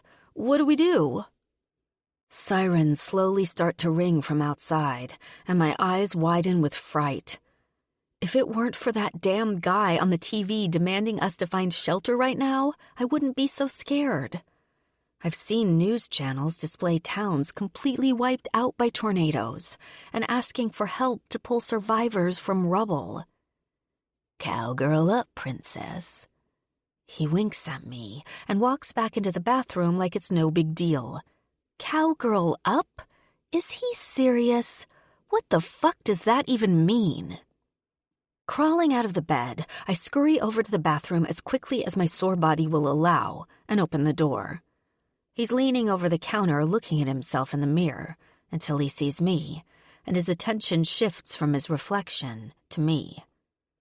Shouldn't we go to lower ground or something? That's what it's saying on the TV. It's not gonna hit us. Relax. How do you know that? I've lived in the South enough to know. He grabs his sweats that are folded neatly on the counter and pulls them up his legs under the towel until they're fully on, and he lets the towel drop to his feet. My eyes fall to the bulge in the front of his pants. It's big, and my cheeks warm. See something you like, Dee? My eyes slowly slip up his body and to his face, a cocky grin on full display. The asshole is playing games. Rolling my eyes, I turn to leave the bathroom, and a knock on our door has me stop. Tensing, I glance at Big Chief. Shit, what if it's the fallen gods? He grabs his gun from the bathroom counter and with one hand pushes me behind him, his body wide and shielding me from whatever is on the other side. A knock sounds again. Who is it? Big Chief demands in a hard voice. The lights cut, planting us in darkness, and panic swims through my veins. Holy fuck, it's just like when I was in Georgia. The lights went out and I was attacked. It's the front desk. We're asking all guests to go to the first-floor hallway. A gentle male voice muffles from the other side of the door. I sigh with relief. I hate how jumpy I am. We're fine, thanks. Big Chief tells him and gets closer to the door, standing flush with the wall.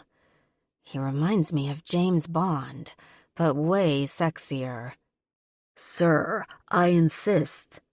I said we're fine. Now leave. His tone leaving little room for argument, and the man leaves our door. Seconds later, knocking on someone else's door down the hall can be heard as he asks the guests to please go down to the first floor. I can barely see a thing, it's so dark, but I notice Big Chief lower his gun and look toward me. Why aren't we going downstairs? I feel like we should be following the safety guidelines if we don't want to be crushed to death when the hotel collapses from the relentless wind. If a tornado hits this place, it's going down regardless of what floor we're on, he simply replies, and the fear in my body goes up 10 notches. Are all men this stupid when it comes to storms, or just him? He sits on the bed fucking with his gun. And I know I have no choice but to join him. I can't go downstairs alone. Hurrying across the room, I crawl under the blankets and shift my body close enough to him. My knees touch his hard arms. He stops what he's doing, and I take the opportunity to get even closer. God, I don't want to die. Delilah. He nudges my legs away from his arms, a warning in his tone of voice. Fuck you. I'm scared to death. I'm going to be blown to Kansas. So if we're staying up here, I'm sitting right here. Get over it. He laughs, and anger bubbles in my chest. He thinks this is funny. It's cute you're scared, he says, and grabs hold of me, pulling me into his big, powerful arms. I tense at his sudden change of mood, my eyes widening into saucers as the warmth of his body wraps around my own.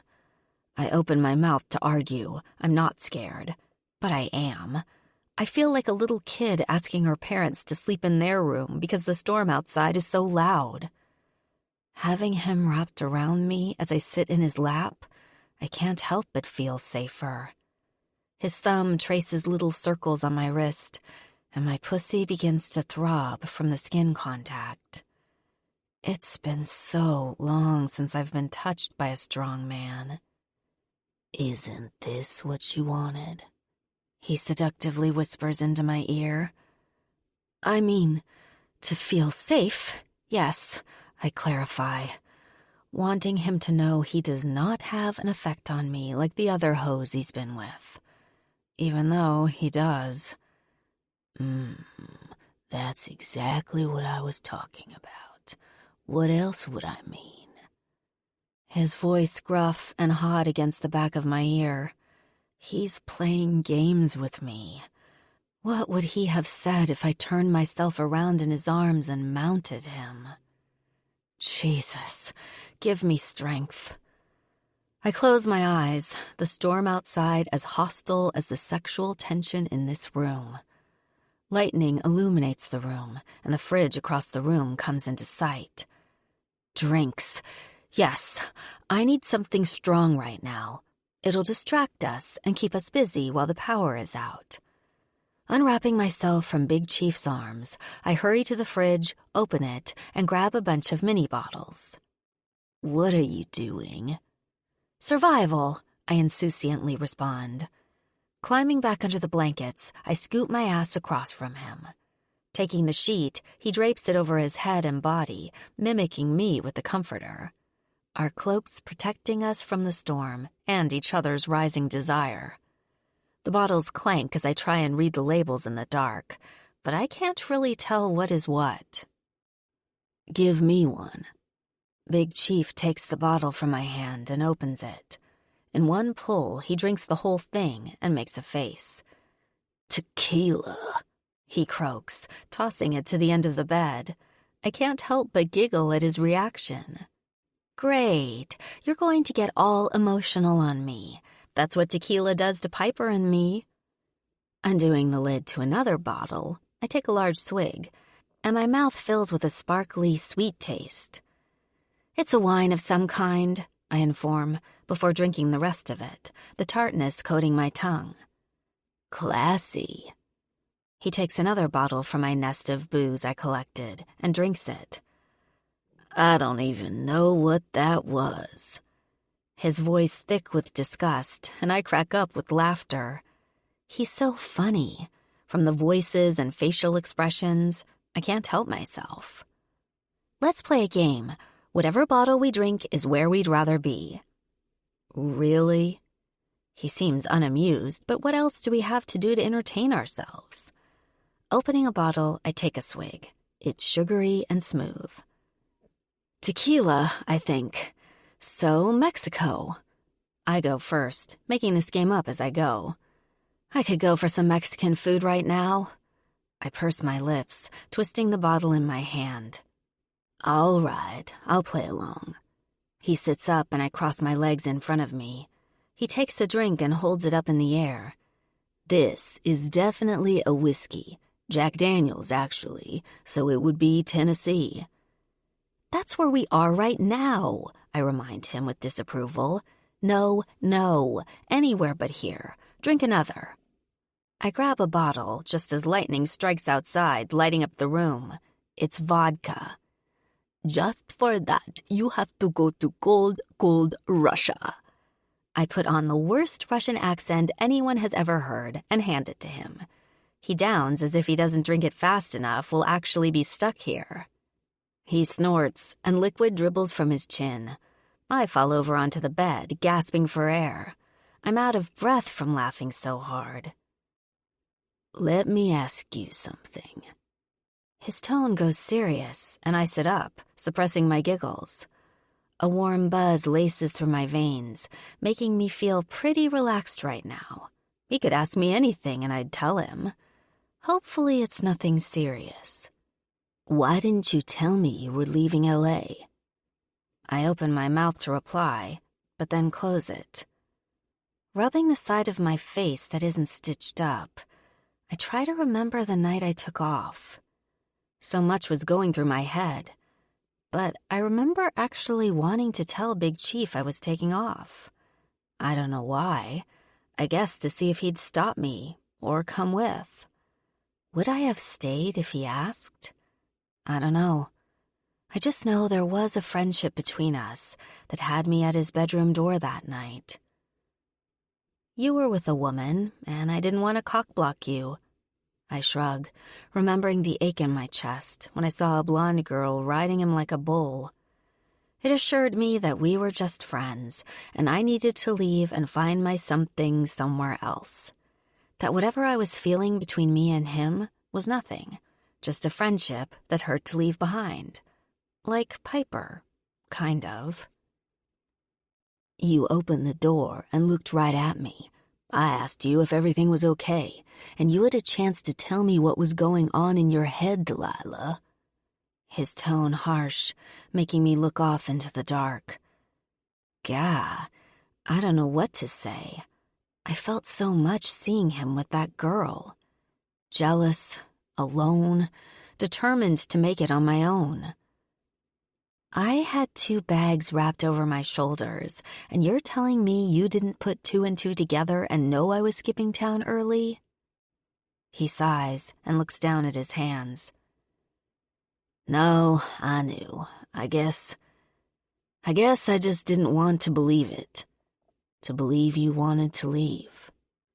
His tone soft and hitting every romantic string in my body.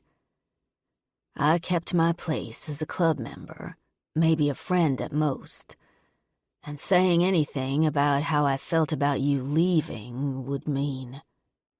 He stops himself, but I know what he's going to say.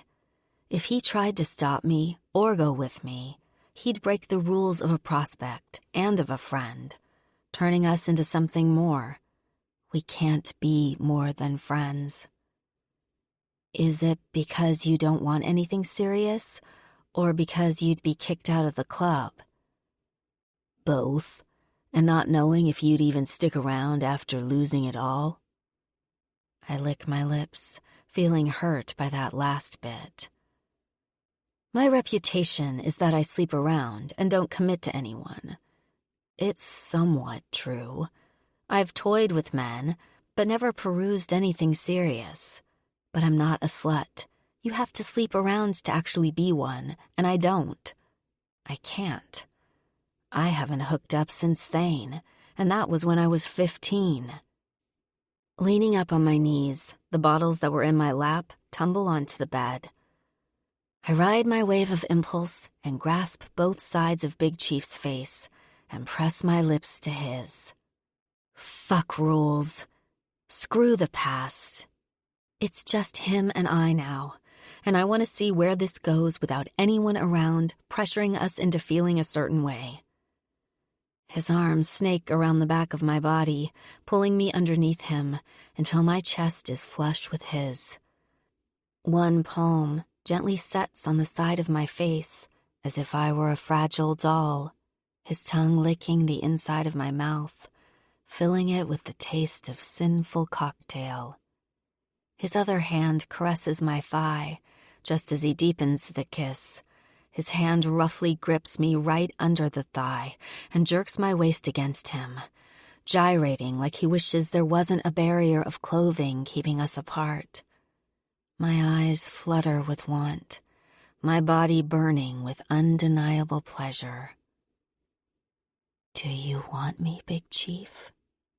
The lustful whisper leaves my swollen lips on their own will. I desperately want to hear him say it, though.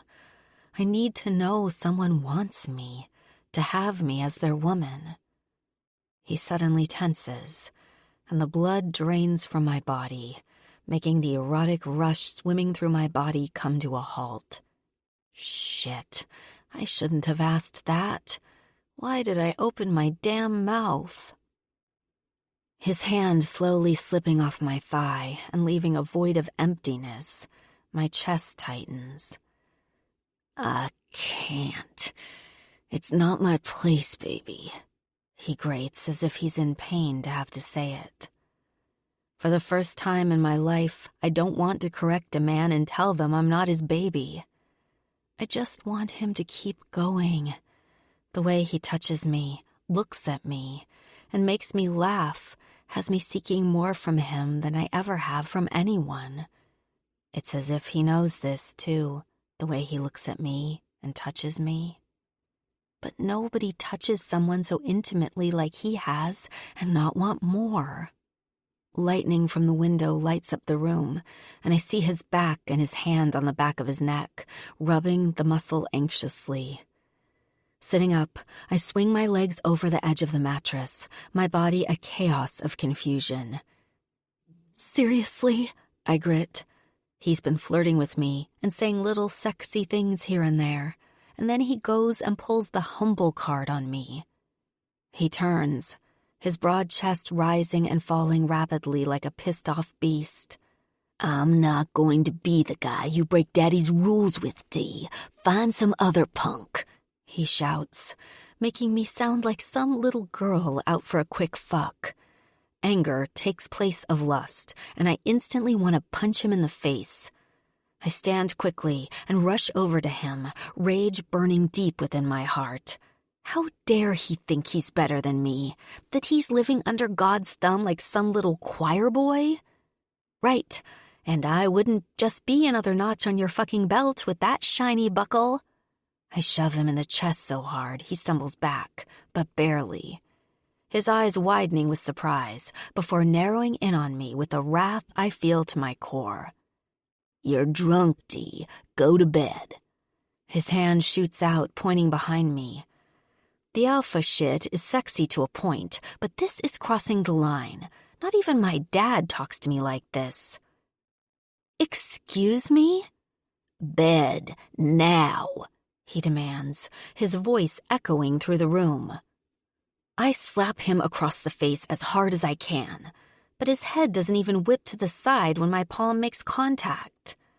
Staring me down, he takes a long, steady breath that raises his whole chest, and I know he's about to do or say something I'm really not going to like. "You know what your problem is, Delilah? You're a spoiled fucking brat. And now that you aren't getting what you want, you're throwing a tantrum." My nostrils flare. I hate that he knows so much about me, and I don't know about him. I know he used to be a bull rider, and he came to the club to lay low from some shit he got into. But from what? He's so full of secrets he has no damn right to judge me. Right, and you're Mr. Perfect that comes from a mysterious background that only you're privy to knowing about, right? Sounds like you're the last one to be judging someone. He sits on the edge of the bed with a force, and before I can ask what he's doing, my world is tipped upside down and I'm suddenly thrown over his lap. Like a disobedient child now looking at the floor of the room. My hair hangs in my face, my feet almost touching the floor on the other side of his legs, and my tits squished into his thighs. "What the fuck are you doing?" Nearly screaming, I use my hands to try and hold myself up. "Spanking you, something your daddy obviously didn't do enough of." Glancing over my shoulder, I glare at him. He is not going to spank me. I swear to God I'll kill him. "You wouldn't dare," I seethe. He raises his palm, and before I can use my feet to block my backside, his hand comes crashing down on my ass. Once, twice, 3 times. Sweet, burning pain blossoms across my backside and vibrates all the way to my core. Fuck. It hurts, but after the initial sting, my pussy tingles with excitement. His hand rests on my left ass cheek, his fingers so close to touching me where I'm becoming wetter by the second.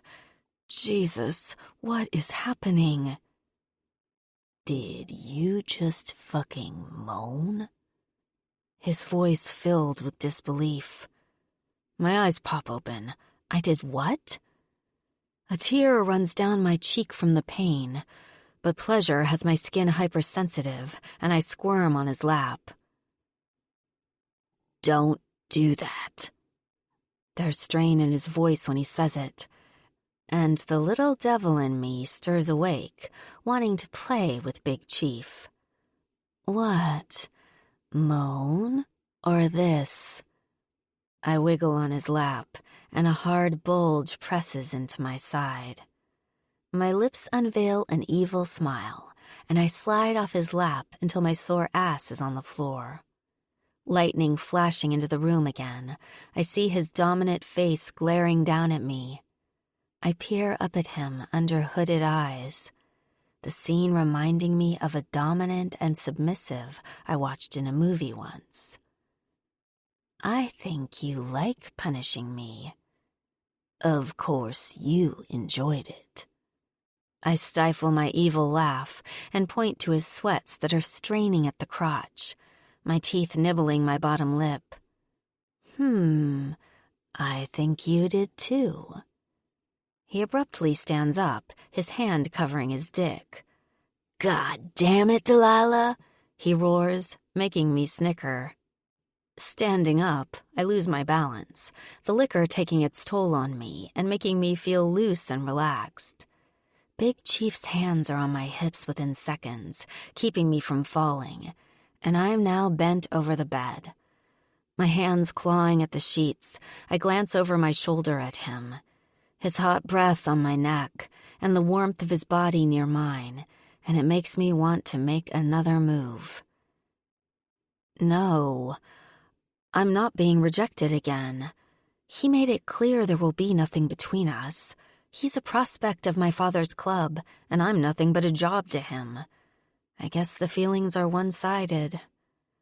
Hanging my head, I crawl into the plush sheets and drop onto my pillow. Wow, those little bottles really caught up to me. My breathing labored, my vision blurry, and the whippings on my ass still warm. The bed dips from Big Chief's weight when he lies on his side of the bed, the pillow wall we built yesterday gone from the night's activities. A hand rests on my head, and he brushes the hair from my face. Licking my lips, I open them, wanting to say something, but the bliss from the alcohol and being nearly asleep has me moan instead. "You're going to get me killed," he whispers, with so much pain in his voice, I feel it in my heart. 13. Big Chief. A loud humming sound startles me awake. I shoot up and look all around the room, finding the lights are on. The electricity is back. The curtains on the window are fluttering just above the air conditioning, and the room feels cooler. Thank God, I mutter, getting out of bed. I grab the remote and turn the TV on, tossing it on the nightstand. My body is sweaty from the hot night, and I need another shower. Going to the bathroom, a bobblehead blonde is on TV, pointing to all the destruction in the downtown area from the storm last night. Looks bad. Closing the bathroom door behind me, I stand in front of the mirror, my hands on the counter. I stare at my reflection. The man before me looks tired. The stubble on my cheeks has grown into scruff, and I need to shave. Rubbing my cheeks, my knuckles are stiff and ache. They always do this in the mornings. Removing my hand from my face, I stretch out my fingers, wondering if this shit is ever going to go away. It's from bull riding, gripping the straps of the bull for 15 seconds at a time every weekend for years has taken a toll on my hands and body. Grabbing the aspirin on the counter that Delilah has been using for her face, I pop 2 in my palm, turn the faucet on, and gulp them down with the cool, rusty-tasting water coming from the tap.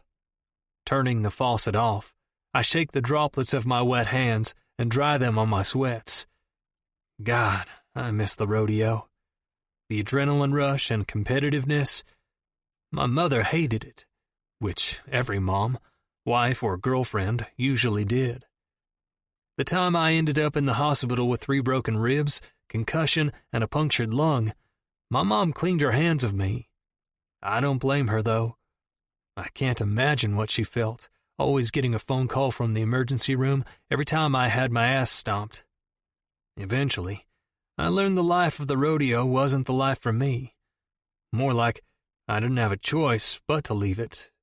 But it was for the best. If I stayed, I probably would have been killed or injured to the point of not able to wipe my own ass.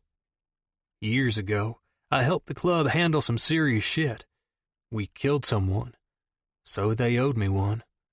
So when shit hit the fan back home, I ghosted the rodeo gig and came to the Devil's Dust.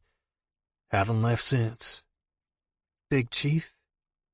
The little sweet voice has me snap out of memory lane and glance toward the doorway. Delilah stands there looking at me with big, beautiful doe eyes, my shirt looking sexy as ever on her. About last night. She looks toward the mirror with embarrassment, reddening her cheeks, her hand lifting in the air as if she's gripping at what to say next.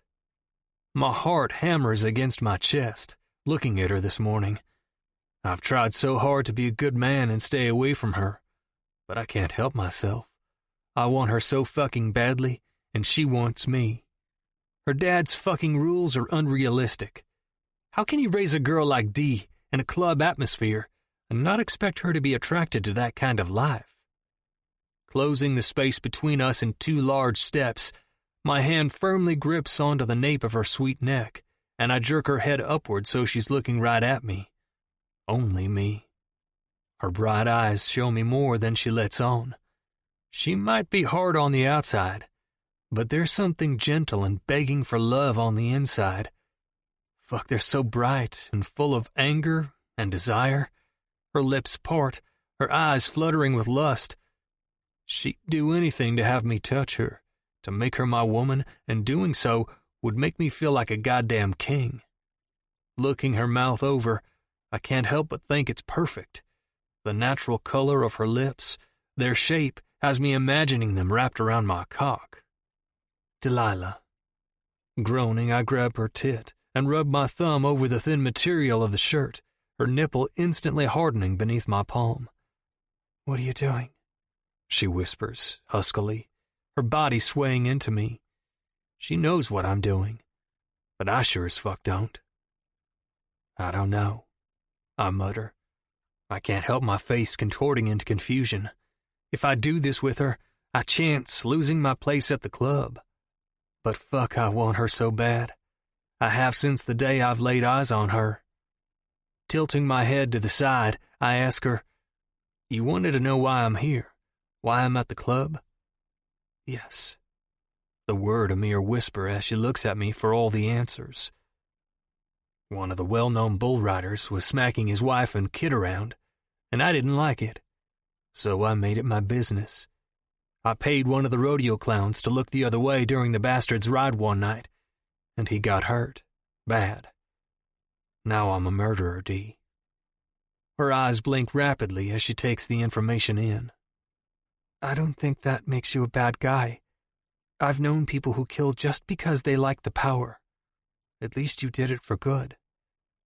She shrugs, and for fuck's sake, I want her more now.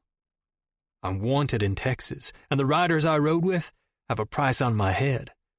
I started to wonder if I did the right thing, and to hear her put it that way makes me lift my head a little higher.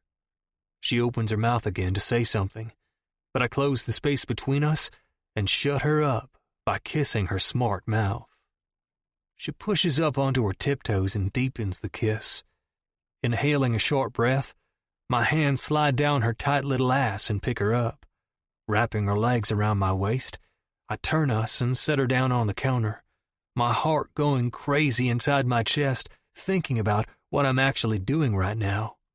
I'm crossing the line of what my club president told me to do. By taking a leap of faith into what I feel for this woman and what her dad might do to me if he ever found out what's about to happen. Her little whimpers and squirming body against my hard cock drive me crazy. Reaching for the center of her shirt, I tear it up over her head, wanting to see her sexy body already. I've imagined for far too long what her tits and that pussy of hers looks like. Fuck me. Her perfectly round tits with pink-budded nipples makes me groan. Sexual aggression churning through my body so fervently, I wrap her dark hair around my hand and jerk her head back, her neck exposed to my devices.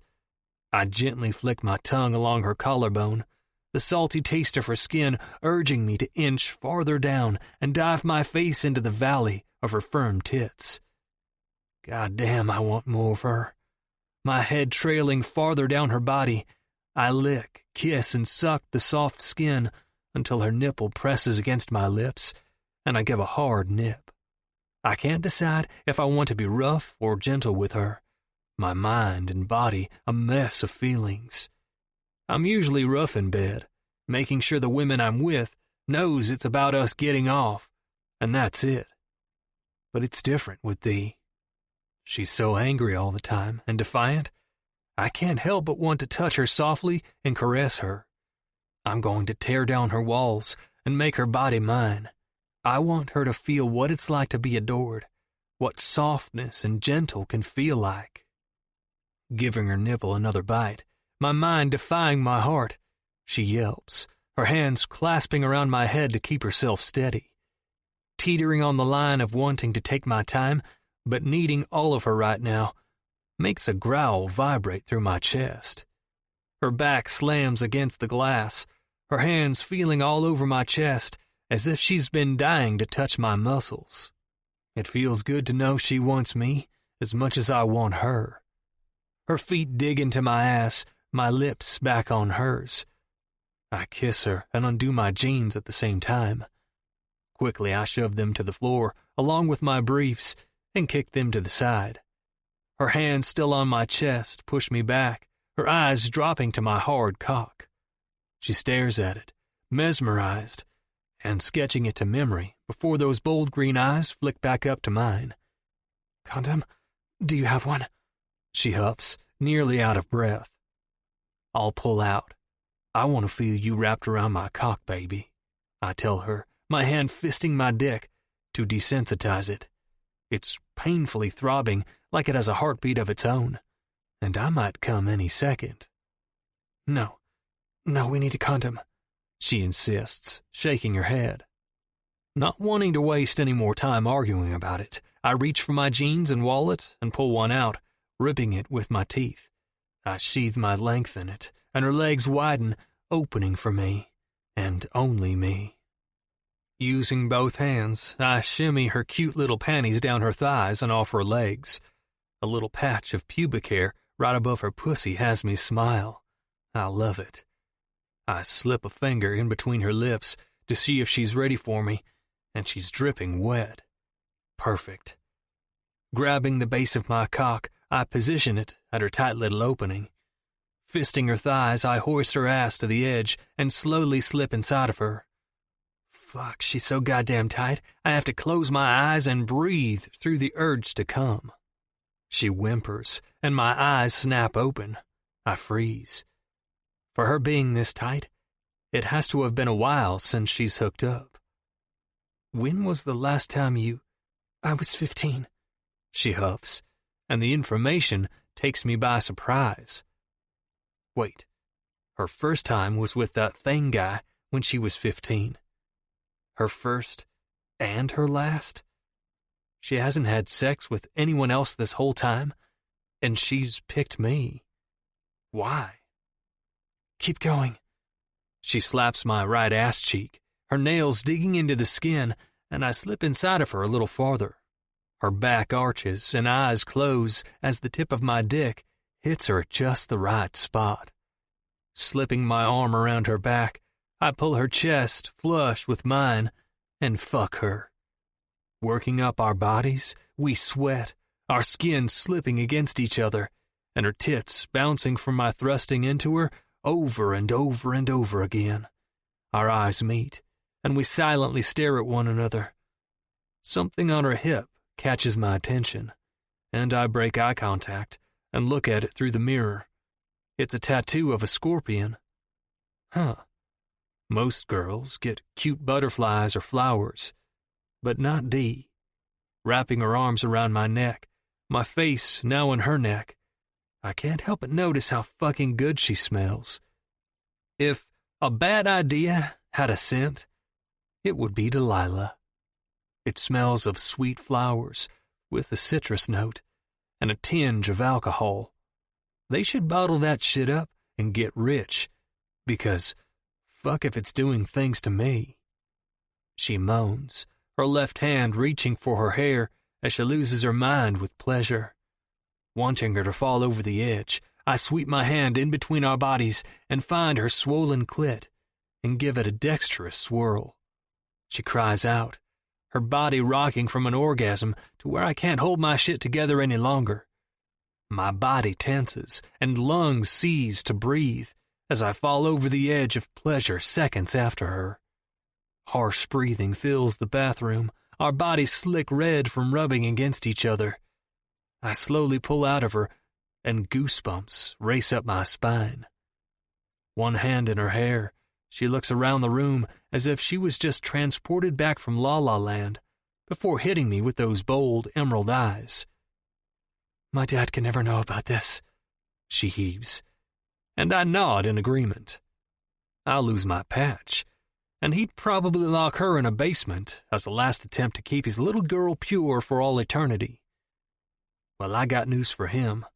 If Delilah walked into a church, that motherfucker would set on fire. Delilah. Big Chief smacks my ass as he heads out of the bathroom, making my right ass cheek bounce. I yelp with surprise and turn quickly so he doesn't do it again. My butt is still a little sore from last night's punishment. I'll give you some privacy. He grabs his clothes off the floor and, holding them over his dick that still has the condom on it, and ducks out of the room. What the fuck just happened? It was so fucking good, but I feel like I messed up. I mean, he's in my father's club. If my dad finds out I slept with him, Big Chief will not only not get in the club, but he'll get the shit kicked out of him. Sitting on the toilet, I pee, my head hanging in my hands as I feel where Big Chief was minutes ago. His mouth, hands, and how he fucked me so good, leaving my body languid. Wiping, I make sure to be gentle, as it's a little sore, but in a good way. It's hard to explain the feeling. Grabbing my panties, I slip them on, along with the big shirt of Big Chief's I was wearing when I came in here to tell him sorry for being a bitch last night.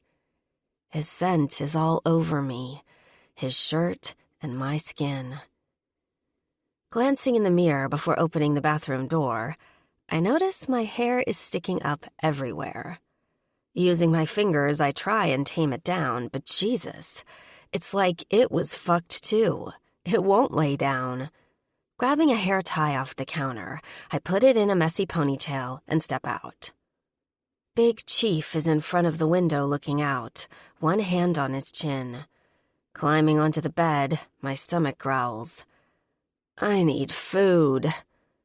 I pull my shirt up and slap at my talking stomach. Big Chief turns, a blunt in the hand that wasn't rubbing his face. I sit up with excitement. Where did you get that? He smirks. I always have weed, babe. He hands it to me and sits on the edge of the mattress. Placing it between my lips, he pulls a lighter from his pocket and lights it. I take a few puffs to get it started, then pull away when my mouth fills with earthy green smoke. I inhale it into my lungs and fall flat on the mattress, blowing smoke into the air. That's good stuff. I take another long drag and then pass it to him, his fingers touching mine when he takes it. Of course it is. It's from the South. What does the South have to do with growing weed? The club has some good weed, too. What does Big Chief know that we don't? They grow it fresh and natural. Everyone uses it, so nobody has to worry about cops checking backyards or having a card to buy the shit. He takes another drag, the paper burning fast and smoke filling the room. I guess that makes sense. LA can still be pretty strict about recreational use. I pop my arm up into the air and wiggle my fingers, conveying it's my turn to take the joint. He chuckles and hands it over. Even with the strong smell of marijuana, I can still smell Big Chief on me, the scent of sex lingering around us like a bad secret. I can't help but wonder if we will do it again, or pretend like nothing happened. I won't lie, what happened in the bathroom makes me want Big Chief even more now. My stomach knots and growls, reminding me I haven't eaten in forever. This is going to make me even more hungry, I say around a mouthful of smoke. Everyone knows weed gives you the munchies. At least for me it does. Really? It makes me want to sleep, but I'll take care of you, princess. He grabs my knee and pushes up off the bed to grab his cell phone. Princess? I hate it when people call me that. I'm far from anything pink and delicate. Just to show him I'm just as hardcore as him, I smoke as much as I can until the cherry of the blunt burns my fingers. I hear Big Chief ordering a pizza. but I'm so focused on the smoke dancing around my head, the plush blanket swallowing me into a bed of softness, and how fucking good I feel all over to really focus on what he's saying. All of a sudden, he's lying next to me, taking what's left of the joint. I lay, dazed and confused, with a dopey grin on my face. You, stoned and thoroughly fucked, is a sexy look on you, D. Fingers graze my cheek, and I roll over onto my arms and stare directly into his eyes. You might take a picture because you won't be able to see this again. Not after your truck is fixed and we're back home. I remind him of the boundaries we have to follow and how we cannot be like this when we return home. A silent laugh racks his body. That's a good idea. Devious eyes staring back at me, he slides off the bed and grabs his phone. Angling it at me, I roll over onto my back, my shirt halfway up my chest showing a good amount of side boob. My panties on full display. He hands me the roach, and I take the last drag the little thing has to offer and blow it into the air. The sound of his phone taking a picture has me drop my pose, and I hand him back practically ash. He takes it to the bathroom to get rid of, and I lay here thinking of his hard chest and pizza. Man, that's some really good stuff. Coughing, I sit up and eye Big Chief. How many women have you had? My tone sultry and eyes half dazed. What? He looks surprised by my question. I'm shocked I asked it, to be honest. You heard me, I laugh. How many women have you slept with? He plops down on the bed and adjusts the pillow under his head. I don't kiss and tell, Delilah. Fierce eyes narrow in my direction. I'm a gentleman. Crawling on all fours, feeling like a high huntress, I boldly straddle Big Chief's body, my hands on his chest. A gentleman, huh? That's not what you said in the bathroom. Remember, you're a murderer. I whisper at the last part, and his eyes darken. Grabbing me by the thighs, he jerks us to where I'm suddenly under him and he's hovering over me. Don't fucking forget that, D. He grates through clenched teeth, and my body buzzes with arousal. Like I should be scared of what he's capable of. He's a beast, lurking behind the mask of a southern cowboy. But I'm not scared. If anything, I feel right at home with him. I'm Little Red Riding Hood, wanting the big bad wolf to eat her up. Only, I would never wear a red-hooded cloak. I'm more of a backward cap, leather jacket, and my chucks kind of girl, complete with tattoos and black fingernail polish. I cup his cheek, and I can't help but grin. He looks back at me intently, his eyes softening. You really are dangerous, D. You know that? He whispers, his face slowly descending toward mine, as if he's in a trance, or under my spell. Just as I think he's going to kiss me, a knock at the door has us both look toward it. Who's that?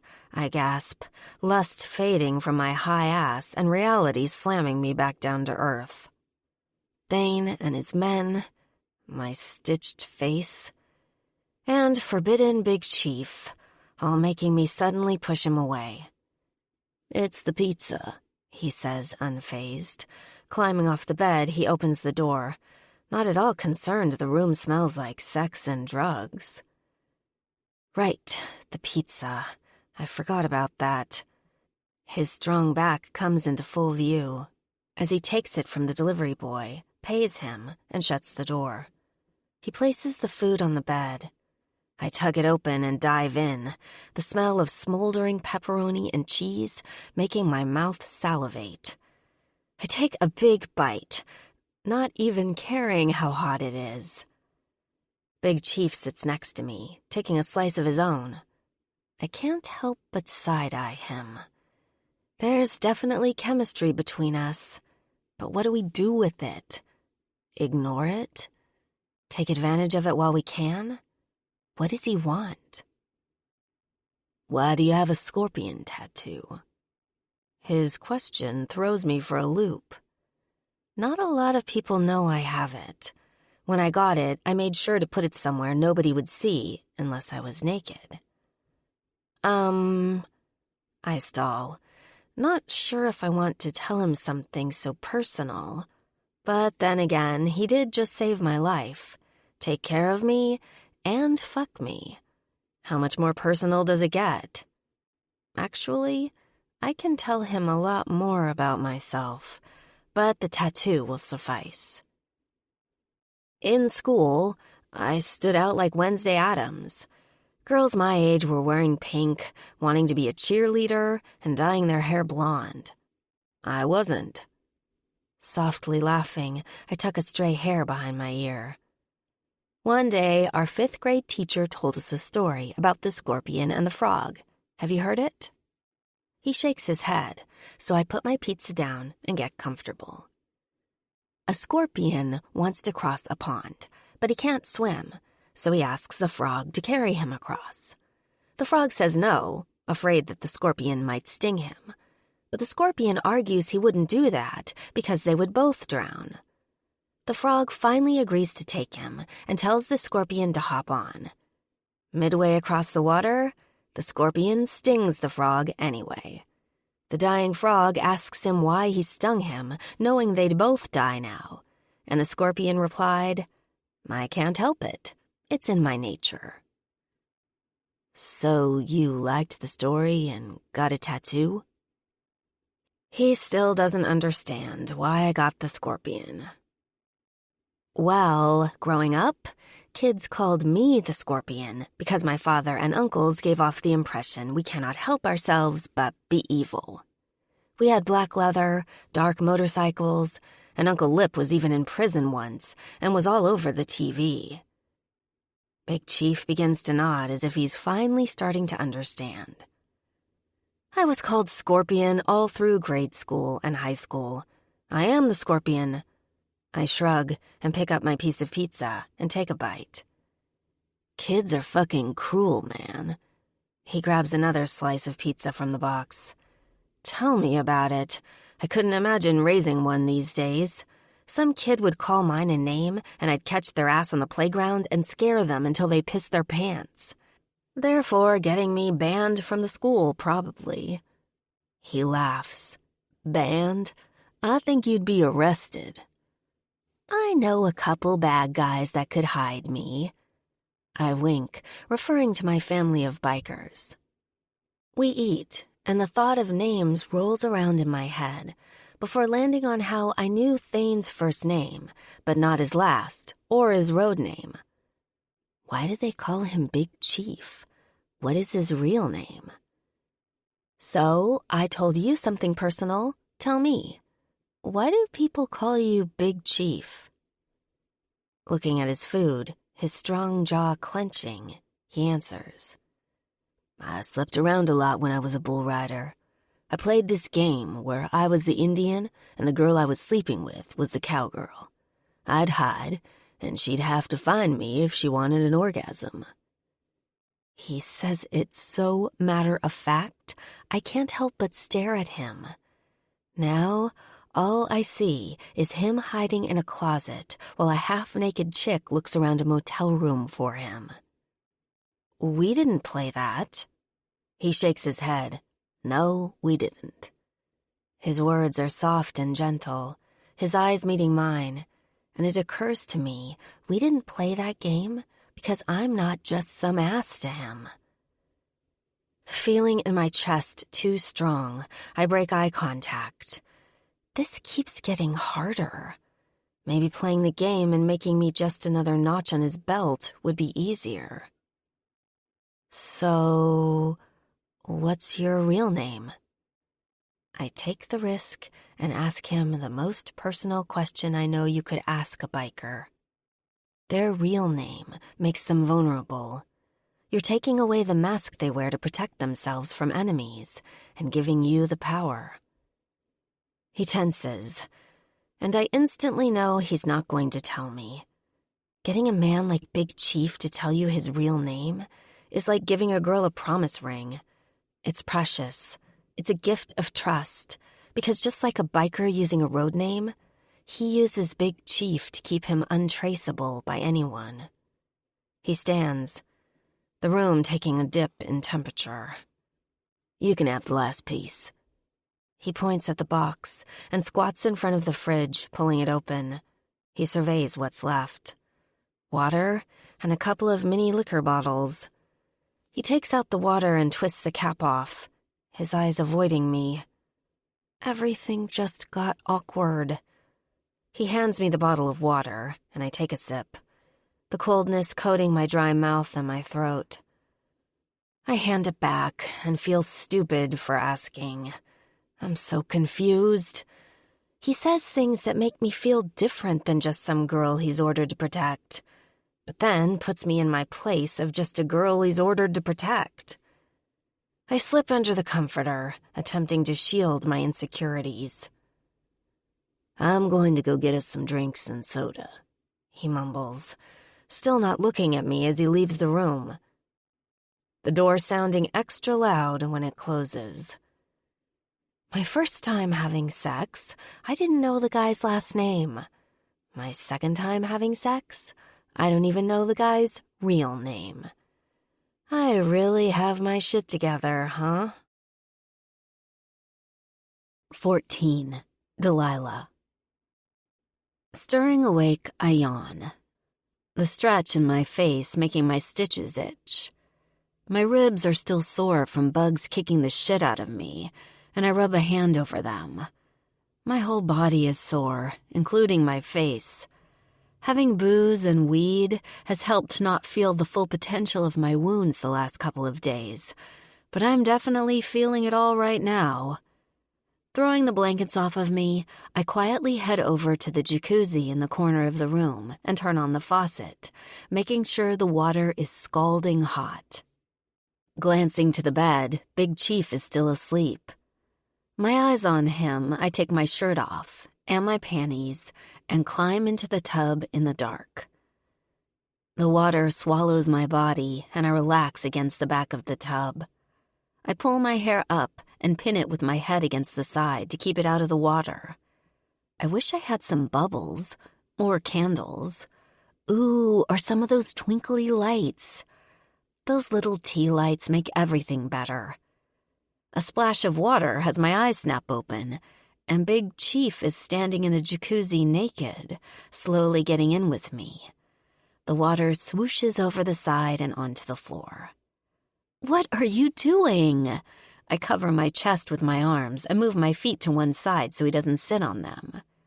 He presses a button on the side, and bubbles begin to vibrate the entire tub, somewhat hiding my naked body, visible in the clear water. He suddenly moves across the tub, hooking his palm behind my neck. His eyes solely on mine, and my breathing becomes labored. He's looking at me like he wants me again, and I can't fucking help but want him. I don't know, but I can't stop thinking about you, Dee, he whispers softly. Using his other hand, he sensually brushes my bottom lip with his thumb. You can't? This surprises me and hurts me at the same time, because I can't stop thinking about him either. And the more addicted I become, the more scared of going home I am. Big Chief is going to lose his patch if he lets on about us, and I don't want that to be because of me. Ignoring my question, he presses his mouth to mine, and I melt into him, kissing him back fervently, my legs wrapping around his hips, the urgency to touch him comparing to nothing I've felt before, causing me to sit on his lap. His hard cock rubs against my clit, and I rock myself back and forth against it.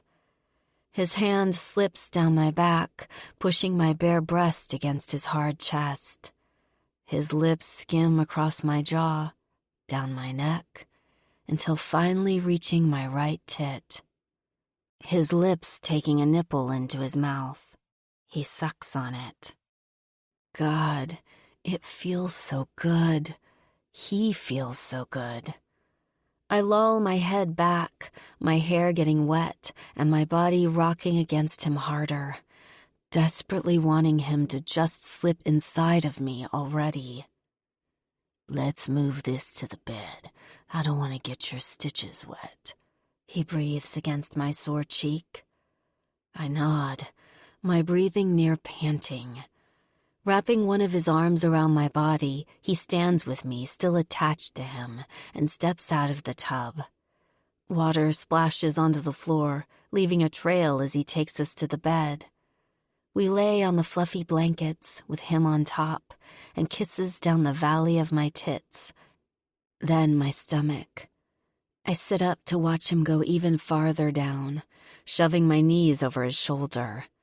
He stares at me while flicking my clit with his tongue. My whole body rushes with an uncontrollable vibration, making me involuntarily buck against him, but I don't take my eyes off his. His tongue goes deeper, his lips sucking on my nub relentlessly, until I fold over him and moan. My body trembles with wave after wave of tingles, leaving me breathless and demanding more. Just as I think I'm about to combust, he lets go of my clit and stands on his knees, causing me to fall flat on my back out of breath. He fists his cock, giving it a pump or two, and grabs me by a leg to drag my ass to him. I grab onto the sheets, stopping me from reaching him. Condom. My voice is all breathy. He looks to the floor, his brows pinched together as if it's a nuisance. But I know he's been around the club, and I won't do this without protection. He disappears into the shadows of the room and comes back with his dick sheathed in latex. Now, get over here, he growls, pulling me by the ankle as my ass slides to the end of the bed. Sucking in a tight breath, I let him take control. I love it when he does. For once, I don't have to think, or worry, or plan my next move. I can just feel. He places my feet on his shoulders, my legs on his chest, and he slips the tip inside. My fingers claw at the sheets, my body arching as he fills me to the brink. That a girl. Take it all, he mutters, thrusting into me all the way. Jesus, I grit through clenched teeth, my head thrashing to the left as my whole body takes off where it left off minutes ago. He fists my right tit and slowly rocks into me, the bed squeaking from our movements. Pinching my nipple, he slides his hand up my chest and grasps my neck. Eyes hooded, my lips part to allow the harsh breathing to escape. He's fucking dominating me, and I love it. I want more. I rock my hips, conveying I want it harder and faster. He smirks, but doesn't go faster or rougher. If anything, he slows down. Hovering over me, his back arches and his ass clinches as he steadily fucks me. Every move and breath deliberate and carefully measured, all while his hand grips on my neck. If I didn't know any better, it's as if he's memorizing my every move by the look on his face. Is this making love? Is this making... I whisper, only getting half the question out before my entire body crashes with an intense wave of ecstasy. My body spirals into a frenzy of tingles and warmth for mere seconds before crashing down to earth out of breath. His teeth sink into my ankle, and he thrusts into me so hard, the bed frame slams against the wall once, twice, 3 times before he stills. Holy shit, I breathe, dragging my hands down my face. I feel languid and weak when I roll over onto my valley. This must be what Cloud 9 is, and I don't ever want to come down. Just as I'm about to fall asleep, I feel the blankets wrap around me. Big Chief is tucking me in, his hand brushing my face.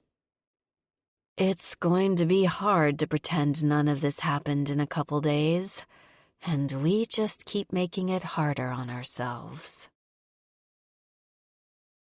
15. Big Chief. Something loud and annoying has me stirring awake. Groaning, I lift my head up off the pillow and realize my phone is ringing.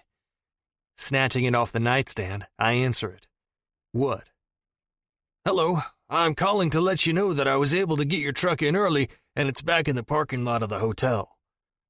The news has me waking up immediately. Oh, okay. How much do I owe you?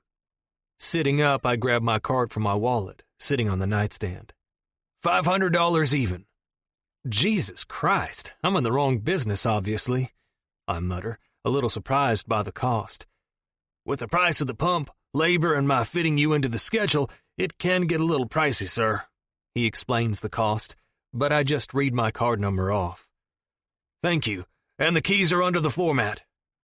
All right, thanks again. Hanging up, I can't help the strung-out sigh that leaves my body. I toss my phone on the nightstand and glance over to a sleeping Delilah. The truck is done, which means we have to end whatever this is and go home. Leaning over, I shake her awake. She slaps at me, trying to get me to leave her alone. Wake up. It's time to hit the road. This catches her attention, and her head snaps up, hair everywhere. What? What about the truck? She flails her hand around her face, trying to move her hair. They got us in early. It's done. Done? Shock is in her voice. I'm glad to know I'm not the only one a little taken aback by this news. She stares at me with those beautiful green orbs, and for a second I'm wondering if she's thinking the same thing I am. Pretend the truck isn't done, so we can stay here with our dirty little secrets. Breaking eye contact, I shove my leg through one of my pant legs. As much as I'd love to keep lying to her dad, it's better we do this now because it's just going to get harder the longer we stay and pretend. I'll check us out. Pack your shit. My tone sharper than I meant. I continue to get dressed, realizing the jacuzzi is still full of water from earlier. The image of Delilah and I slowly having sex on the bed, still fresh in my mind. The way her lips parted, body moved against mine, and my hand on her throat. I don't know what differentiates fucking and making love, but something sensual happened between us last night for sure. Shaking my head, I grab my boots and head toward the door. Downstairs, I pay for our stay and go get my keys for my truck.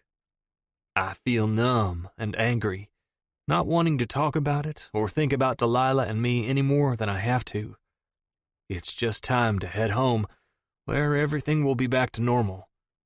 We knew this was coming, and it's time to just do it. Slipping my phone out of my pocket, I shoot Shadow a text.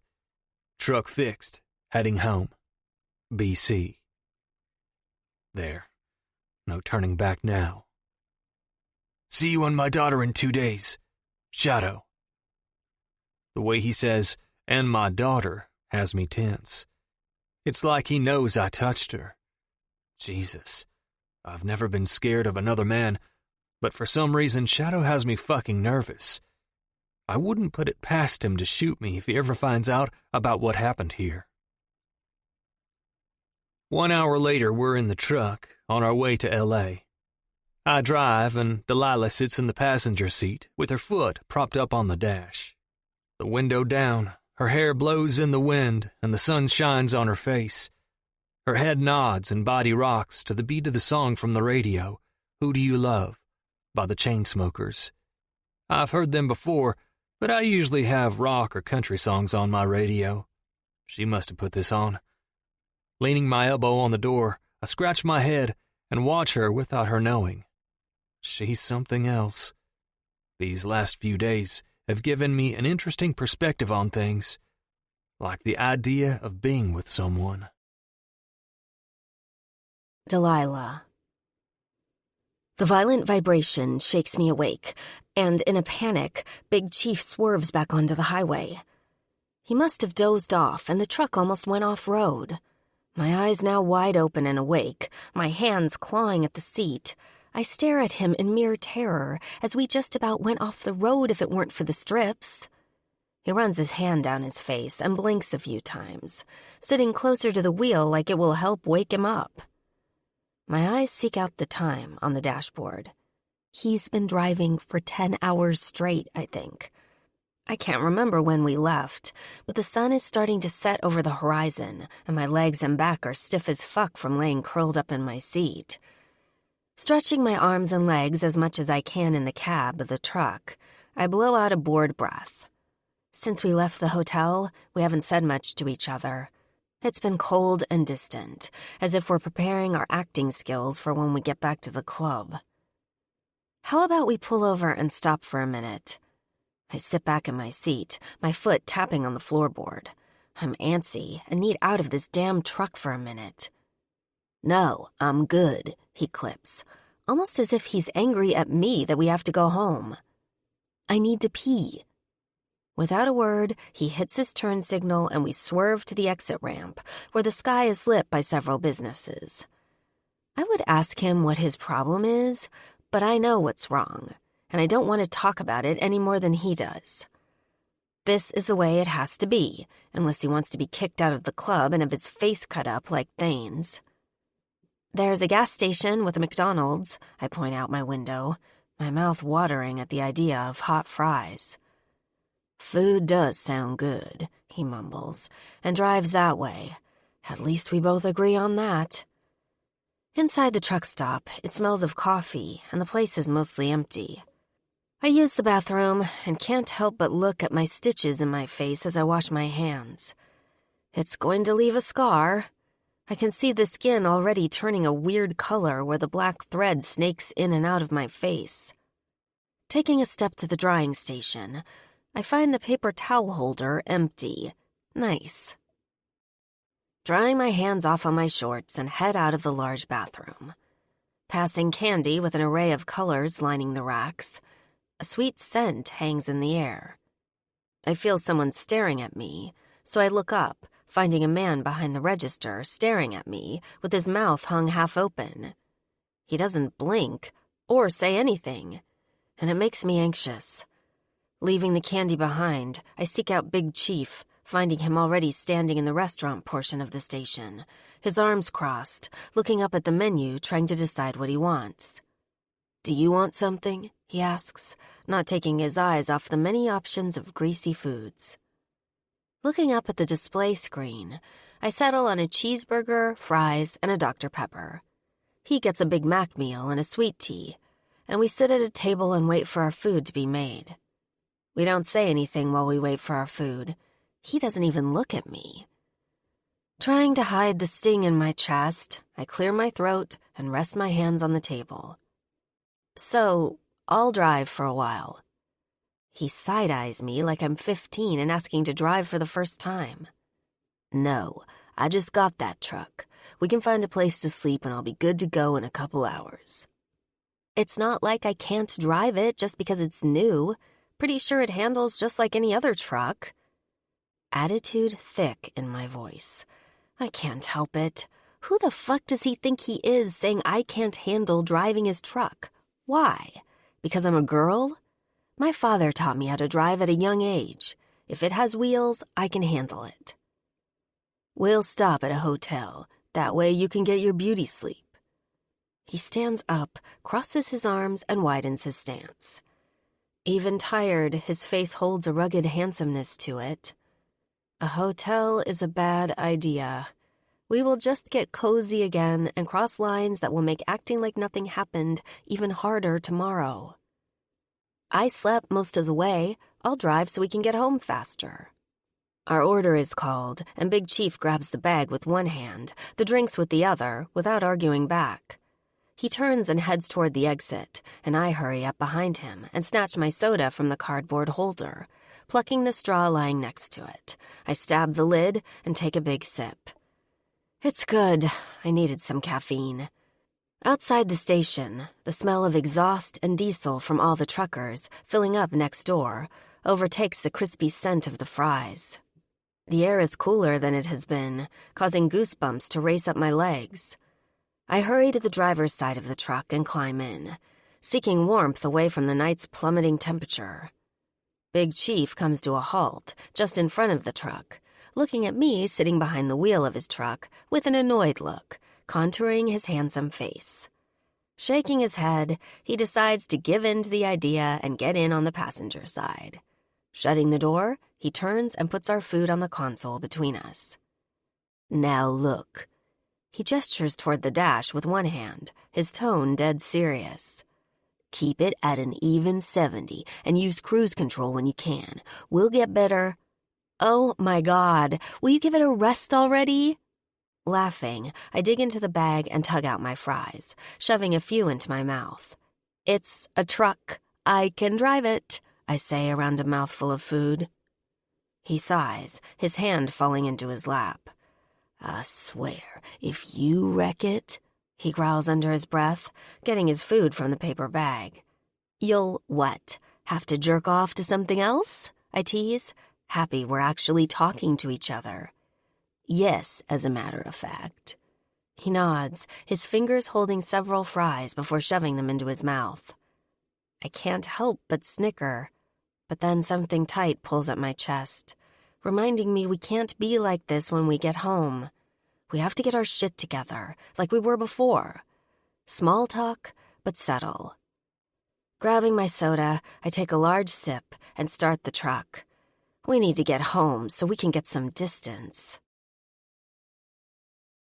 16. Delilah. Hey, we're here. My eyes flutter open, my head pressed into the glass of the passenger door. I sit up in my seat, the surroundings looking familiar. We're here, he repeats in a grim tone, putting the truck into park. Looking out the windshield, the club comes into view. The motorcycles and cars. I'm home. The front doors to the club bust open and my dad comes out first, his face sharp with dark hair brushing into his eyes. My mother and brother right behind them. Shit, everyone's here. I glance at Big Chief, who has one hand on the steering wheel, the other hand on the door handle. My name is Lee Marshall. He looks at me with soft blue eyes, and the last couple of days flash before my eyes. I can't help my face falling as my eyes start to water. What? I don't know why I'm asking him to repeat himself. I heard him. He told me his name. But why? Why now? An errant tear slips down my cheek, smothering the loneliness I felt before this journey, crashing back down on me like a tidal wave and making my chest heave. The corner of his mouth turns up just a bit at the corner, giving off a sexy smirk, and he gets out, leaving me in the truck. Lee Marshall. He told me his name, like a promise ring to the biker world. Wait! I reach for him, hoping to stop him, but I'm a couple inches too short, and he doesn't turn back around. My passenger door is open for me, and my mother wastes no time scooping me into her arms. Oh my God, I'm so glad you're finally home, she coos, holding me close. I can't help but stare at Big Chief, who's walking into the club. I have so much to say, but can't find the words. Damn, Your face, Zane points out, and my head snaps toward him. My hand raises and I touch my stitches in my face. Dad cups my cheek, pushing everyone out of the way. He gets real close and looks down at me. I swear to God, that club is going to pay. Dad grits, holding my cheek like I'm a fragile flower missing a petal. Being the president of the motorcycle club, he has all the respect and ruling in the area, and I have no doubt that he's going to break bones for what happened to me in Georgia, regardless of how many times I tell him I'm fine. Slipping out of the truck, I try and make room to breathe, let alone walk through everyone. It's nice to see how much everyone missed me. In fact, I feel more guilt than ever about leaving. I never knew how much my being here meant to everyone. I was so absorbed in getting away and starting my own thing that I didn't see the love that was right in front of me. Guys, I'm fine.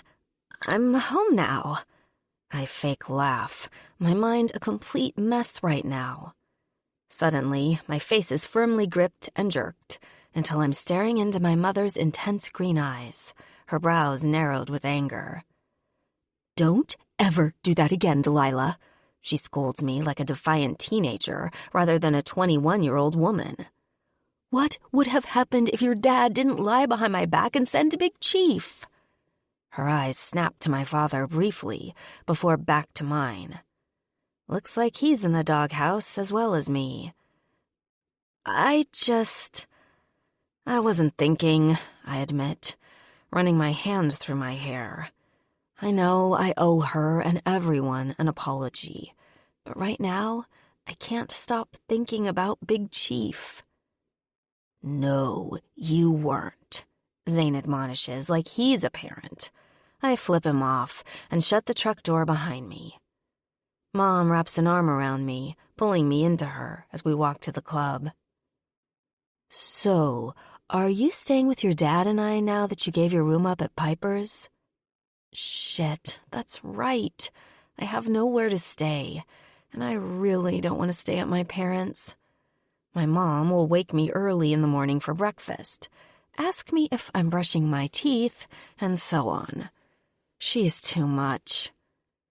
But Big Chief staying at the club because he's a prospect. Dad has prospects live in the club until patched in, so they're at his beck and call. If I ask to stay here, surely he'll let me. It's better than me crawling off to some hole in the wall somewhere in town. I was thinking about staying in one of the rooms until I get on my feet. My eyes wander to my dad, hoping he'll give the okay. Really? I don't know. He gives me a side look and rubs the back of his neck.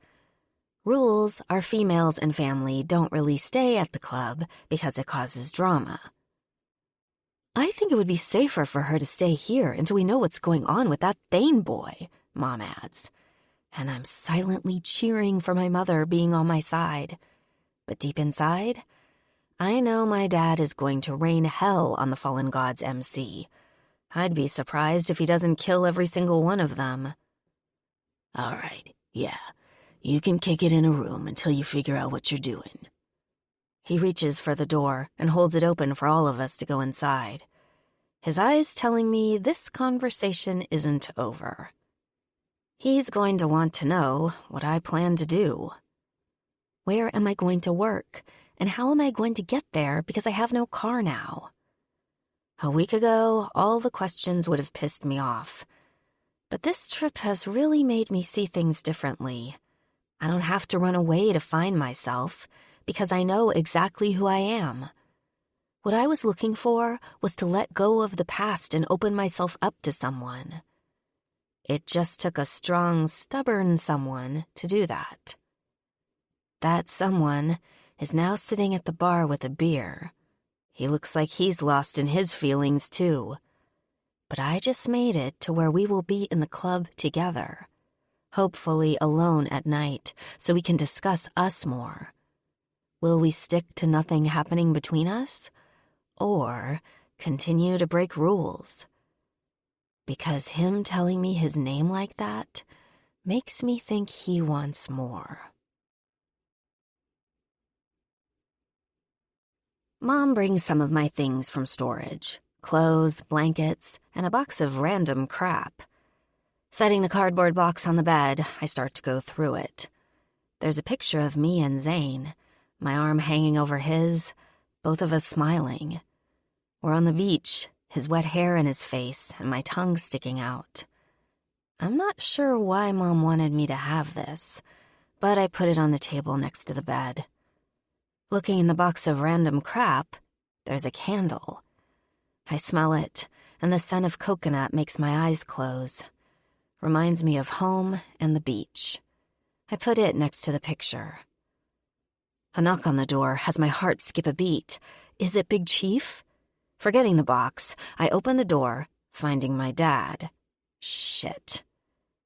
Here comes that talk I knew was coming. He points to the bed. Sit. Sitting down, I take a deep breath and wait for the interrogation. Tell me everything. I mean, from the moment you got to Georgia till the moment Big Chief showed up. Rubbing my forehead, I sit up and rest my elbows on my knees. I tell him about not knowing it was Thane running the shop until I got there. The mom not liking me, bugs, and how the lights went out and they beat the shit out of me. His jaw ticks as he takes in the information, his fingers ringing one another. What else? He pushes, and I lift my hands, not sure what else he wants from me. That's it. Are you sure? Have you told me everything? Think. Yes, I'm sure. Damn, Dad. Why don't you put some fucking lights on me and put me in an interrogation room? I shout, becoming agitated at his constant badgering. He stands, running his hand through his hair. He's stressed, which means the whole club is on their toes. When the president ain't happy, nobody is happy. Did Big Chief have a gun when he picked you up? Did you? The question takes me by surprise. A gun?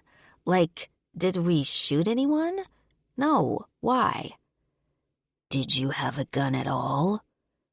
He narrows his eyes in on me. I did, but it was knocked from my hands inside my apartment. I didn't have anything when I reached outside. He shakes his head like something isn't adding up and walks out of my room, leaving me with more questions than before. That's what the club does, though. They ask questions, poke around, and leave you wondering what the hell is going on. You can ask questions, but they won't tell you. It's club business, and telling you just puts you at risk and leverage. Everything okay? Mom's voice has me glance back at the doorway. She looks after Dad, but he must not answer her, because she rolls her eyes and comes inside the room.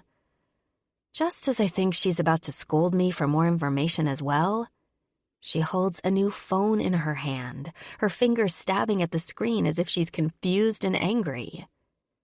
So, your dad doesn't want you without a phone, and I agree.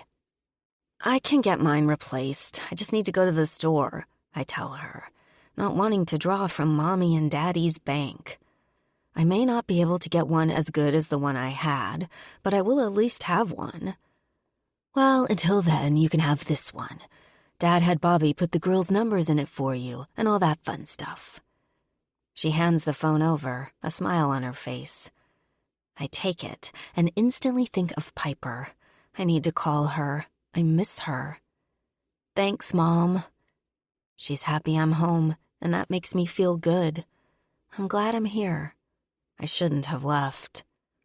She cups my face, her head turning to the side just a bit. You okay? You seem different. That's because I am different. I didn't notice it until I got here, though. Nodding.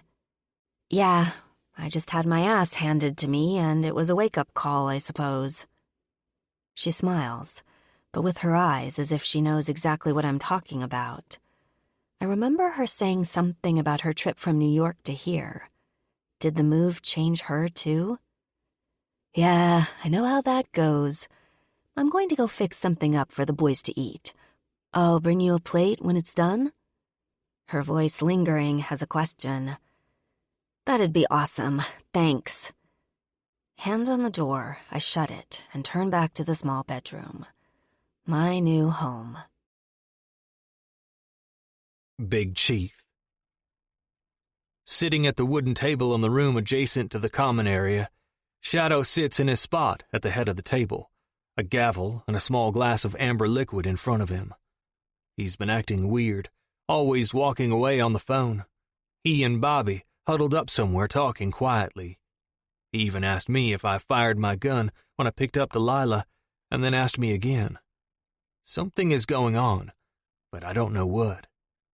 Zane is the vice president, Bobby is the sergeant of arms, and Lip is road captain.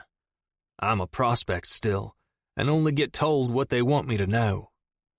Danny said Delilah is different. What happened while you were with her? His eyes staring at me like the devil, his head tilted just enough, fingers tapping the side of the glass he's drinking from. My heart starts to drum inside my chest. Nervous. He knows I did dirty things to his little girl, and all I can think about is what she fucking tastes like. Racket outside the room has me looking to the doors, finding Delilah bent over the bar, trying to steal a beer or two from the bar, her shorts riding up, revealing just a peek of her ass cheeks. Little girl, my ass. Pushing the intimate moments to the back of my head, I inhale a breath. Making myself look away and back to Shadow, I straighten my back and try to focus. She was bored, healing mostly. I think she did a lot of thinking about home and leaving. I piece a response together, leaving out the sexual tension, drinking, and fucking. I've helped this guy get rid of bodies, clean up messes, and cover tracks. The last thing I want to do is piss him off. Fuck knows what he'd do to me if he could read my thoughts. He rubs his chin, his eyes falling to the table, deep in thought. I cannot believe that fucking club had the balls to do what they did, and to a club princess at that. If that doesn't scream war, then I don't know what does. His voice becomes angrier the more he thinks out loud. They were doing a number on her when I showed up, that's for sure. Memory of a guy kicking her and laughing flashes in my mind, and my hand curls into a fist. I've never hit a woman, let alone beat the shit out of one. I don't know how a man can do it. His eyes snap to mine, a vein in the side of his head protruding. The vile things going through his mind right now would make the most savage of outlaws shiver with fear. I heard he used to be a hire for kill, and can't help but wonder if he still does it at this moment. Yeah, we're making a trip to Georgia, so don't get too settled, he grates, downing the whiskey as he stands, the chair behind him scraping against the floor. Yes, sir. I stand with him.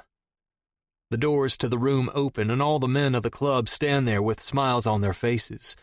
Lip, Bobby, Saint, and a couple other hang-arounds. You made it, brother. You're a devil. Shadow's voice has me look back at him, and he's holding up the rocker, my patch, putting me inside the club. Holy shit. You know what that means? A fucking party. Bobby cheers, slapping me on the back. Laughing, I take the rocker into my hand and shrug off my cut so it can be added. Welcome to the club, brother. Shadow pulls me into a hug, the guys hooting and hollering. I want to be happy. This is what I wanted all along. To belong. To have a brotherhood of loyalty, unlike the rodeo. But all I can think about is where is Delilah in this moment? 17. Delilah. Big Chief was patched in today, Mom just told me.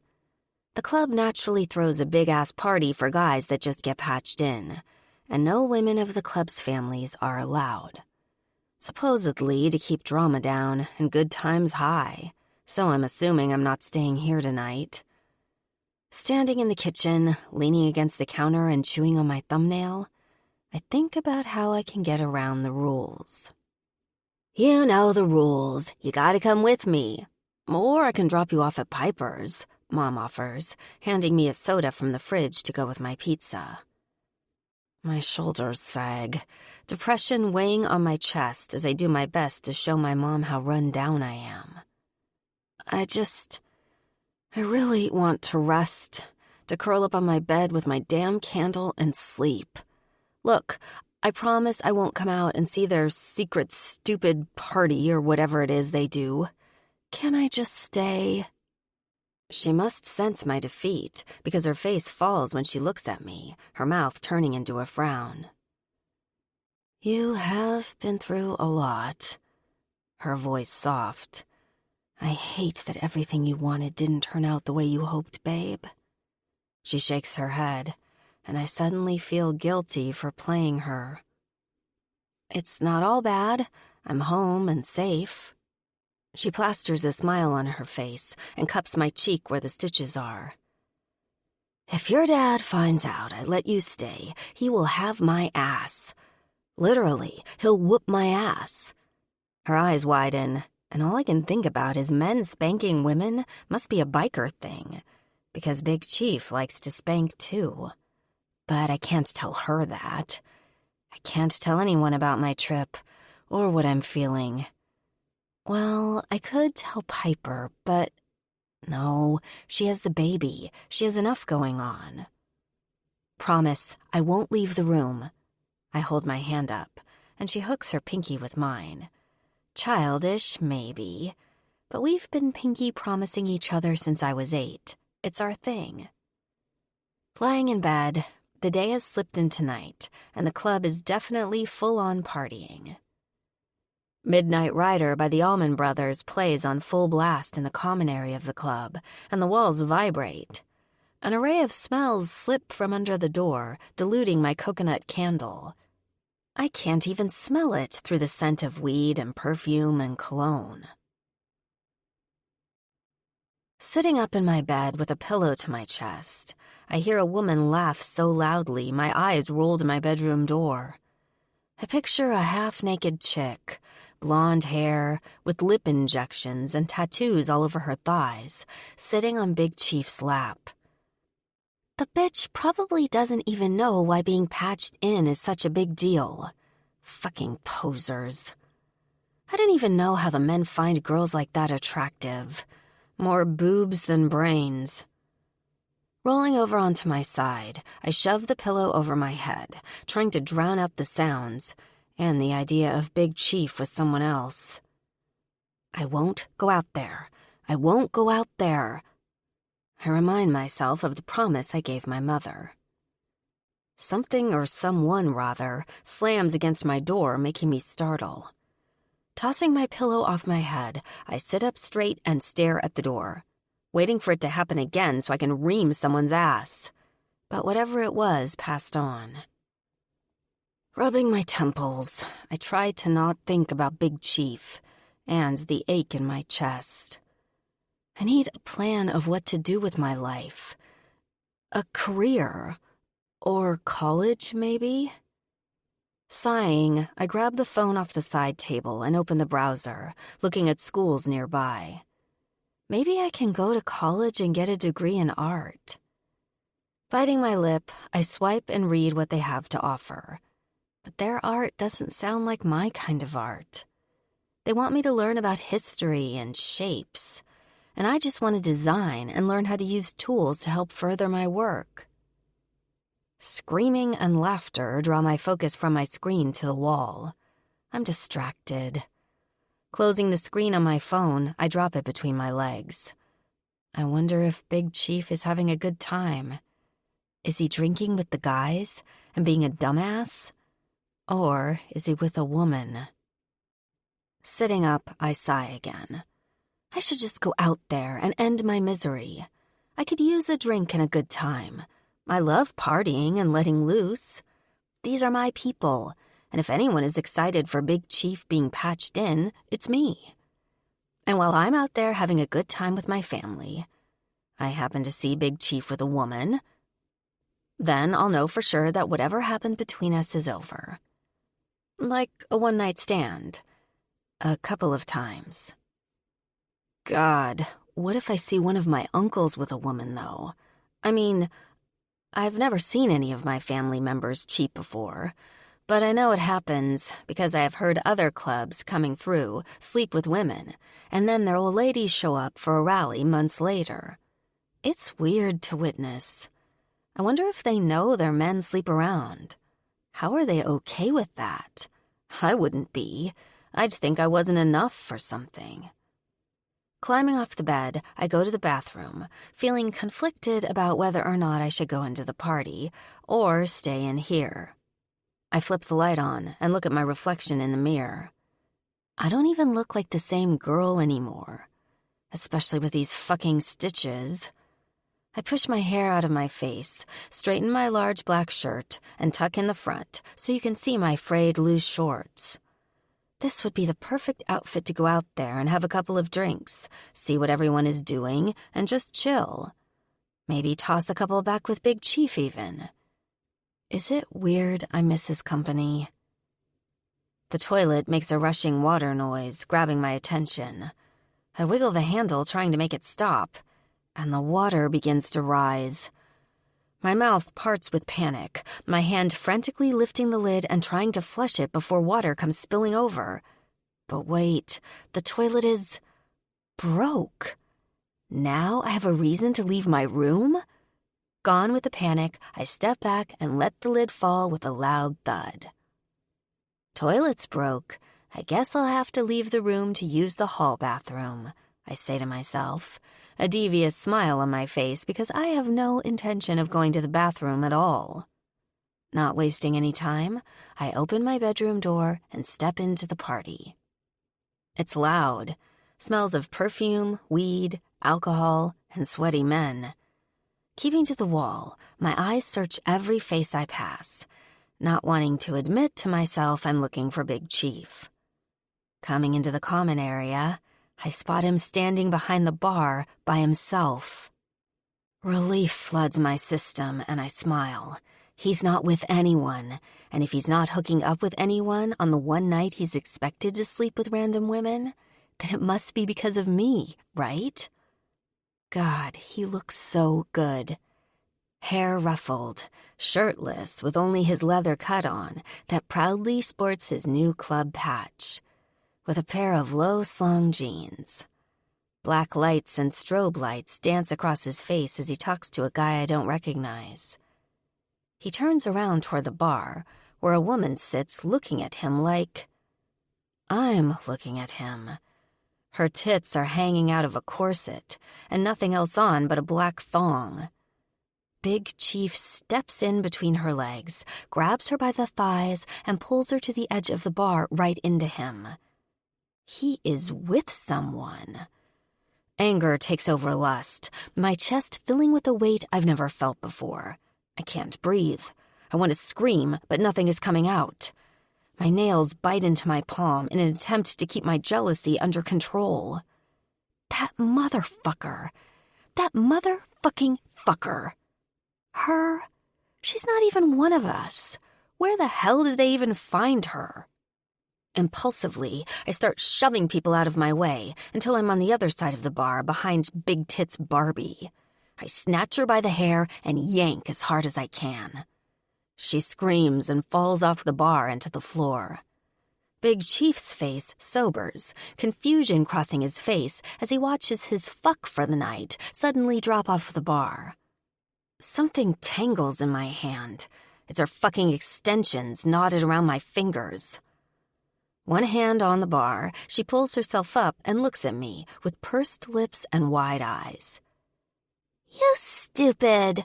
I deck her in the nose before she can finish her sentence. Blood instantly spurts from her nostrils, and she falls backward in a daze into the arms of Bobby, who is looking at me with fiery eyes. Bobby, my dad's best friend. He knows I'm not supposed to be here. Fuck, what am I doing? What the fuck am I doing out here? Turning my head, I glare at Big Chief. I did this because of him. He did this to me. He made me a jealous, stupid girl, something I swore I'd never be. Shit. Stepping around Bobby, I quickly make my way back to my room and slam the door. My heart beats hard in my chest, and I go straight to the bathroom to run my sore knuckles under cold water. My bedroom door is thrown open, boots stomping against the floor until scuffing to a halt right behind me.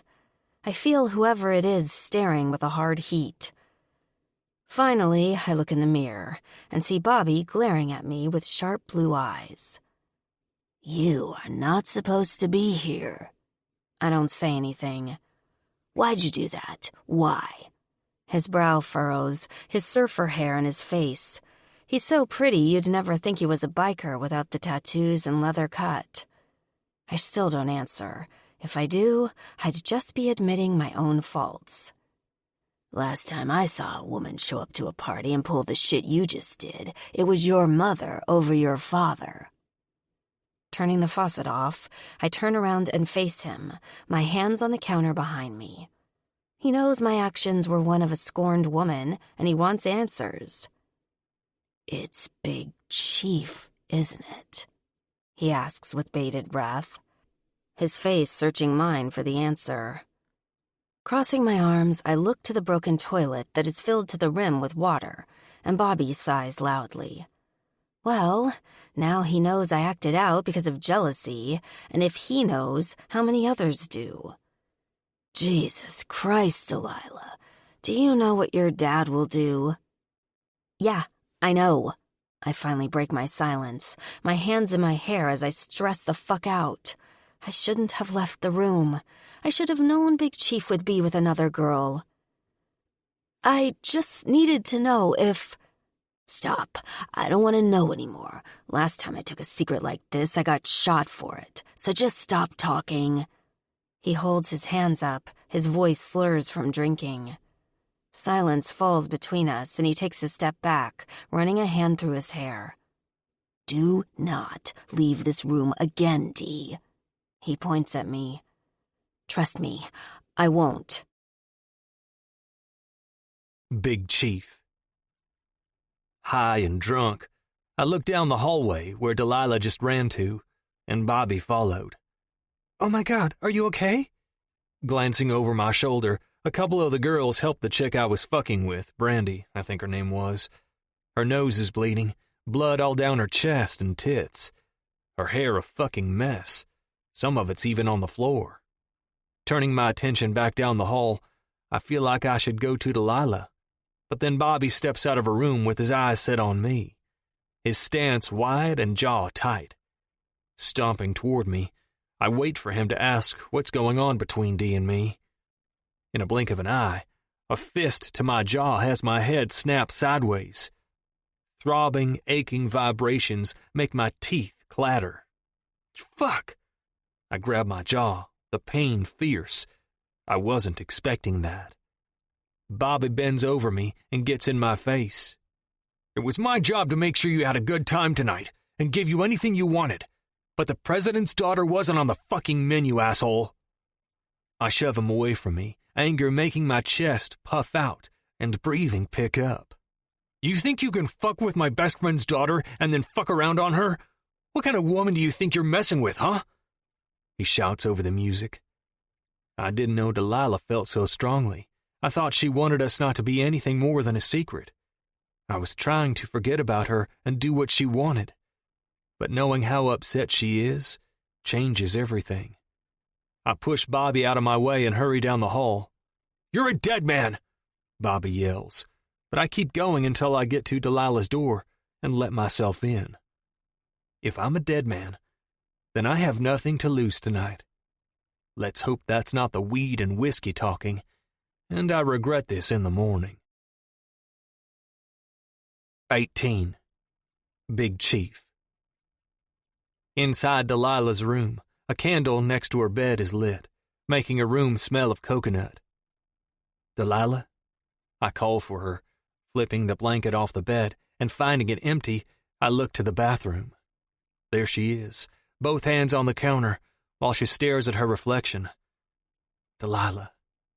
Whispering her name, I go to her. She turns, her lips pursed and bold green eyes angry as burnt ivy. Her hand suddenly whips back and slaps me across the face, a burn warming my cheek instantly. "Fuck you," she sneers, and then she slaps me again. "Listen to me." I try and grab her swinging arm, and she shoves me instead. "Fuck you, fuck you, fuck you." She begins to pound on my chest with her fists, shoving me backward until I'm out of the bathroom.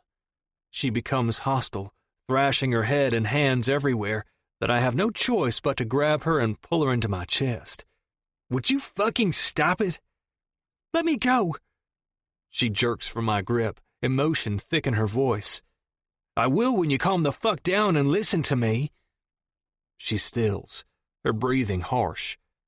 Turning us, I shove her back on the bed and crawl on top of her, taking her wrists in my hands.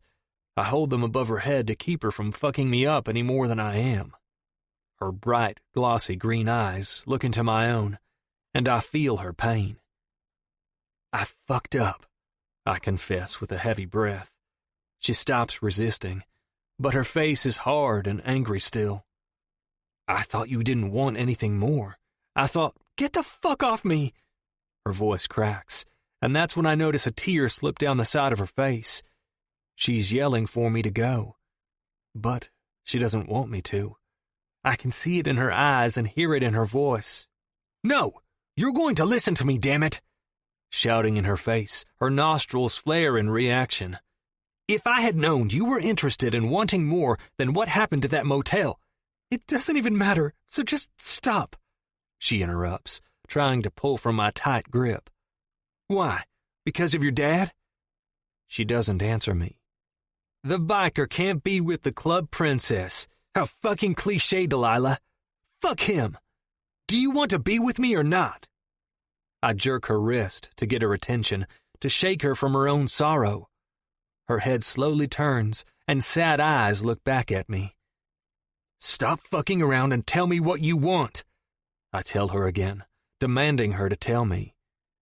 Raising her head off the bed, she yells, "It's not that easy." "It is." She doesn't reply. She just looks at me, her breathing labored with anger. "Answer me. What do you—" "You," she whispers so lightly I hardly hear her. "God," she raises her voice, "and I hate it. I hate that you have this control over me," she admits, another tear slipping down the side of her face. Letting go of one of her wrists, I run my thumb over her bottom lip. She's so broken and perfect at the same time. I never thought I'd have a chance with her, but she is falling apart for me. "Say it again," I demand, my voice gentle but strong. Her eyes darkened and body softening beneath me. "You. I want you," she confesses, and I kiss her like I need her next breath to live, sealing our fate. Her lips open for me, and the taste of her fills my mouth. Jesus Christ, I missed her so much. My lips skim across her jaw and down her neck. Her breathing kicks up a notch as I run my hand up her shirt and discover she's not wearing a bra. "My dad is going to go ballistic, Big Chief." She shakes her head, trying to fight what we're both feeling. "He'll pull your patch, and everything you worked for will be done. Don't you see why I'm the Scorpion? Haven't you learned that yet?" Cupping her mouth, I shut her up. I don't fucking care. I've given up my whole life before, and I'll do it again if it means I can have her. Then I'll lose my patch. Fuck it if I lose the club. I wanted to be here to have loyalty and a place to call home. But none of it is worth it if I can't share it with you, Dee. She makes me laugh, drives me crazy, and is worth whatever the fuck her dad and the club does to me. Cupping her face, I caress her cheek with my thumb and place her hand on top of mine. Playing out whatever this is between you and me is worth losing everything for, I tell her, and tears start to pour down her face. She's never thought she was worth giving everything up for. Why? Doesn't she know how amazing she is? Hooking her legs around my waist, she kisses me hard, her actions telling me she hasn't ever felt like she's number one in anyone's life. Who taught you to hit like that? I ask, laughing between kisses. She giggles, throwing her head back, her hand coming in between our chests. It's the hand she hit Brandy with, and I see that the knuckles are bruised. Grasping her hand, I bring it to my lips and kiss each knuckle. She's such a badass, and that's what turns me on the most about her. Maybe she can teach me that right hook when her dad comes looking for my ass tomorrow. My hands slip down to her ass, trying to push her shorts down, and she grabs my wrist. My head snaps up, finding her shaking her head. If you think I'm going to sleep with you after having that bitch all over you, you're insane. Her words smack me in the face, and if my dick could cry, it would. I can smell her on you. She pushes me off of her, and we both stand. She can't be serious. I'm so fucking horny, and all I want is her. D? I hold my arms out, trying to reason with her. She can't be serious. I didn't fuck anyone. She shakes her head, holding her hand out to put distance between us. No, it's not happening. In fact, get that bitch out of my club and shower. Then we'll talk. We better do more than talk, baby. I raise my brows at her, wanting to feel her against me already. Before I know it, she's walked me out of her bedroom and slams the door in my face. Fucking scorpion just stung my ass. Rubbing my chin, I look down the hall to where Brandy and some of the other girls were, my dick throbbing with the need to fuck already. D pushing me away is more than just the smell of another chick on my skin.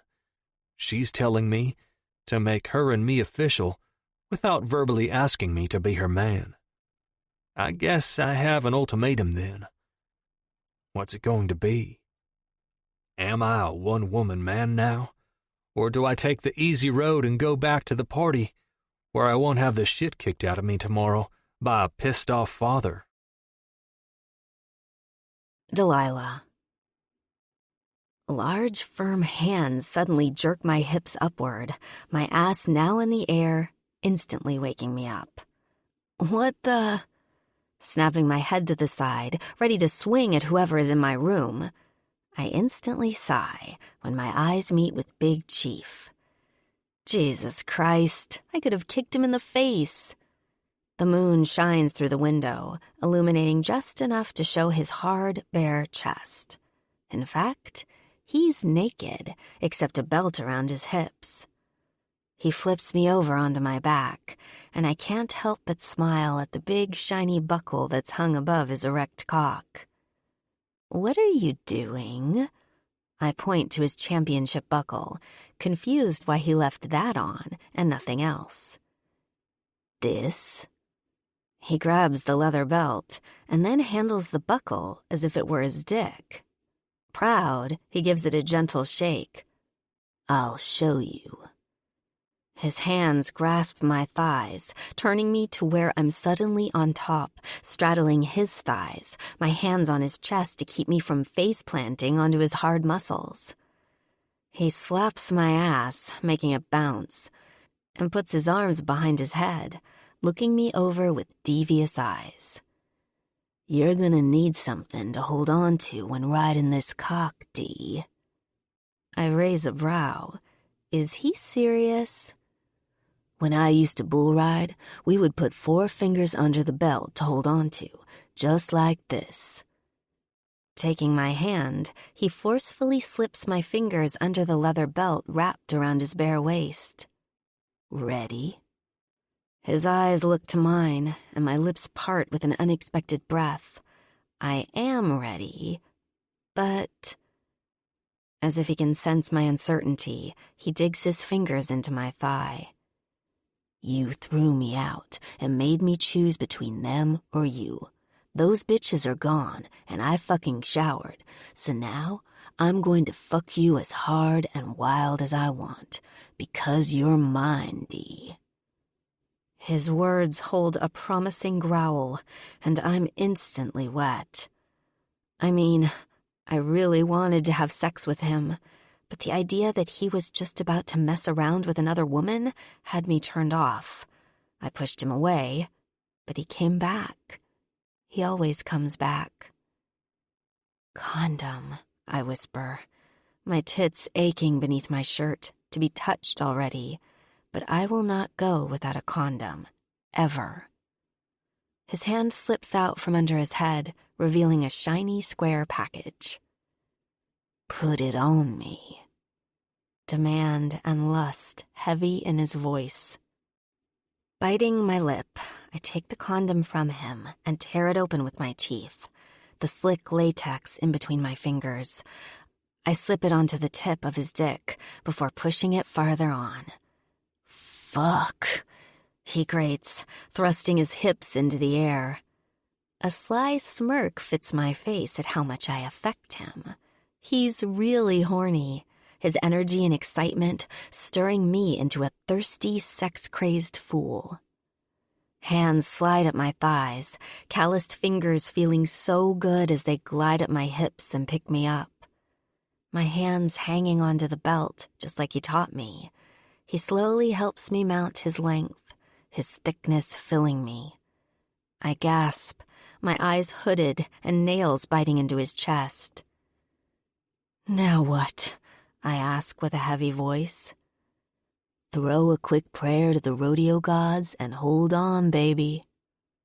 Pumping his hips once, the tip of his cock hits me hard, causing me to suck in a sharp breath. Thrust, gasp, thrust, whimper, thrust.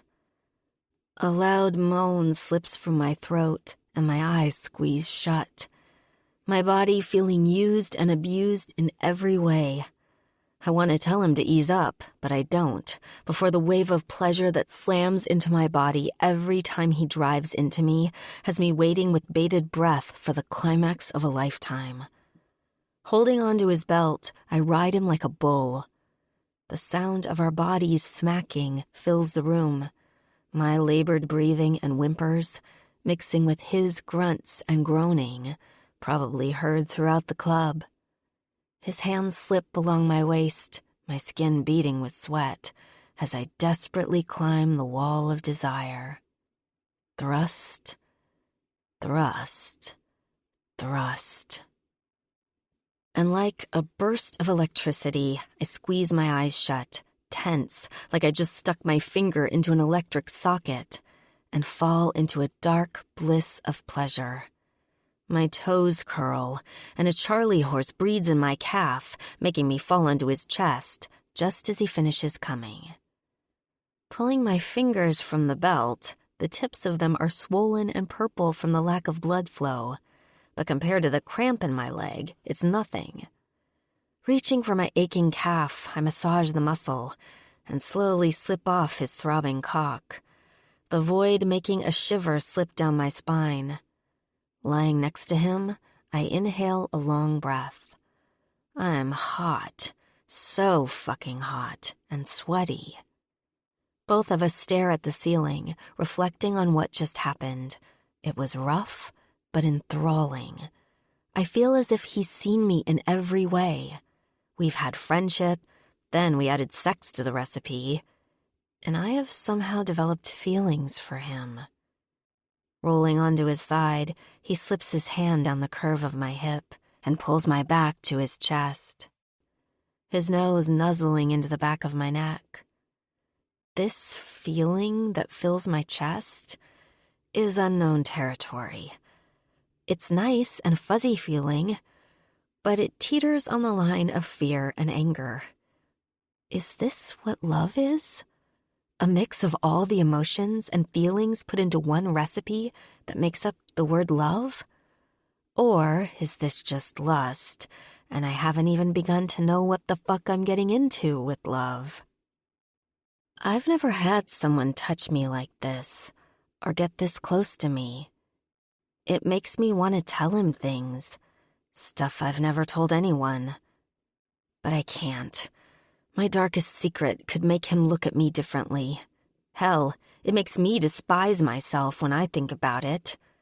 My parents resent me for it. In professional bull riding, the bull is given points, as is the rider. I give us a 100. He whispers into the back of my neck. Is that like a 10 out of 10? Yeah. A smile in his voice. There's just something about you, Delilah. I don't know what it is, but when we're together, it's unlike anything I've ever experienced. Closing my eyes, I inhale a big breath. I know what he's talking about. But is he scared of this emotion as much as I am?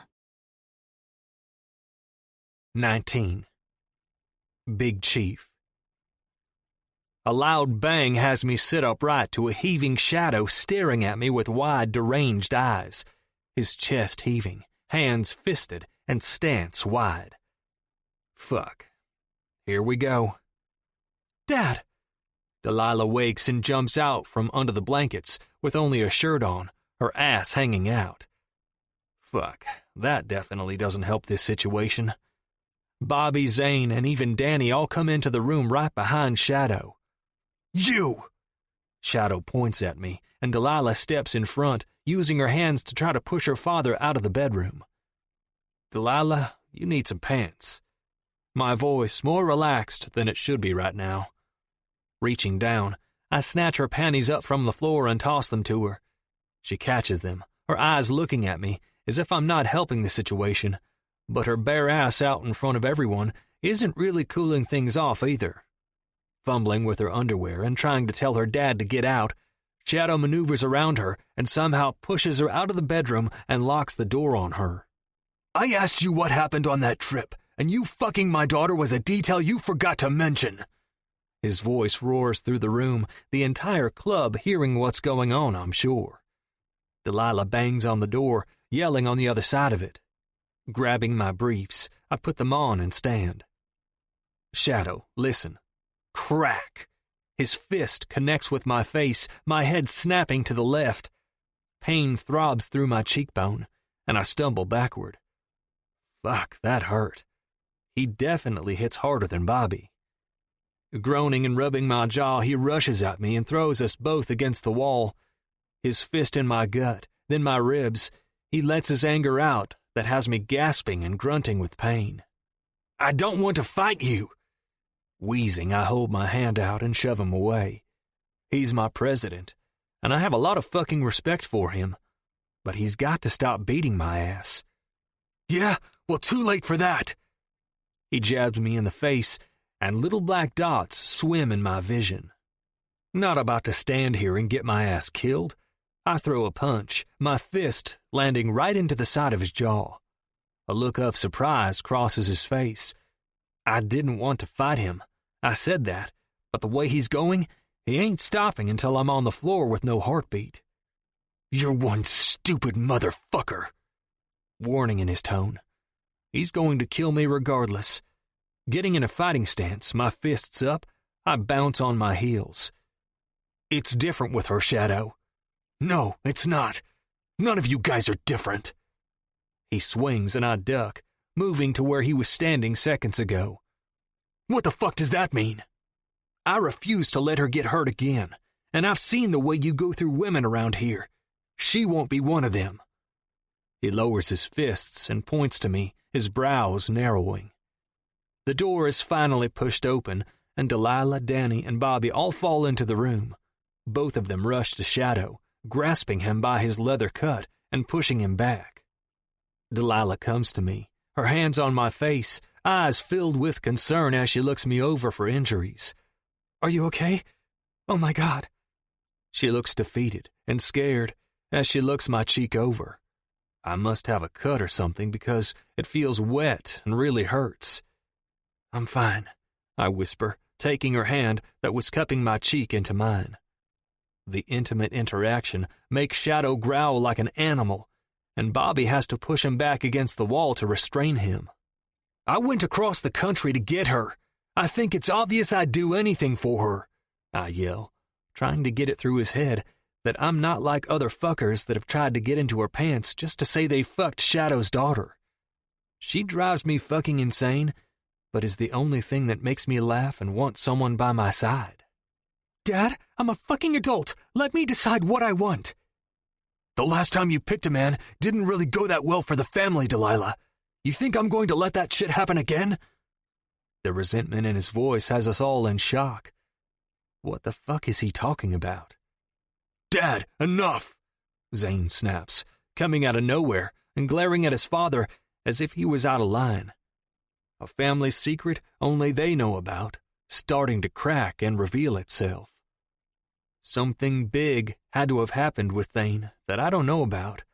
It would explain why he's so protective over Delilah. It would explain a lot, actually. Lifting his chin, his eyes cast a dark shadow down his face, pinning me to where I stand. He's fucking pissed. The reason he's the president and feared by a lot of people started to come to light. He looks like a fucking serial killer right now. You'd do anything for her, huh? Dad, no! Delilah steps in front of me, her eyes wide with panic. I shrug and nod. Yeah, that's what I said. Bring him to the garage. Shadow looks to Bobby, ordering him to do a job. Before I have a chance to put on some jeans, Bobby and Lip fist me by the upper arms and escort me out of the club right in front of the garage. Delilah is being held inside the club. I can hear her screaming and yelling. Her mother is with her, though, so I know she'll be okay. It's best if she stays inside anyway. I have a feeling this is going to get a whole lot worse before it gets better. Is Shadow going to shoot me? Have the club beat my ass? I betrayed the club, broke an unwritten law, lied to my president. I'm fucked. 20. Delilah. Standing at the door of the club, I stare out the glass, watching Lip and Bobby stand on each side of Big Chief, who's only in his briefs. They wouldn't even let him put some pants on. My dad walks out from the side of the building, pulling a large green garbage can behind him, and dread fills my chest. Mom, stop him. I look to her, standing beside me, and she wraps an arm around me. This is how it has to be, and you know that. The club president is law of the club. He's the judge and the executioner. So if my dad thinks Big Chief fucked up, then he has to pay for it. I should be out there with him. I'm part of this too. Dad grabs beer bottles from the trash can that's filled to the top from the party last night and smashed them onto the ground. One after another, he breaks them all. Delilah, get your ass out here. Mom opens the door for me, and I step out, my arms crossed as if I can protect myself from what's about to happen. The air is filled with the smell of sour beer, the clouds overcasting the sun and making everything seem ominous and gray. You're acting like a crazy person. I look right at my father. I knew he always held a grudge against me after Thane, and this proves it. He even admitted that he wasn't going to let me hurt the family again. But did he ever think for a second what I went through when all that was going down after Thane? Ignoring my outburst, he continues to thrash the bottles onto the ground. His punishment becoming clearer by the second. He's going to make Big Chief walk across glass to get to me. Literally. After emptying the entire trash can, he kicks it away from him and looks to Big Chief with a cold stare. You said you'd do anything for my daughter, so do it. Prove to me that she means so much to you that your pain comes second to her. My eyes fill with tears as I look along the 8-foot path of broken beer bottles to where Big Chief stands. He should just walk away. I wouldn't blame him. This is insane. Big Chief. My eyes scan the shards of green, black, and brown broken glass. some of it sparkling like candy crushed against the concrete, others poking into the air like sharp daggers. My toes curl into the ground, and my heart beats in my chest as I think about chunks slicing the skin of my feet. Glancing to Bobby, who's the most reasonable one out of the club, he looks back at me with sympathy. "Just high step, and don't glide because it'll slit your feet, man," he advises, and I nod. "Today," Shadow roars, and I step up to the array of broken glass. So pick up my feet. That makes sense. I should go slow and stick to the middle, where the bigger pieces are too. The sides look to have more shards and pieces that will slip right into the skin. Rubbing my chin, I begin to sweat, thinking about how to fucking perform this magic trick Shadow demands of me. Most fathers expect men to take their daughters out for dinner, show affection with flowers, and devote time to them. Delilah's dad wants you to walk across broken glass. Holy shit. Shadow loudly sighs, clearly annoyed and waiting for me to step up or step down. I look at Delilah, and the trip we had comes to mind.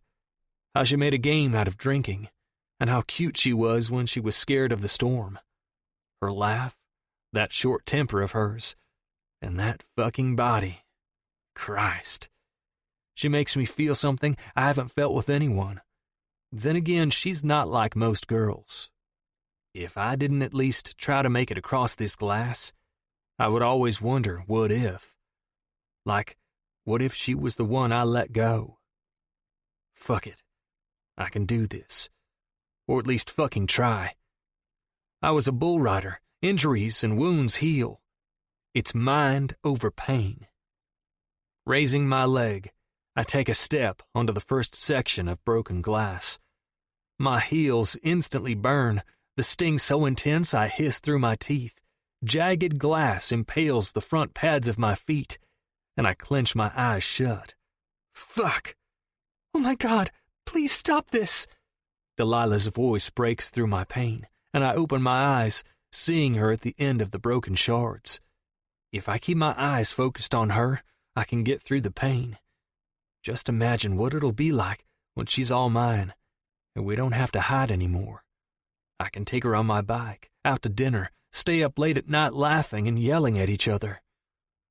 I take another step, and broken glass crunches beneath my weight, causing the pile to slope to the side and cut my feet. I quickly take another step before it can thin out any more and allow the sharper pieces to pierce my feet. Gah! I growl, my fists balled. Using my voice as a release of the pain in my heels, I roar and grunt like a beast. Delilah tucks a hair behind her ear, her hands clasped together like she's praying for a miracle, and I take another step. Glass breaks and rifts like large chunks of ice in the ocean, and my legs suddenly give out, causing me to fall to my knees. Scratches and nicks burrow into my kneecaps, and I grind my back teeth. Making sure not to use my hands, I use my core body strength to pull myself the rest of the way up. My knees spasm with agony and feel wetness. Taking my eyes off Delilah, I look down, noticing ripples of blood zigzag down one of my legs from the cuts on my knee. They're not deep, but definitely cut. Dad, stop it! Delilah yells, her eyes filled with tears. Teeth clenched, chest covered in sweat, I assess how much farther I have to go. Maybe 4 feet. I can do this. I take another high step, and a neck of a bottle crunching beneath my foot, but surprisingly not cutting me. Letting out a short breath, I quickly tread another foot or more, not giving the glass time to cut or slice beneath my weight. Fuck, he's going to make it to the end. Lip laughs from the sidelines, surprise in his voice. He still has 2 more feet to go. Shadow's voice laced with hope that I don't make it. Who else does he know would do this for his daughter? Give me a break, asshole. Arms out to my side like I'm walking a plank, my legs tremble from the torture my feet have endured. I breathe through it and stride across the broken glass. It pinches, sticks, and nearly has me ready to puke before I find myself finally at the end. I fall to my knees, needing the weight off my feet now. My head hung low, stomach in knots. My body aches from tensing my muscles the entire time I went across the carpet of razor-sharp glass. Delilah hurls herself at me, wrapping her arms around my neck, my prize at the end of the line. I wrap both of my arms around her, needing her to ground me, and take my mind off the pain surging through my entire lower half. I hear cheering and clapping, but all I can think about is the agony crashing through me and how bad the cuts must be. Jesus Christ! Shadow grates. Glaring up through hooded eyes, I watch him run his hands down his face, as if he can't believe I did it. Get the fucking dog over here and get him cleaned up. He gives me a once-over, but his eyes soften, as if he might be proud, but won't say it out loud, before turning around and disappearing behind the club. Delilah's mother, Danny, walks beside me and hunches down to look at the bottom of my feet. "Baby, you're bleeding," she informs me with a wary face, her dainty fingers pulling a piece of glass from the skin. It stings, and I jerk my foot from her grip. Her eyes flick to mine. "It could be worse, but we're definitely going to have to bandage them up. Bobby, call Doc." She snaps her fingers in the air, commanding the club to get into action. Doc is Bobby's old lady. She happens to be a doctor and does shit on the side for the club. She's hot and pregnant, last I heard. I can't have her down on her knees picking pieces of glass from my skin. No, I can handle it.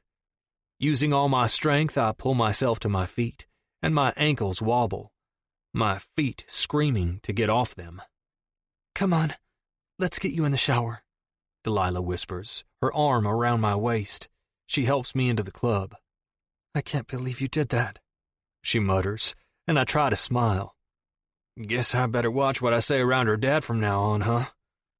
"Yeah, what if you said I'd walk in front of a train for her?" Bobby chuckles, clearly amused by the morning's entertainment. Delilah just shakes her head and we go inside, leaving a wake of blood behind us. Then it occurs to me I had to do this to prove to her dad I wouldn't break her heart, all because of the last guy that hurt his daughter. What the fuck happened? I was going to let her tell me on her own time, but after what I just did, I want answers now. How about explaining to me what happened with Thane? Lifting her head, her eyes meet mine with guilt and pain, a look I've never seen on her. 21. Delilah. Big Chief sits at the bottom of the shower with water cascading down his face as I gently wash the blood off his feet with a rag.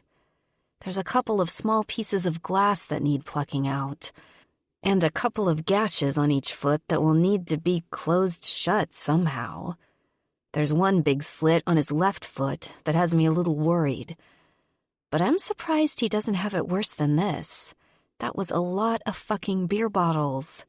I can't believe he did that. He walked across glass for me. I'm shocked on so many levels. "Here are some tweezers," Mom says from the doorway of the bathroom. Holding my arm out, she places them in my palm, and I begin to pick the pieces of broken glass lodged into the arch of his right foot. Fuck! He jerks his foot from me, an angry look across his face, as if I meant to hurt him. I feel bad, but I don't like the way he's looking at me either. "Hold still," I hiss, jerking his foot back into my lap. Concentrating on a small sliver stuck in his heel, I dig the tweezer into his calloused skin and tear it out. His leg tenses, a deep growl combusting in his chest. Jesus, this is bad, and it is all my fault. Why didn't he just walk away? I warned him I'm bad news and I fuck everything up. Shit like this is why I left this fucking place. My dad will never forgive me for my sins, and for that, he doesn't trust my judgment, not pertaining to me or having a significant other. I had to leave because I didn't want to be lonely anymore. But then, there is Big Chief, who is stomping through my dad's determination and doing whatever it takes to prove I'm worth something. Blood fills the bottom of the shower, and I become overwhelmed by everything. Look at this shit. Normal people don't do this. We can use super glue on some of the other cuts if they're not that deep, Mom shouts from the doorway. We should call Doc, though, she insists. Doc is about to pop. We should try and do everything we can on our own first. Yeah, get the glue and some gauze and wrapping tape, I request, focusing on another spot on the arch of Big Chief's foot. And a bottle of whiskey, Big Chief adds, his face contorting into pain as I pluck another piece of glass out from his foot. This looks like it really hurts, Big Chief. We might need something stronger. I can't help the stress in my tone. This is bad, and I don't know what to do. Swiping the water from his face, he looks at me with bloodshot eyes, probably strained keeping back the tears. Call me Lee. His voice sharp and laced with demand. The heat slips from my body, and I slowly lift my head to look at his face, my eyes blinking rapidly as his request resonates. He wants me to call him by his real name? That's something old ladies get the privilege to do with their men. I mean, does he know what he's asking for? I think after this, my feelings for you hold their honor, baby. Biting my lip, I silently nod, his confession making me feel some kind of way. He's right. It's just calling him by his real name means something to me, and it makes me feel as if I'm the one. Every time I turn around, he's knocking down my walls and making my feelings for him stronger and stronger. I'm really sorry what my dad made you do. My head hangs, and guilt and shame make me angry. Hey. The softness in his voice has me slowly look up, finding him smirking in the most sexy way. I said I'd do anything for you, and I meant it. Hearing him say it and watching him prove it cracks me open, revealing my small, dark heart. I always feel like I'm more of a pain in the ass than liked, and to finally meet someone who thinks different, that makes me feel different about myself, is a really good feeling. Moving his legs over, I get on all fours and climb into the shower, warm water pelting my shirt. What are you doing? His voice rises. Scoot over. Using my hand, I shove his leg over to squeeze my ass next to his. Both of us side by side now, with water cascading down on us both. Adjusting his arm, he slips it behind me, and I lower my head onto his shoulder, our bodies doing the talking. That seems to be our thing.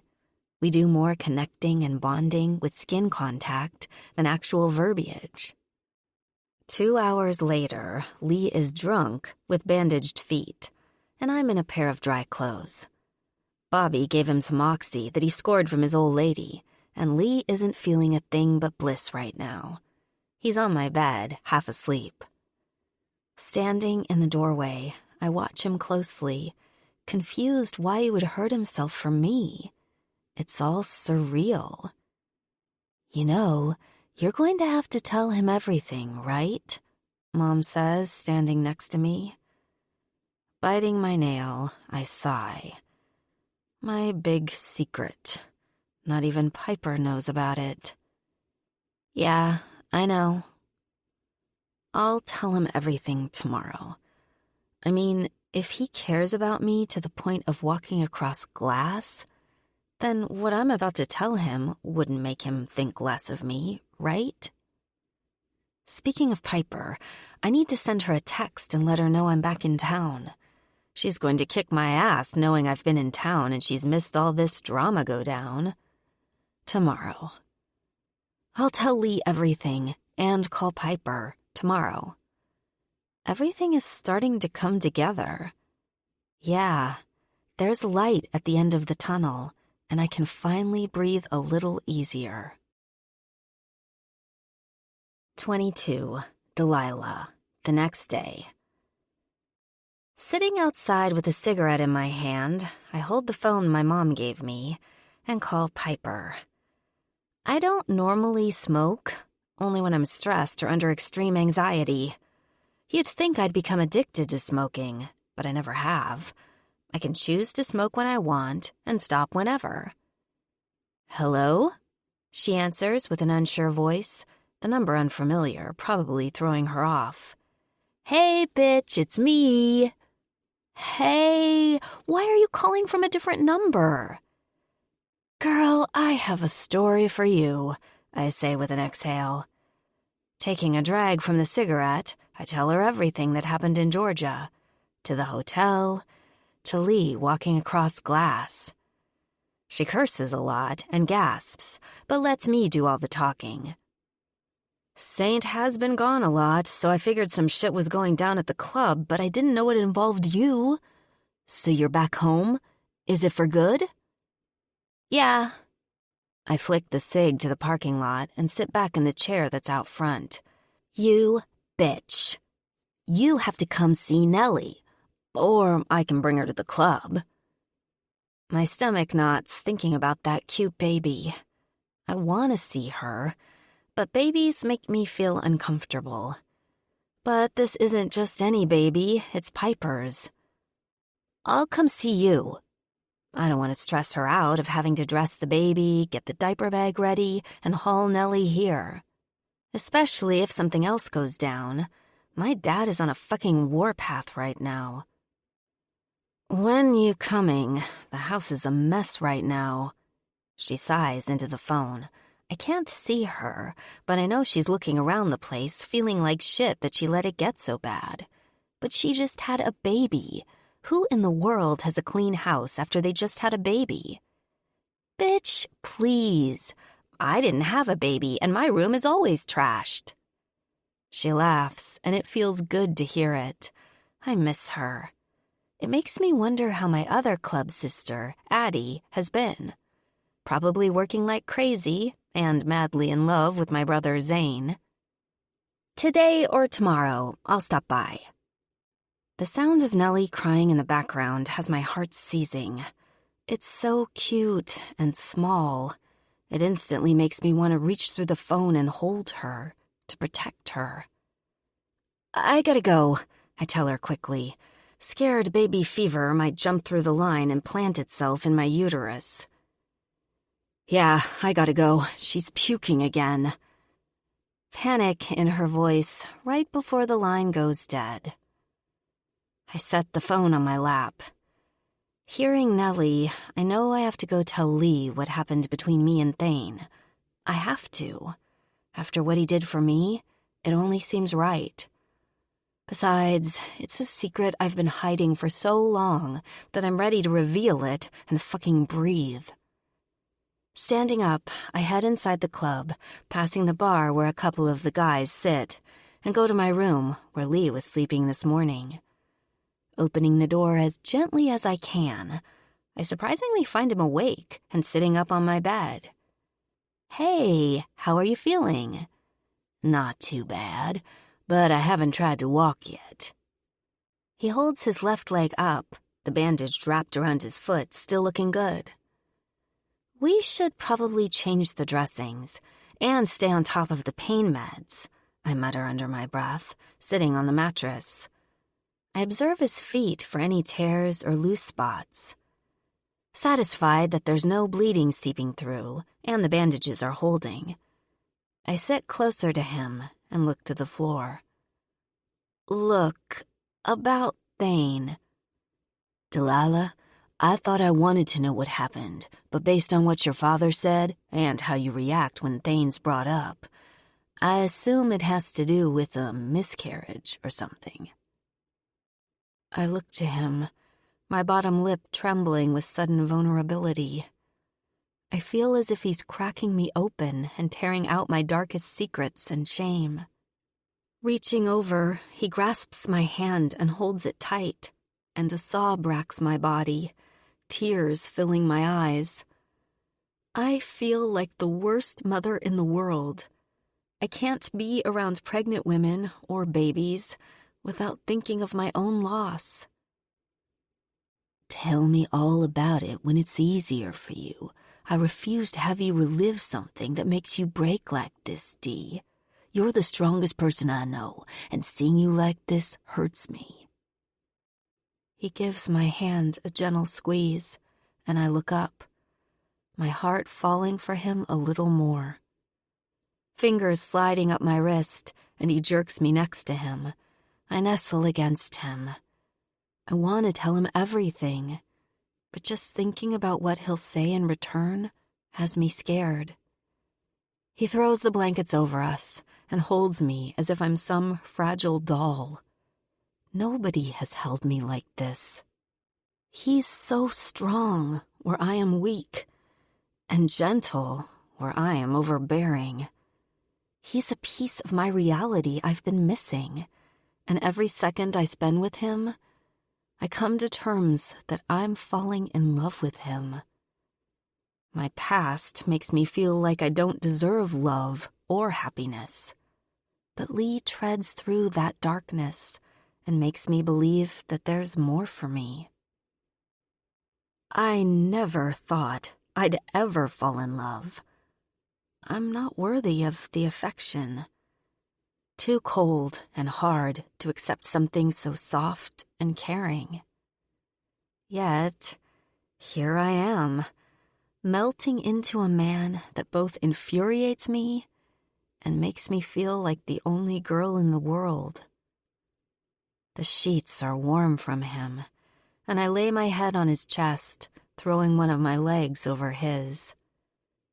Fingers edge into my hair, running through the strands, and I close my eyes. So, what's next? His voice vibrates through his chest and into my ear. Sighing, I say, I don't know. Get a job, find a place. Hope my dad doesn't kill you trying to make you prove yourself.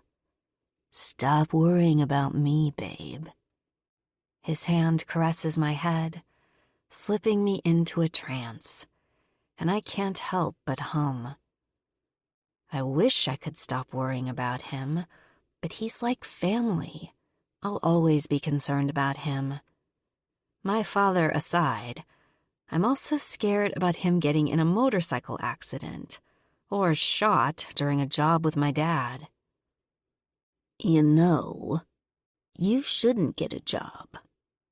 My eyes snap open, my trance of relaxation slowly fading. I'm praying he isn't going to say some stupid shit about taking care of me, and I should just stay home. I'm not that girl.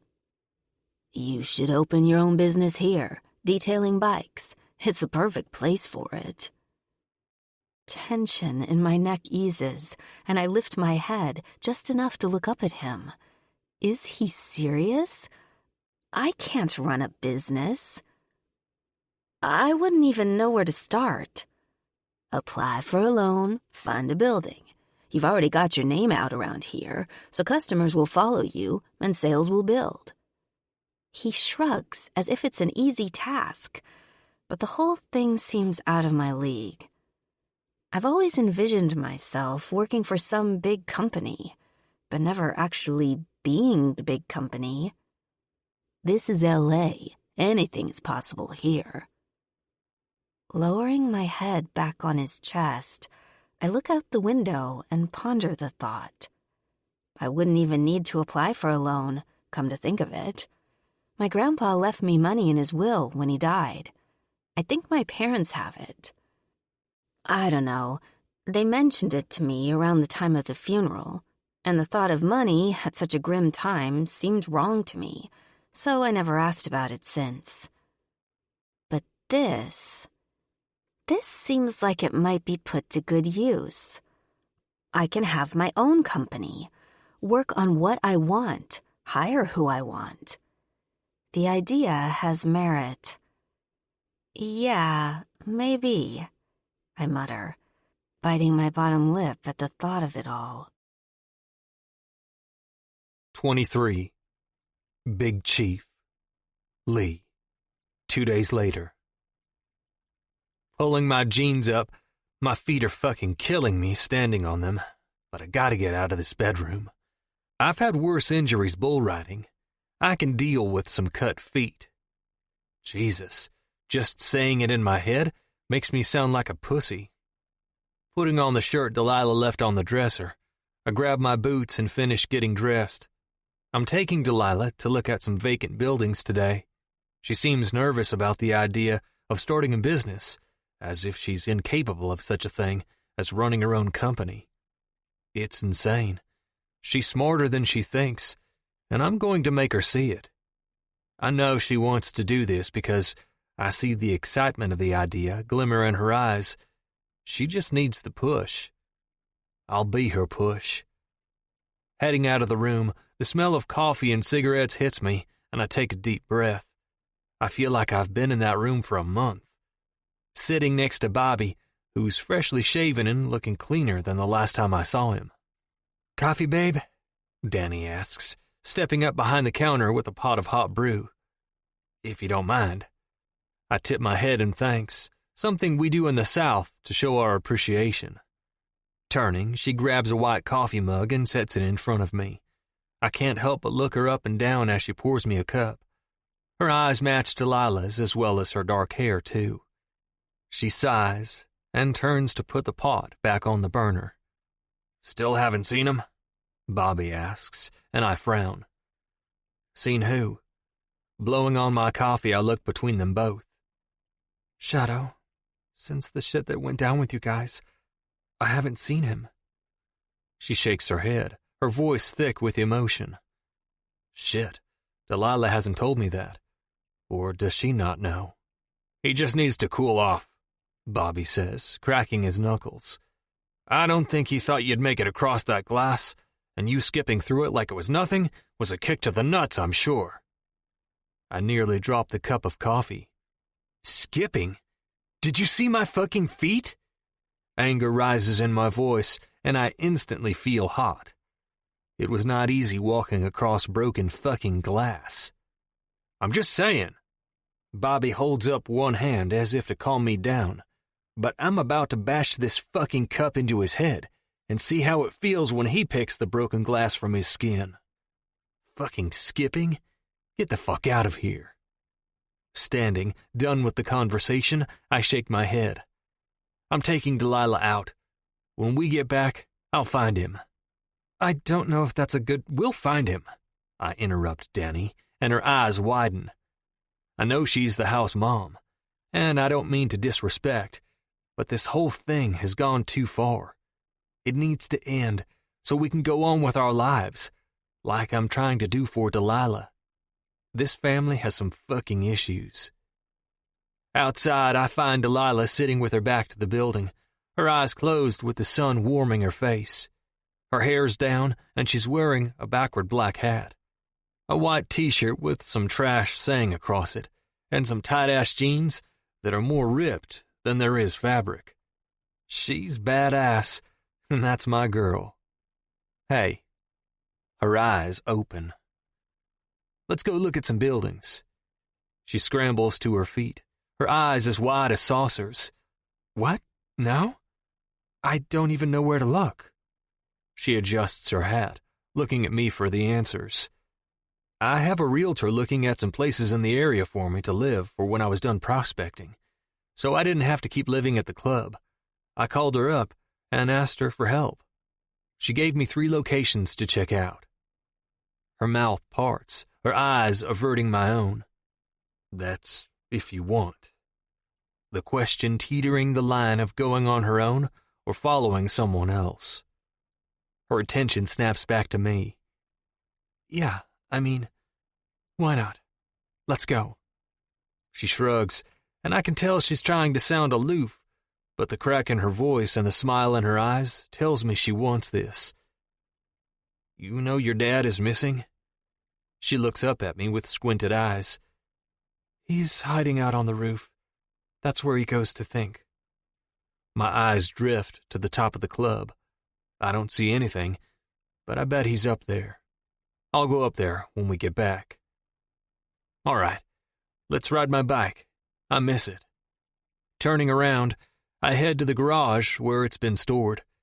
I've done nothing but drive my truck lately, which I love, but my motorcycle offers a piece of solace it can't. Delilah catches up to me, hooking her fingers into my belt loop. Fucking yes, I love riding. Delilah. I hold on to the sissy bar of the motorcycle, and we head off to somewhere Lee's realtor suggested for us to look at. I'm nervous, but excited at the idea of starting my own company.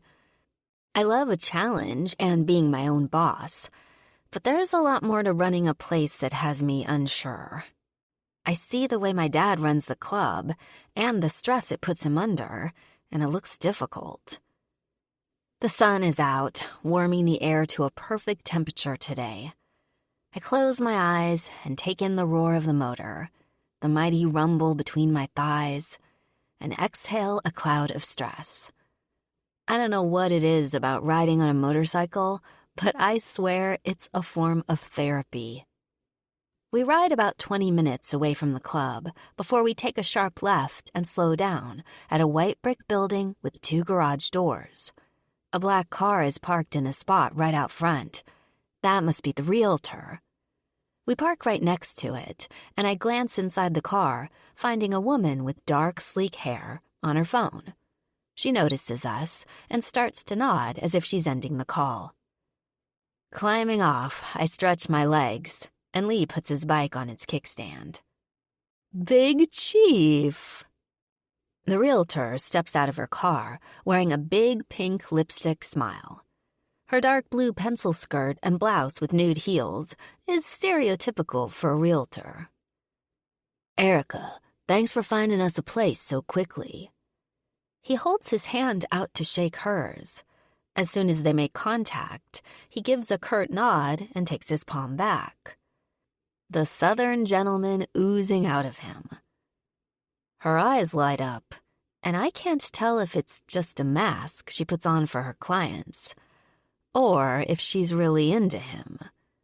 Erica glances toward me, her lips pursed as if I'm a wet dog he brought along.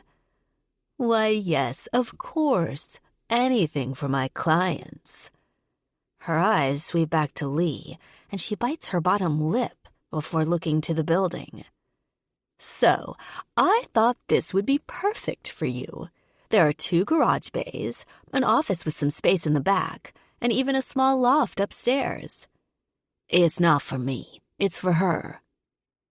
They both look at me, and my eyes widen at the sudden attention. Her? Erica seems confused, looking back to Lee for an explanation. Yeah, she's opening her own detailing shop. I'm just here to help give her that push she needs to believe in herself. So, you gotta sell her on the place, not me. He chuckles, and her mouth slightly parts with surprise. I didn't realize you were seeing... I love the outside. Interrupting her, I cross my arms and walk between them both, making sure there's space to part, and right to the front door.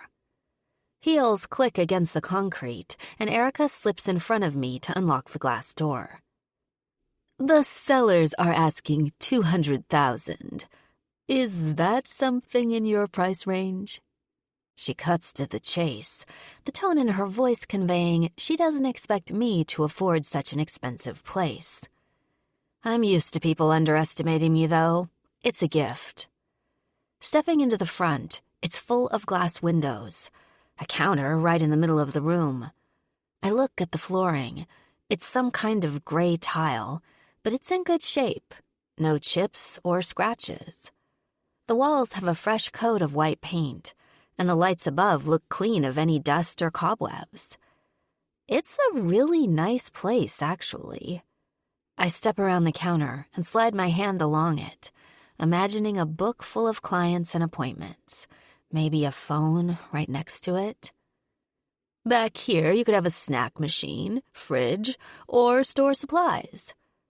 Erica walks in the back, catching my attention. I follow her. The walls are white, but there are no windows, just 2 fixtures above giving off little light. There are 2 black doors to the left, and 1 wooden door in the very back wall.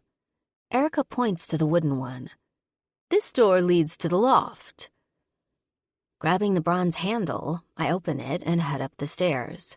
They creak and groan, a light flickering on just above me. At least this staircase has a fucking light. The one in Georgia didn't, and I hated going up and down those damn things in the dark. There are 2 switches, one at the top of the stairs and one at the bottom, she informs, just as I reach the top, the little detail making me love it more. It's a 1-bedroom kind of loft, a kitchenette to the right, and a large space to the left with 2 floor-to-ceiling windows. I like it, a lot. It's simple and perfect for just me. Large arms wrap around me, startling me from my imagination of where a bed should go, and if I should get a bar or a kitchen table. What do you think so far? Lee whispers in my ear, and I bite my bottom lip. I really like it. I can't hide the smile in my voice. Erica clears her throat, and Lee's arms slip from my body. I can't help the bitchy look that crosses my face when I look at her. Can't she see he's with me?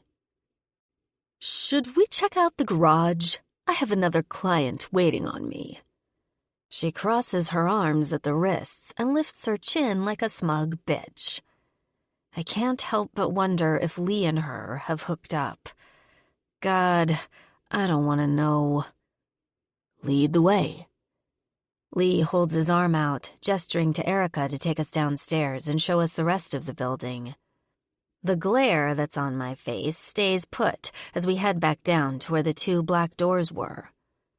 She opens one, showing a blue-themed bathroom and the other door that leads into the actual garage part. Here we are, the last stop. She gives me a tight-lipped smile before blushing in Lee's direction, who is right behind me. She's really starting to piss me off.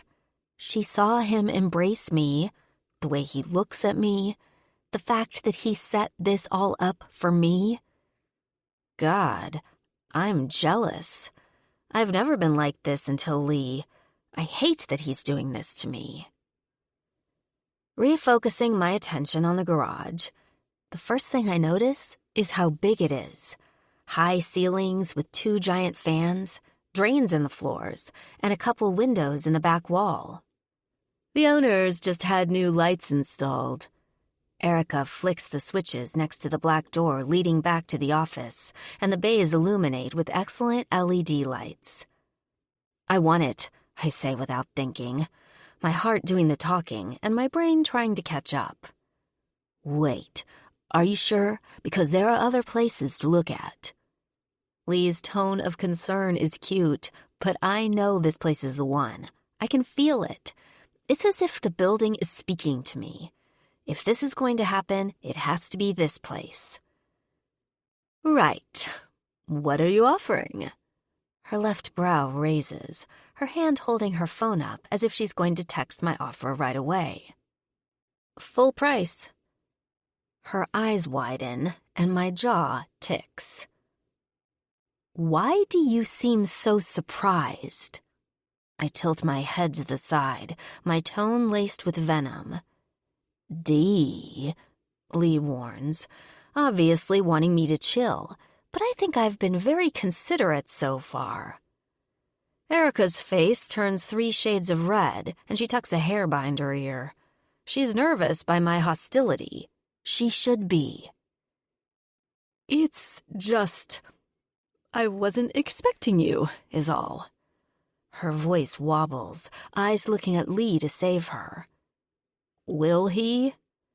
Closing the space between us, I get about 3 feet in front of her, my whole body boiling with jealous rage. Oh, you were expecting Big Chief? Were you expecting to fuck him in this building right after he agreed to buy it, too? My vulgar outburst makes her gasp, and I throw my arm back to punch her in the face. But an arm wraps around my midsection, pulling me back. She screams, jumping back a few feet. Thanks, Erica. We'll take it. Her back to the wall, eyes wide with an arm searching for the door handle beside her, she nods frantically. I'll call you when accepted, she yaps out, before disappearing behind the door. Minutes later, the engine for her car starts and she's speeding off. Are you fucking kidding me? Lee shouts, his voice echoing through the garage. Turning on my heel, I glare at him. Are you kidding me? Inviting me to do business with a bitch you've been fucking? He opens his mouth to defend his actions, but the look of surprise is what has me biting my cheek to keep from laughing. I don't know how I knew, but I did. The way she looked at him, smiled, the tension between them. It was as if I had a seventh sense. His boots stomp across the bay, and his hand reaches out and snatches my jaw, making me look up at him. You're jealous? No, I clip, my nostrils flaring. The sound of my voice doesn't even sound like my own, giving away that I'm obviously lying. You're my girl now. Nobody else matters. The way he says the words has me melting in his grip, but I keep my bitch face on and glare back at him. Prove it. Fingers digging into my cheeks, he presses his mouth to mine and kisses me hard. Wrapping my arms around him, he bends me back just slightly and deepens the kiss. His tongue flicking my own and making me relax instantly. I know he didn't kiss that bitch like this, say sweet things to her, and I know he didn't walk across broken glass for her.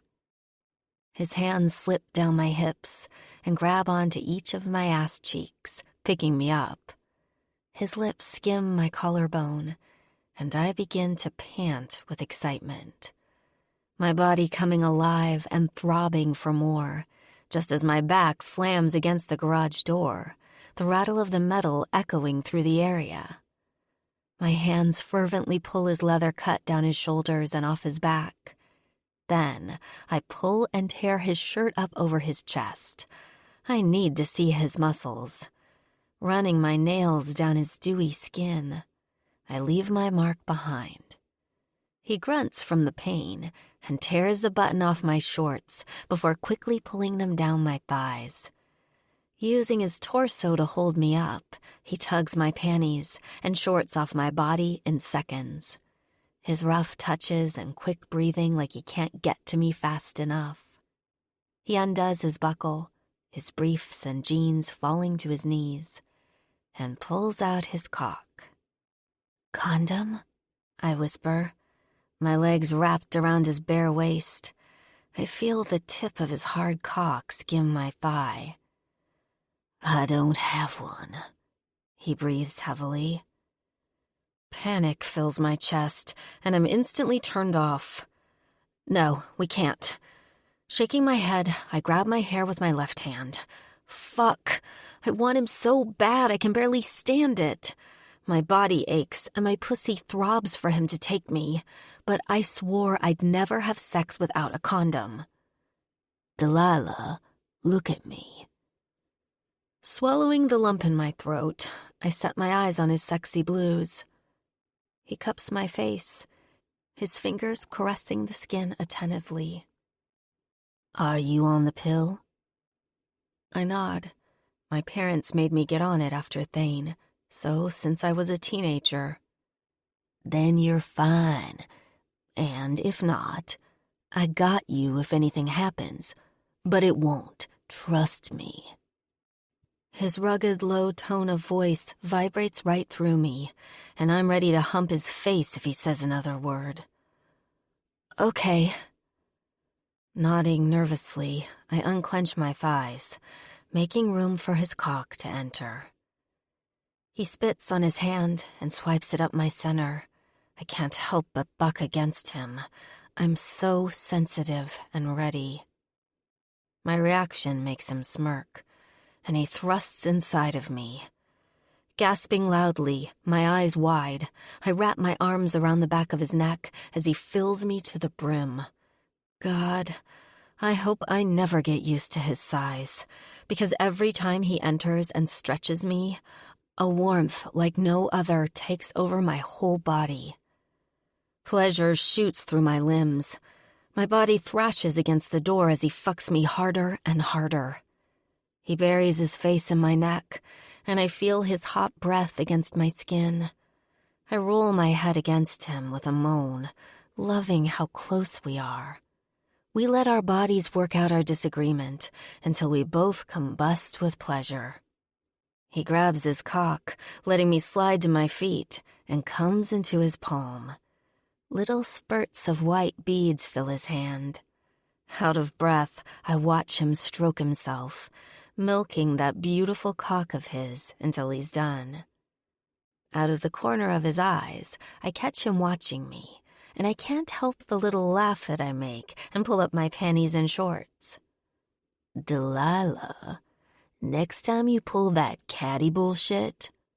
His serious tone has my eyes snap to his. I'll spank your ass for acting like a little brat. I glare like a devious little devil. If he thinks he can tame me, he better think again. How dare he threaten me like that? But then again, I love it when he spanks me. The control he has over me undoes me like a spool of ribbon. I doubt I'm getting the place anyway, I murmur, pissed how everything went down with the fucking realtor. I have my mom and dad's temper. Throw fists and ask questions later. I fasten my shorts, and my phone vibrates in my back pocket. Pulling it out, I see I have 5 missed calls. 4 from my mom and 1 from my dad. Something is wrong. The hairs on the back of my neck stand on end. We need to get to the club, now. My eyes slip from the screen to Lee's, who is also holding his phone with a wary expression. He must have missed calls too. What's going on now? 24. Delilah. Driving to the club, 100 different things go through my mind. My dad flipped out again and burned Lee's truck. We were attacked by a rival club. Someone got picked up by the cops. There are so many different things when you live the life of an outlaw. Just as you start to relax and think things are going to work out, you're slammed in the face with a bigger problem.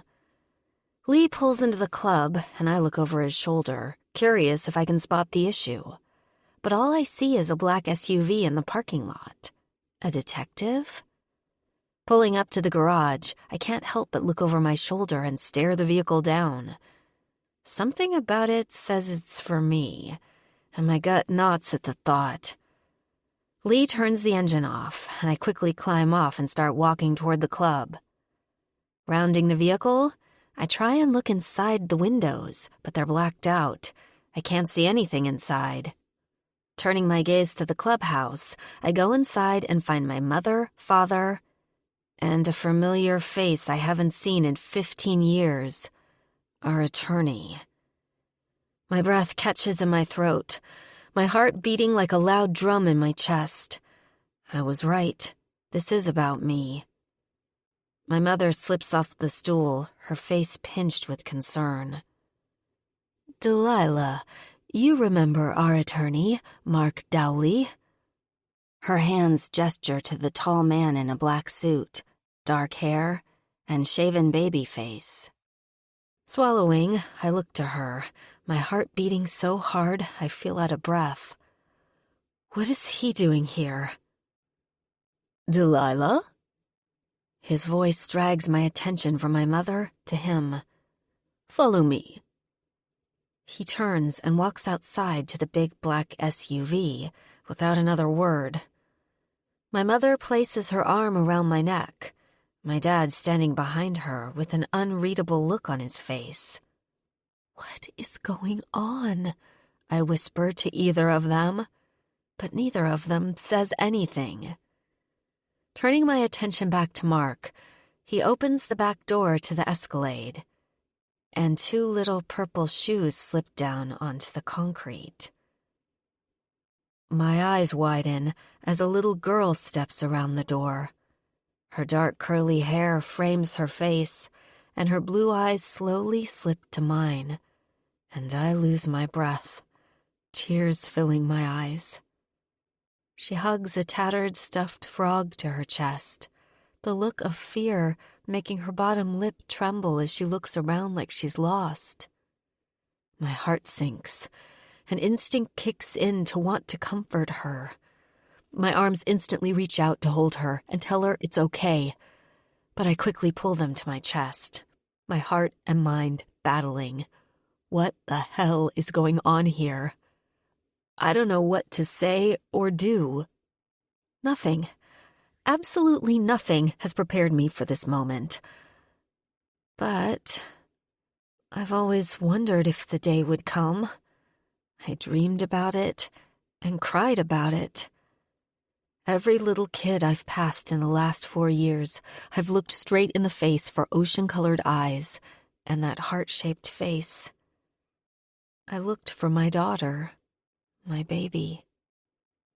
But here she is, and she's scared and alone, and I don't know what to say or do. Suddenly, I hear my own breathing, my eyes slowly blinking as I stare at the girl. My whole world spinning, and emotion slamming into me so hard that I fall to my knees and see nothing but black. Delilah, wake up, sweetheart. The sound of my mother's voice brings me from a dark place, and I shoot up and look around. I'm in my room, Lee sitting at the end of the bed with a worried look on his face, and my dad stands at the doorway. My eyes fall back to my mom's, and tears fill my eyes. Is it real? Is she here? My mother nods. Yes, it's her. Why? What happened? Does she know who I am? So many questions fill my head, and I just say them out loud without another thought. Calm down. My mother pats my thigh, and I take in a deep breath, trying to stabilize myself. So, her parents, Franklin and Miranda, have passed away from what Mark told us. The mother had cancer, but they were both found dead in their beds yesterday. They're doing an autopsy and investigation, but right now it looks to be like the mother died from natural causes, and the father overdosed. I blink at the information, none of it making sense. Why would Franklin do that when he had a kid? They wanted a little girl so badly. That's why I chose them. But it explains why my little girl is here now. When we set up the closed adoption, we made it to where she had to be brought to us before being placed in someone else's care. Do you remember? Pulling my knees to my chest, I lean my head against them, tears slipping down my face to the point my cheeks feel chapped. I remember, but I never thought this would happen, that both parents would die and she would be brought back to me. I was a kid when I got pregnant and scared out of my mind. We couldn't find Thane, and I was alone. All I could think about was not having a daddy for my baby, and being a teenage mom without a clue in the world at raising a baby. I told my parents I wanted to set the baby up for adoption, and they were pissed. I was still in high school, selfish, and so fucking scared that I just cried and cried myself to sleep for months on end. That's when my parents finally came around to the idea of adoption and started to help me figure things out. About 7 months along, they sent me to camp for the summer. That's what we told everyone anyway. Really, I was just in Arizona. That's where I delivered and set up the private adoption, too. Franklin and Miranda couldn't get pregnant because Miranda lost a baby late in pregnancy and had to have surgery to remove everything. They were rich from an inheritance. They had great jobs and a big-ass house with lots of land. It was everything I couldn't give my kid. I thought I was making the right decision. It all felt so right. Until, after hours of labor, they let me hold her for a few minutes. Her blue eyes, and God, how small she was. I fell in love instantly. And then she was given to her new mom and dad. I wanted to back out, but Franklin and Miranda's story, the way they looked at her, at my child, as if she were their own, I couldn't. I've regretted letting her go every single day of my life, and can't even be around anyone's kid because it makes me think of her. What's her name? My voice trembles, curious what the family decided. Penelope, my father answers, and I can't help the sob that slips from my lips. That is such a cute name. When I was pregnant, I had the worst names picked out. Penelope is perfect. It's cute and tough. Wiping my cheeks, sniffling back my feelings, I look to my mother, who is also crying. "Can I see her?" I ask with a shaky voice. "Of course." She stands up, and I slip off the bed and follow her and my dad into the hall, Lee right behind me, until we are back outside by the SUV. Penelope is talking with Mark, showing him the stuffed frog. Sensing me, she stops talking and glances up at me, her eyes squinting from the sun just above the club. Walking to her on unsteady legs, I feel the whole club staring at me. The pressure of what to say and do, unreal. Kneeling just before her, I smile, tears filling my eyes again. "I like your frog." Reaching out, I run a finger down one of its kinked-up legs. "Thanks," she mumbles, rocking her body back and forth. Silence falls between us, and I just stare at her. I can't help it. She has Thane's eyes and my face. Her hair is so cute, and I imagine brushing it. "Are you my new mommy?" My eyes shoot to Mark. How would she know such a thing? Her mother must have known it was her time. I'm not sure, but Penelope knows that she was adopted, and you are her real mother, he explains. And then I feel even worse about the situation. How will I ever explain to her that I gave her up for adoption because I wasn't ready, that I was scared, but regretted it instantly and thought about her every day since? I tilt my head to the side. "Do you want me to be your new mommy?" Penelope's face drops, her bottom lip quivering. "I want two mommies." She starts to cry, and I can't hold back anymore. I wrap my arms around her and pull her into my chest. She doesn't fight me, and it doesn't feel weird. It feels right. Resting my head on top of hers, I hold her and sit on my knees for what seems like forever, but not near long enough, because since the day my fingers slipped from the blanket wrapped around her at the hospital, I've dreamed of holding my baby girl once again. She smells of candy and a hint of baby lotion. Closing my eyes, I inhale the scent until I have no choice but to exhale. She's so small and delicate. How did I ever think giving her to anyone else would be better? "We need to discuss a few things, Delilah." Mark interrupts my thoughts, and I glare in his direction. I just want to be left alone with my daughter. "Like what? What do you need?" "Like, are you taking guardianship? There's some uncles and aunts from the adoptive parents waiting to hear from me as soon as possible." "What? Why?" Panic and confusion clogs my throat, and it dawns on me they want her to come live with them now that her parents are gone. Her family, people she celebrated holidays with and came to her birthday parties. Running my fingers through Penelope's hair, I looked to my own mom, because for the first time in a long time, I don't know what to do, and I want my mom. 25. Big Chief. Lee. Sitting at the bar, I watched the little girl sitting on the leather couch across the room. Jesus, I've seen some nasty shit done on that couch. She shouldn't be sitting on it. I see Delilah in her face. The hair, her nose, even the shape of her face. I can't believe Dee has a fucking kid. I thought she had a miscarriage with Thane. But the little ball of life sits right in front of me, swinging her feet as she sings a song I don't know and forcefully makes her frog hop across her lap. She's cute. Too damn cute. But then again, her mom is gorgeous. So why wouldn't she be? Shadow must have ordered everyone home when the kid showed up, because the club is quiet. That means nobody else knows about Penelope, I bet. Penelope looks up at me and stops singing, her long lashes almost touching her eyebrows. "Are you thirsty?" I ask in a gentle tone, not wanting the gruffness in my voice to come off scary. She nods.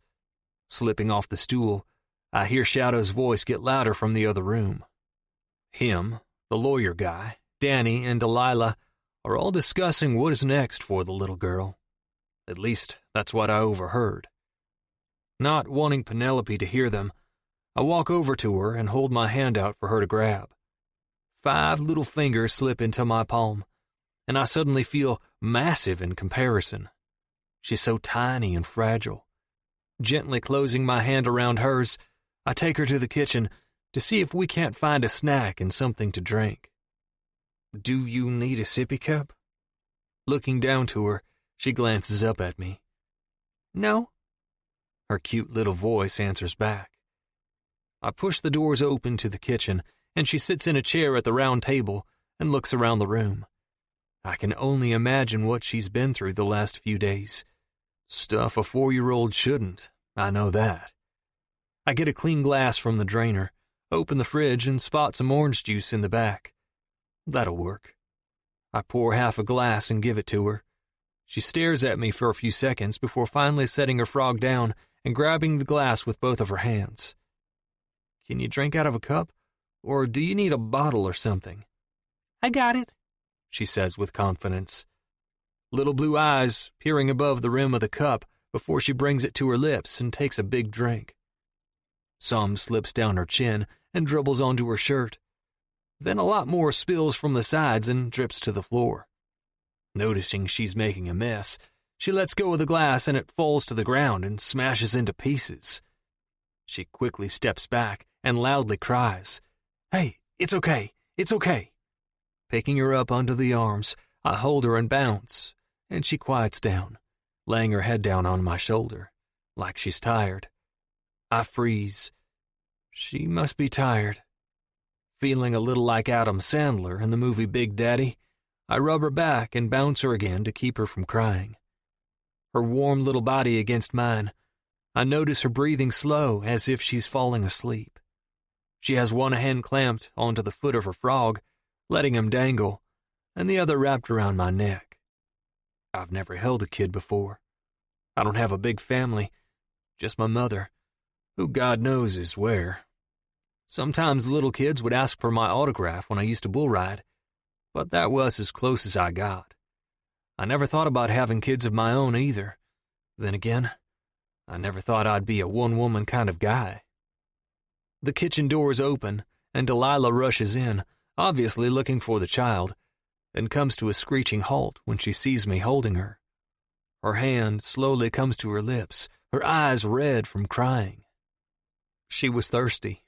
I asked her if she could drink out of a cup, and she said yes, but I don't think she can. I point to the broken glass on the floor, and Delilah silently laughs. She walks over to us and runs her hand through Penelope's hair while she sleeps, her eyes looking her over with a gaze I've never seen before. Not from her, anyway. Is it shameless of me to want to be her mom? To keep her from her other family? Her eyes look to mine for advice. What do you want? She blows out a breath and takes a step back, looking the little girl over. Conflict in her eyes. She bites her bottom lip and places her hands on her hips. I don't know that I deserve a second chance. I mean, who am I to take her away from a life she's lived? I don't have a job, a house. Sounds like all material shit, Dee.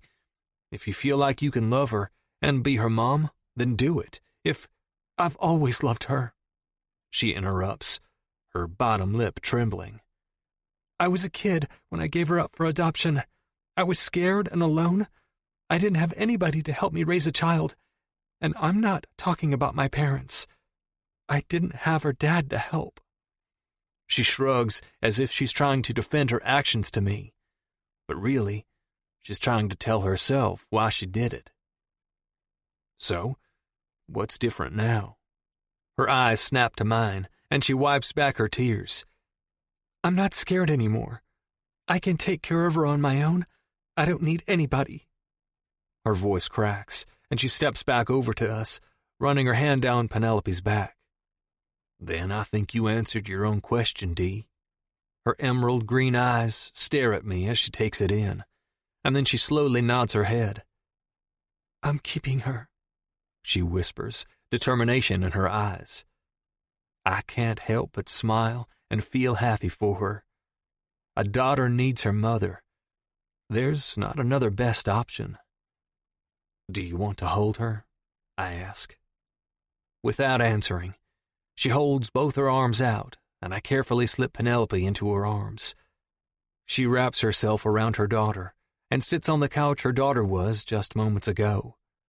Delilah's hair frames her face, concealing the both of them. She sobs and hugs Penelope close. I've never seen Delilah so vulnerable and emotional.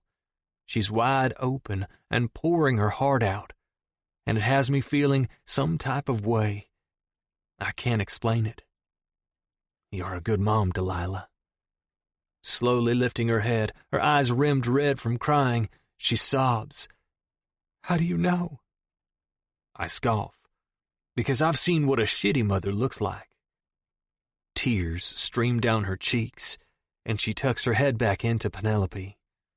My mother never held me like Delilah is holding her daughter.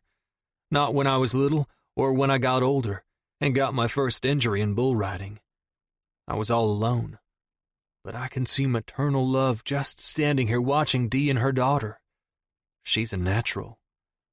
Turning to give her some space, I go back to the bar, needing a fucking drink, and find Shadow and Danny sitting at the bar, both of them looking stressed and exhausted. Grabbing a beer from the cooler, I kick off the top and take a swig, looking the couple over, and everything falls into place.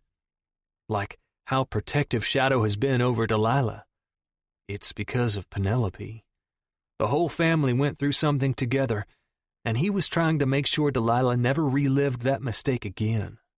It also explains why Delilah never had sex with anyone after having Penelope, and why she was so condom crazy when we hooked up. There were times I could barely remember my name. She had me in such a way, and she would stop us with a dead stare and demand a condom. You all right, Prez? He shoots me a look, but I just stand there, waiting for him to reply. What he's going through can't be easy. I never thought we'd see our grandchild, and here she is. His tone grim, but somehow happy at the same time.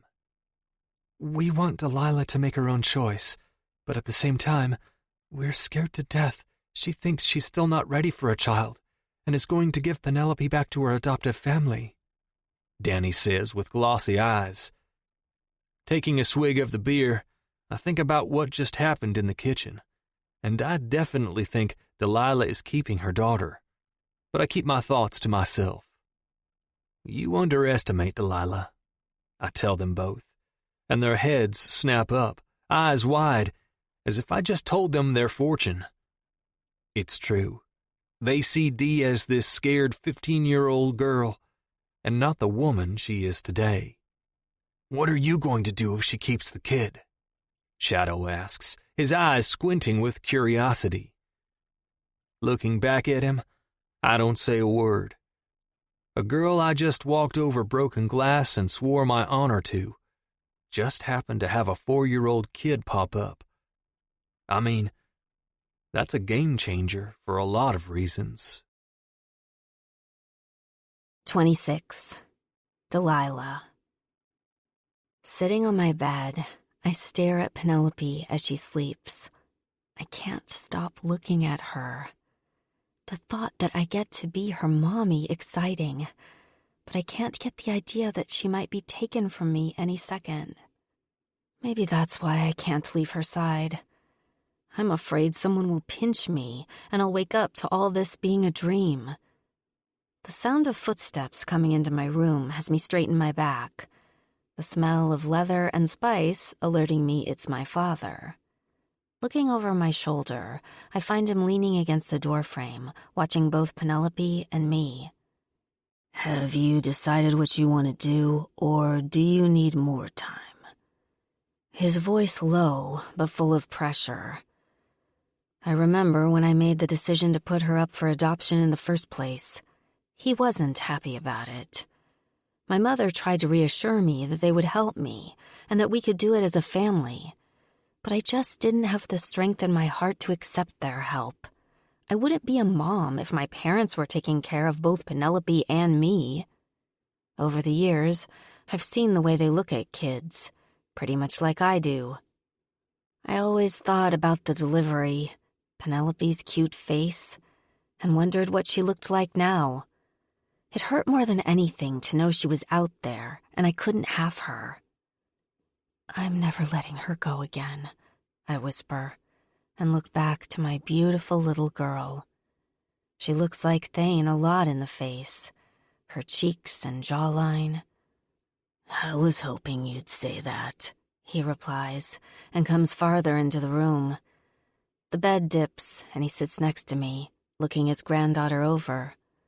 "I know you made the decision to give her up for adoption because you were a kid yourself, but I can't help but think this is fate's way of giving you a second chance because you're ready now." My head snaps in his direction, my eyes filling with tears. "I'm sorry if I hurt you. I didn't want to hurt anyone. I wanted what was best for her." My eyes focus back on Penelope, a tear running down my cheek. "And that's exactly how I know you're going to be a good mom, Delilah."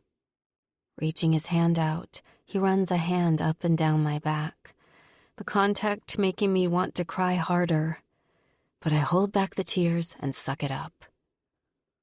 "What about her other family?" I don't know what to do about that. I feel like I'm taking her away from them. "They can visit. We won't close them off. But they can't raise her. That's your place. You're her mother now. And Miranda told her about you for a reason," Dad says with a strict voice. Hearing him saying it like that makes the guilt rush away, and I nod confidently. I should tell Thane. I never did tell him, but I think I need to. "No, you don't." My eyes wide as saucers, I look to my dad with confusion. He's her father. He has a right to know. "I've been on the phone with a support club down in Georgia. You think I was just going to let his fucking club get away with what they did to you?" He gives me an incredulous look, and the surprise drains from my face. I knew he was working something up this whole time, but he was so sly about it. "Men were hurt from Big Chief's truck, but they found one of the fallen god's men shot and killed." "That was not us." My voice raises and Penelope stirs. "Yeah, I know," Dad assures in a hushed voice. "Thane called me up to set a place and time to talk about how to handle everything, and I told him my guy didn't do it." Jesus, he thought we killed one of his members? I bet he was wanting Big Chief's head. "And yours, but yeah. I told him it wasn't you guys, and my guy wouldn't lie to me about it. Turns out he has some shit going down in his own club right now. I don't know the specifics, but what I do know is there will be a war, and telling him about Penelope right now would be dangerous for her. Sliding up next to my daughter, I have to hold her, to feel her next to me. Dad helps me situate under the blankets and sits next to me, his hand on my side. As it is my job to protect you, it's yours to protect her. Telling Thane right now is not an option, Dee. Little spurs of warm breath skip over my cheek as I stare at the soft apple cheeks of Penelope. And I know my dad is right. Thane can't know. There is something going on down there. I could feel it when I was there myself. The way the guys acted. They weren't like the men here. Telling Thane would mean he'd want to have visits, bring her down there, and God knows what his mother would think of him having a child tying him down. Do you love Thane? The question hits me hard, and I compare the way I feel about Lee and Thane. The emotions are so different. Thane is lust, but Lee is something stronger. Lee knows me on a level nobody else does. He has my heart, and if he left tomorrow, I'm not sure I'd ever heal from the blow. No, I clip. Dad just nods. He doesn't say anything. And I think about how he made Lee walk across glass, and then him disappearing for a day or so.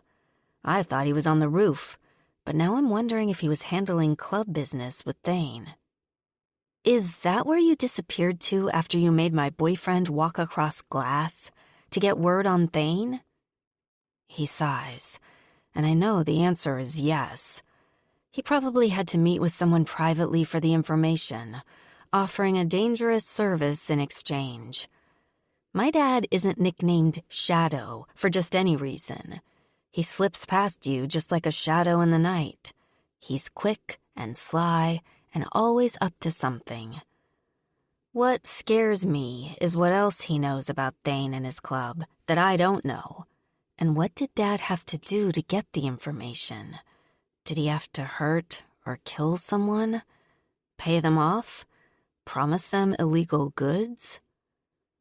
The life of an outlaw, always a price, especially for information on another club, because then you just made yourself a rat, which is basic suicide in our world of living.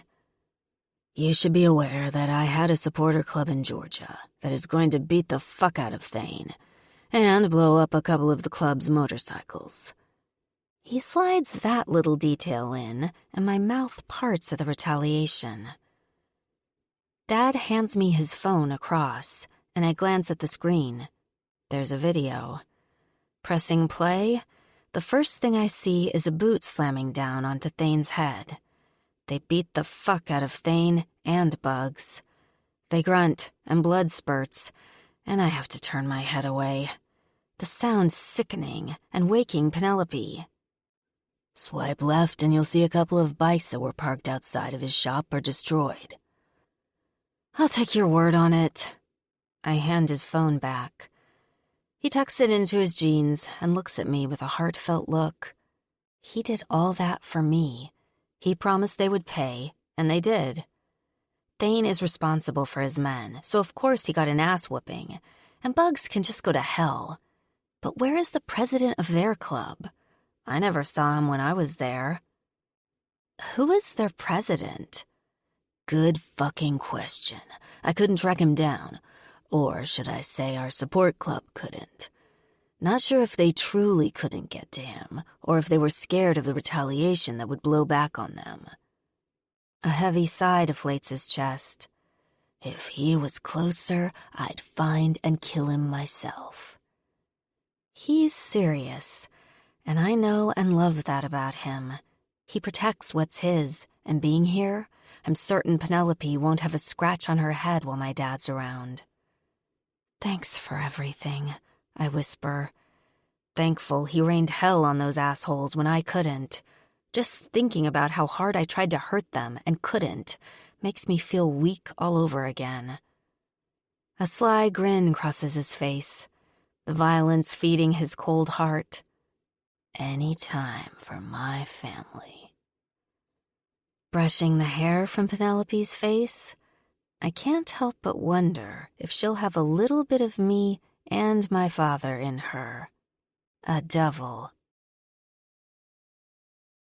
Big Chief, Lee. Sitting in my room, I want so badly to go into the room with Delilah and Penelope, but I know it's important for them to have their time together, to bond and shit. Time ticks by slowly, and I mess around on my phone, the silence of the room deafening.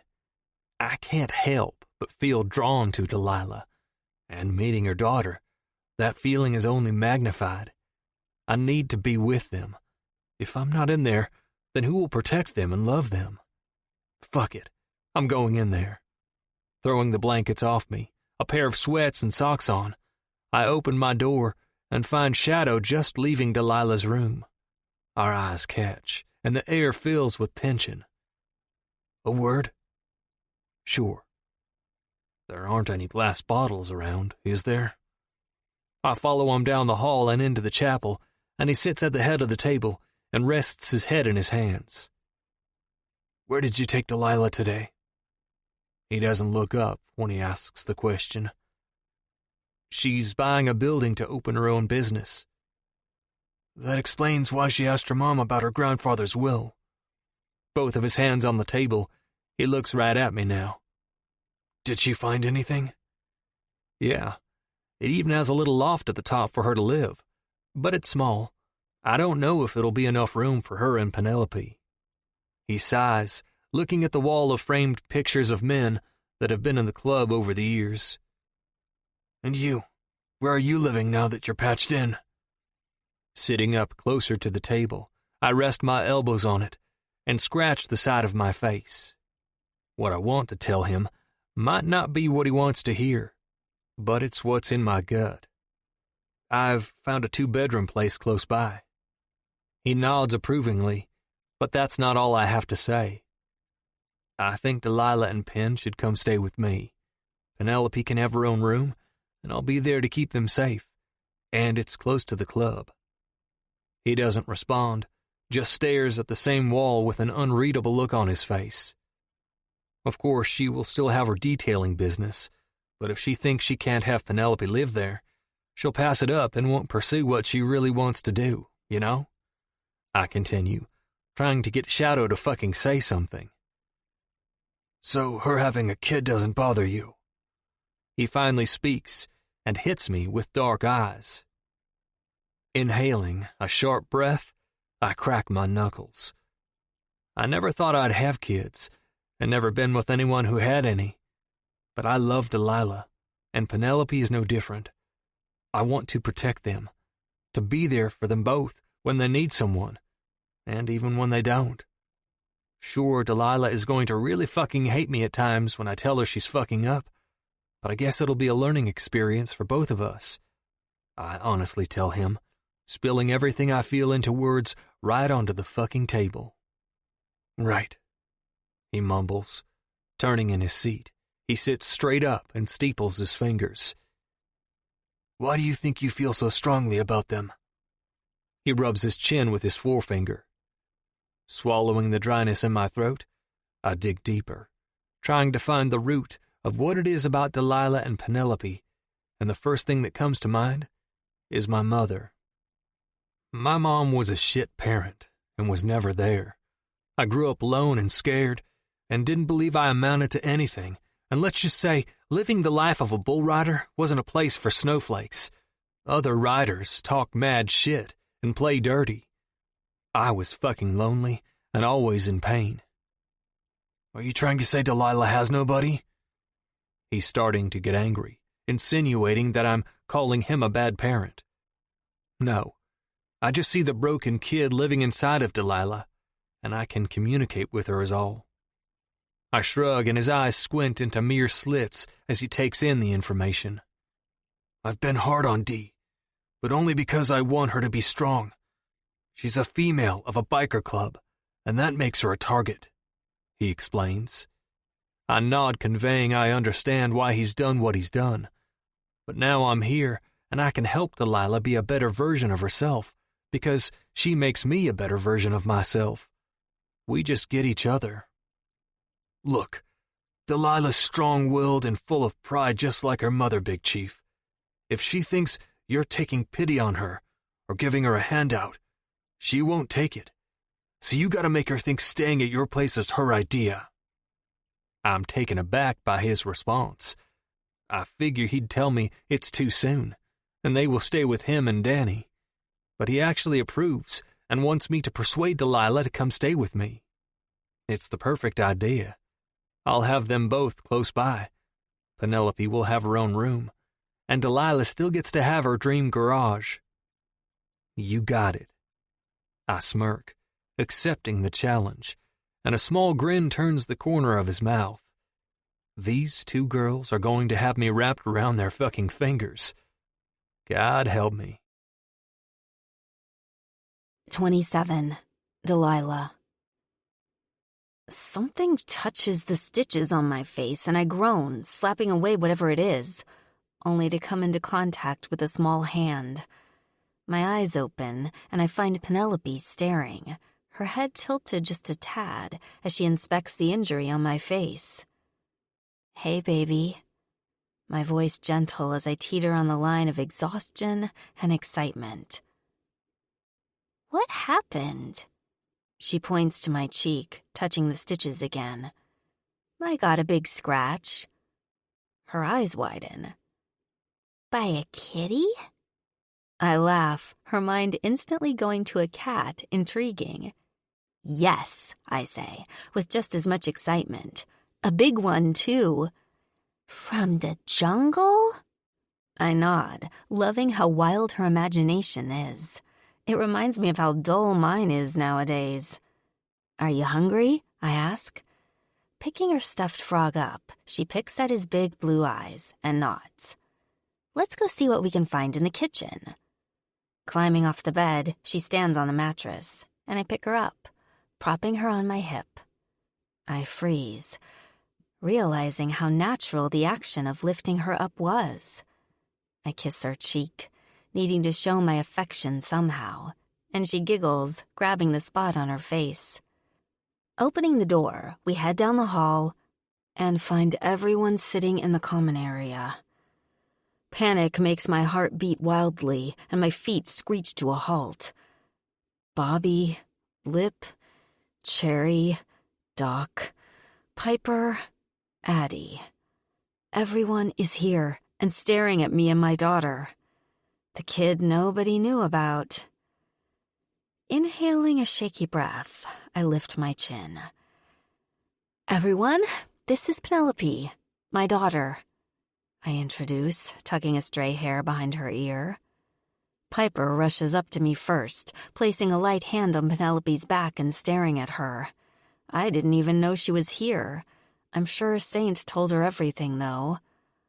Oh my God, she's beautiful, Dee. She looks just like you, she coos, and then her attention is on me.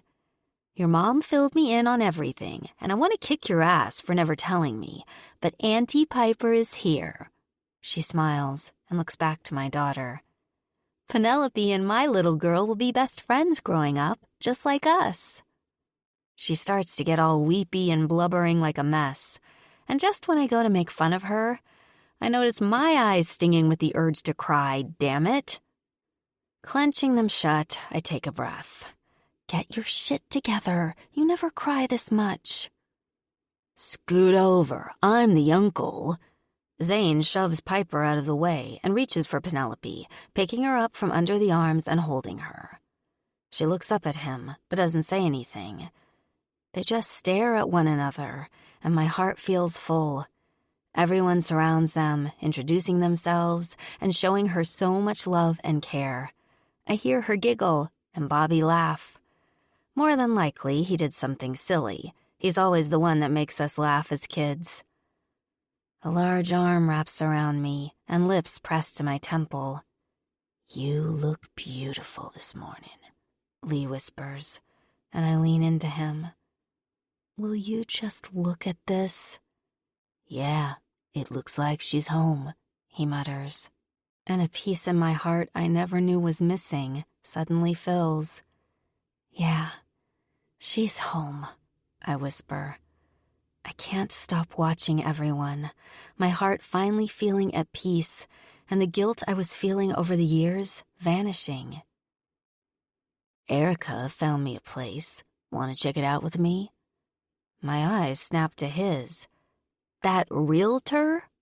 Yeah, don't worry. She won't be there. I think you scared her off. He winks, and I cross my arms. The urge to fight her stronger today than yesterday.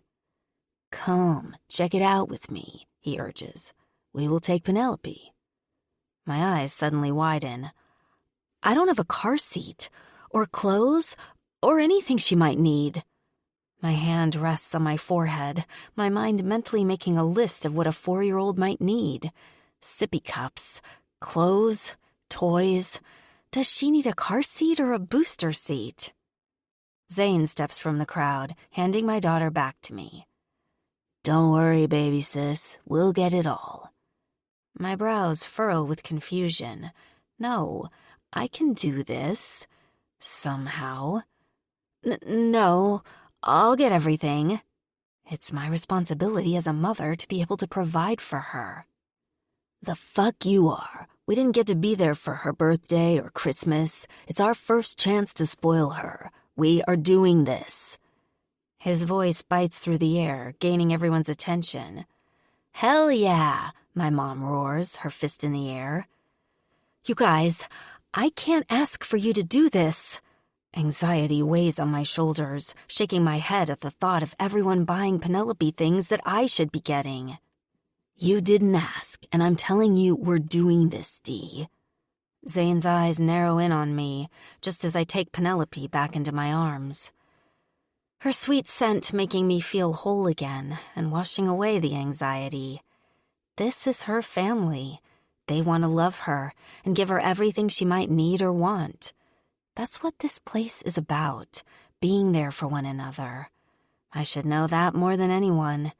Even when I fuck up and don't deserve their love, this club is here to pick me up, dust my ass off, and get me back on my feet. Okay, it's not like I'm going to talk you guys out of it. I smile, and Zane smirks in response. Dad comes through the front doors of the club holding a gray car seat, and I instantly wonder where he got it from.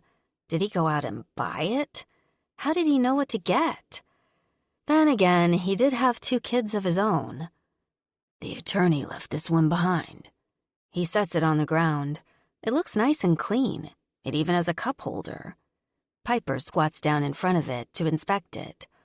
Oh, that's a nice one, too. She points to the name brand carved in the headrest. I shrug, not knowing anything about baby brand shit. Lee picks it up with one hand, his strength making me bite my bottom lip with desire. It occurs to me, him and I haven't had a lot of alone time in the last 24 hours. I'll hook it up in the truck, and we'll go check out the place. Perfect. That gives us time to go shopping. Piper jumps up and down, clapping her hands, her old man Saint shaking his head standing behind her. If she gets a hold of his card, it's going to be maxed out. I know Piper. 30 minutes later, Penelope is in the backseat of Lee's truck, and we're on our way to the new place Lee's going to live. It makes me think of the loft above the garage. Is it going to be big enough for me and Penelope? Maybe I shouldn't get it. I should get a house where she can have her own room. I can still work out of the garage at the club like I had been doing. Passing a couple small houses with small front yards, with a single tree planted right in front of each one, Lee pulls up to the third one down the block. I can't help the look of surprise on my face. This looks like more of a place for a small family, not a bachelor. He doesn't explain. He just gets out and opens the door to get Penelope out of her car seat, his giant fingers pinching and pulling at the harness. This thing is fucking hard, he growls under his breath, and Penelope just watches him with a smile on her face. It does look hard to unclasp. I wonder if Piper knows an easier way to get it off. Finally getting her out of the car seat, I look the house over. It's 2 stories, white and red brick, a big window to the left, and a nice front door with glass. Lee carries Penelope and leads the way to the front door. There's a gray box on the door handle, and he opens it up and punches in a code. Erica must have told him about it, and the door clicks open. Following him in, it smells of fresh paint, and it's well lit with natural lighting. There are wooden floors leading into a kitchen, with an island with just enough space to the left for a kitchen table, and a beautiful view above the kitchen sink. Turning on my heel, the other room is carpeted and a fireplace sits in the corner. I can't help but think of Penelope and me here on Christmas morning with a fire going. "It's definitely nice." His voice carries as he comes out of a door at the back of the house. Coming back into the foyer, we head up the stairs, the banister shiny and smooth, with a light hanging down to showcase the steps. At the top of the stairs, there's a bathroom. To the left, there's a room, and to the right, another room. I follow Lee to the left, coming into what looks like the master bedroom. It's big and has a bathroom attached with a shower and tub. The counter has 2 sinks even. Running my hand along the marble top, I think about what side he might give me for when I stay over. My little black toothbrush holding its place just by the faucet. "What are you doing with the other room?" I ask, following him out of the bathroom. I bet he's going to make a man cave filled with video games and weightlifting crap. "I don't know.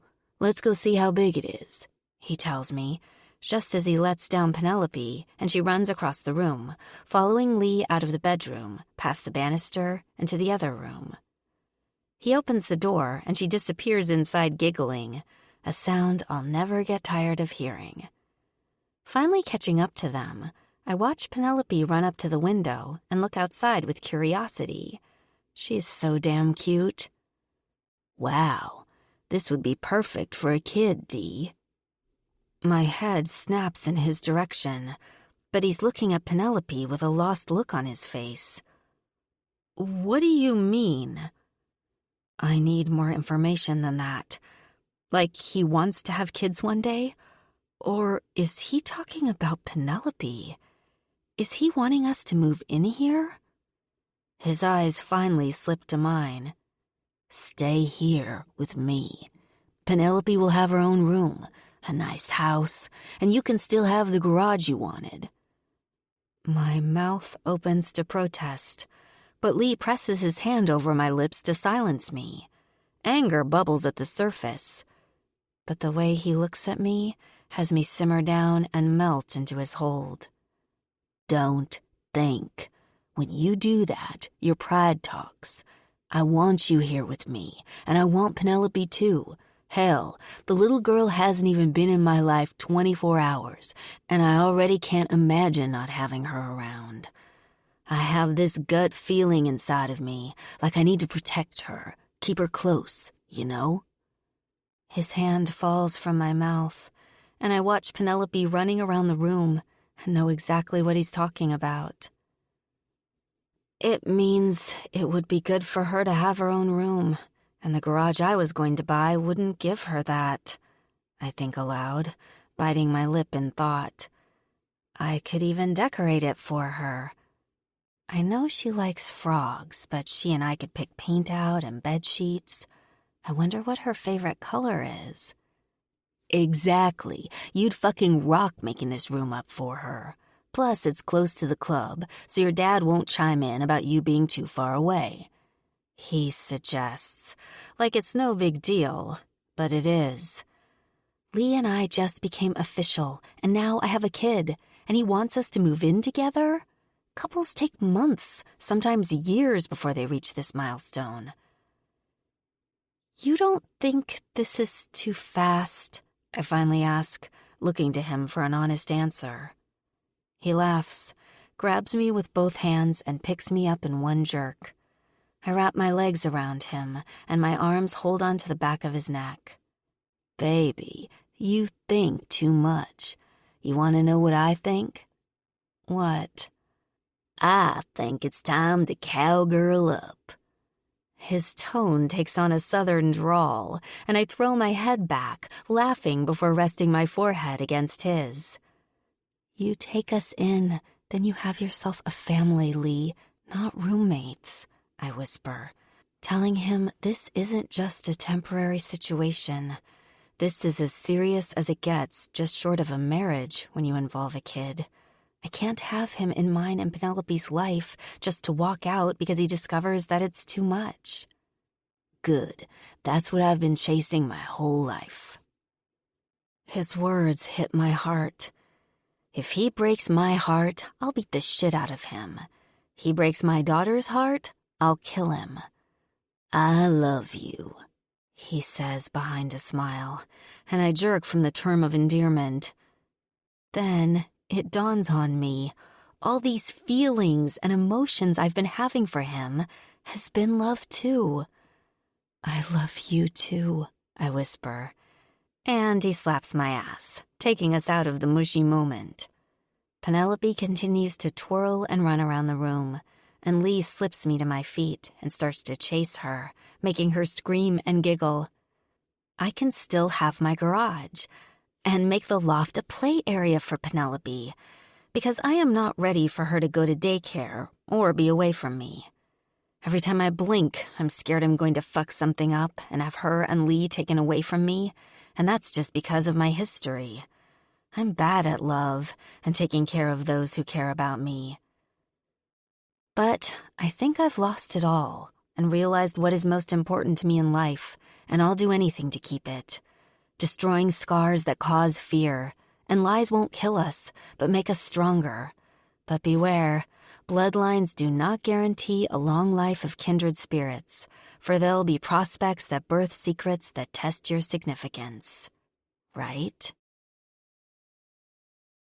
28. Delilah. Sitting outside of the house Lee just bought, I watched Penelope run in the little bit of yard in the front, with her frog in her hand, making him fly. She's completely lost in her own imagination, and I can't stop watching her. So, I'm glad you're back home, bitch, Piper says, sitting down on the concrete steps next to me. Sitting up, I rest my elbows on my knees and sigh. I know she's going to ask a lot of questions about Penelope and why I never told her. Where's Nellie? I ask. Not seeing her with the baby is a first. She's inside with Saint and Big Chief. She shrugs, leaning her head back to soak up some sun rays, her red hair glistening and shining like a ripe apple. So, is Nellie why you left? Because you couldn't be around a baby without thinking about Penelope? She lifts her head and hits me with those no fucks given eyes. She always was a straight shooter. Biting my bottom lip, I look back up at Penelope. She's on the ground talking to herself now. Yes and no. When I held Penelope for the first time, I felt a love and happiness I've never felt before. I was searching for that feeling again, I think. I know what feeling you're talking about, she mutters, looking down at her feet and her flip-flops. I turn to her. Yeah, whether by blood or choice, no one will take care of you like family. She flips her red hair over her shoulder and softly laughs. Yep, you just had to have the shit beat out of you to figure that out. I shrug, but she's right. At the time, everything my dad and uncles were doing in an attempt to protect me seemed like torture, as if I was constantly being punished for giving up Penelope, when really, they just didn't want me to lose another piece of my soul if some hot guy in a sexy truck showed up. I gotta say, you seem more open than before you left. What do you mean? You were my club sister, and I knew that, but you shut everyone else out. Now you're smiling and around everyone more. I think this might be the first time I haven't seen you wear at least one piece of black clothing. We both look down at what I'm wearing. A maroon tank top and blue jeans. I didn't realize she kept tabs on my wardrobe so closely, so I hide my black fingernails into my palms. Maybe it was Lee. Maybe it was Penelope. But I do feel different. I feel like I woke up one day and magically turned into a caring adult with responsibilities and shit. Yeah, I guess I'm a little more friendly. You should have told me, bitch. I would have been there for you. My head starts to ache, thinking about how I should have handled everything at the ripe age of teenager. I wasn't so sure I made the right choice, and didn't want to hear anybody tell me I made the wrong choice. The last of my words, a mere whisper. I didn't even know Zane knew. If he knows, then Addie knows. She has that boy pussy whipped. Piper doesn't hold back, which is why we click so well. We have no filter for bullshit. That would explain why she's not blowing up my phone demanding answers. Sitting up, I quietly laugh. That bitch. I wonder how long she's known. Penelope runs across the lawn until she reaches me out of breath, her frog still in her hand. My eyes zone in on the green tattered stuffed animal, and it occurs to me that I'm the scorpion. Is she the frog? Am I bad news for her? Or am I looking into this too much? Delilah! Piper's voice has me come to, and a wide-eyed Penelope looking at me with a question in her eyes. Yes, baby, what do you need? Sitting up, I grab her little hand and smile back at her. Can I go for a ride? She points her little finger to the left, and both Piper and I look, finding Lee's motorcycle parked in the driveway. A big, sly smile crosses my face. Hell yeah! What, are you serious? Don't you think she's too young? Piper stands, her motherly instincts making her sound like a pussy. She's 4. She's ready to ride. Taking Penelope's hand, we go inside, finding Saint and Lee in the living room, talking television size to put on the wall. Someone wants her first ride. I look down at my daughter, who has a big grin on her face. Really? Lee turns away from Saint, completely done with what they were talking about. Ride! Ride! Penelope jumps up and down, her little black dress and black boots the cutest thing I've seen on a kid. She's got a whole new wardrobe, and Uncle Zane bought her a lot of leather biker shit. Bending down, he grabs her under the arms and heads toward outside. Okay, but just up the road and back, he tells her, and she replies, but I can't hear their conversation being outside. Catching up to them, Lee is on his motorcycle with Penelope in front of him. Using his feet, he slowly pushes them backward out of the driveway, both of them smiling like fools.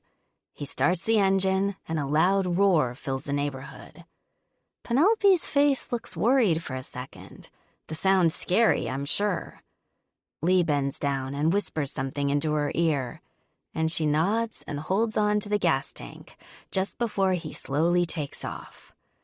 Walking into the road, I watch them drive off into the sunset, Piper right beside me. Well, I gotta say, out of all the secrets you could have had, that little girl was the best one, babe. Laughing, she throws her arm around my shoulders, and I smile in response. And Big Chief, I never would have thought you would have picked a cowboy. I shrug, crossing my arms. I looked at him as a friend until I realized I loved him. That's how it all starts, Piper whispers, kissing me on the temple. I'm speechless how my life has turned out in the last month. It seems like just yesterday I was a kid, sitting in my room with a bottle of Jack I'd stolen from my dad's club. I never thought I'd be in love or have a kid of my own. I hated everyone and wanted to run far away. Little did I know, everyone I love and my perfect place was here the whole time. It's crazy how life takes you in a full circle, only to bring you back home. Epilogue. Delilah. 2 months later. Singing to the music playing through the speakers, I had Lip install a painted piece of mermaid scales along the side of a Sportster. A woman who is probably a bigger badass than anyone I know wants it, and I love it. I've loved playing with the metallic colors, and it's coming together perfectly. The back door that leads into the office opens, and Piper walks out. She works the desk for me, and has so many projects coming my way, I might have to hire another painter. She goes to the stereo in the wall and turns my music off. Growling, I pull down my face mask and glare at her. Doc is having her baby. I drop the air gun. Now? She nods with a big smile. Shit, I need to tell Mom. Bobby and Doc had tried forever before finally getting pregnant. Going inside, I head up the stairs to the loft and find Mom watching TV and Penelope on the floor putting a puzzle together. It looks like a daycare up here, with all the toys and colorful shit lying around. Mom and Pen hang out here when I'm working, and it's became Pen's little kid world. We almost fell asleep up here one night, watching Minions, but Lee came and picked us up and took us back to his place. He's always there, always. Did you hear Doc is having her baby? Mom stands, dropping a bag of Cheetos onto the floor. Now? I silently nod. Mom looks to Penelope, and I can tell she feels conflicted about what to do. Having a baby can take hours, and taking Penelope to a hospital for that long would be hard. I got her. I'm taking a break on the bike downstairs. Besides, I'm my own boss. I plop down on the couch and pick up the bag of Cheetos and start shoving one by one in my mouth. Mom rushes over to the counter and grabs her purse. Okay, I'll call when she actually delivers. You better send pictures, I shout after her as she rushes down the stairs to her best friend's side. Penelope looks behind her, realizing her grandma has left and I'm here now. She smiles, happy to see me, and I see Thane in her face again. I always see him in her face, and guilt hits the pit of my stomach that I haven't told him about her. But I know it's for her own good. Hell is rising down south, and it's no place for her or me. This is home, and besides, she has more daddies now than she knows what to do with. Bobby, Lip, my dad, Zane, Saint. Every guy of the club watches over her shoulder, just like they did mine growing up. Poor thing, she's going to hate it. Standing, done with the puzzle, she comes over to me and climbs into my lap. What are you doing? I ask around a mouthful of Cheetos. Her mind is always busy figuring things out and lost in a world of make-believe. She makes me see things I used to take for granted. I put the puzzle together and then tried to put pieces from another puzzle into it to see if it would fit, she says, looking into the bag of chips. Did any fit? One puzzle did, and I made an ocean with the jungle. It looks cool. Really? I'm genuinely surprised. I wouldn't think the pieces from another puzzle would fit, but I've never tried. I love having her just upstairs when I work. One time she came down and suggested a color I should use on someone's bike, and it was exactly what my piece of art was missing. She takes my backward hat off my head and puts it on her own before sitting down. She giggles, and I turn it around just like I was wearing it. There you go. Now you look like a badass, I wink. Badass? She repeats and tilts her head to the side with confusion. I should probably tell her not to say that word, but she lives in a life of bikers and is going to hear much worse. Besides, she's going to be a badass. Nobody's going to fuck with her when she goes to school. She's going to stand up to bullies and be friends with everyone.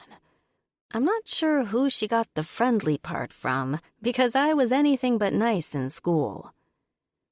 Yup, means nobody will mess with you. I take a bite of my chip and brush the dust off on my jeans. She rubs her hands around the top of the hat. Can I keep it? Her eyes look up at me, and I see more of myself in her than I have since the day she got here. She's going to be a little hellraiser like me. Which is a good thing. Being a female in this world, you have to know when to take shit and when to kick it. Yes, you can. And you know why? Her wide eyes blink, waiting for me to give her the answers to the world. Because you're a little devil. She makes a crazy face, showing off her teeth and pushing up her shoulders, and I laugh. She's so cute and innocent, but I see how much trouble lives within her. She's my daughter, of course. I want to do my room in Nightmare Before Christmas. She's talking about her room at Lee's house. We've been going back and forth on how to decorate it. Right now, she sleeps in between Lee and me in a big king-sized bed. I'm not sure we will be able to move her to her own bed when the time comes, and I don't think I want her across the hall anyway. I love how she snuggles up next to me and plays with my hair. It's like our hearts and souls know who each other are, even though we've been apart.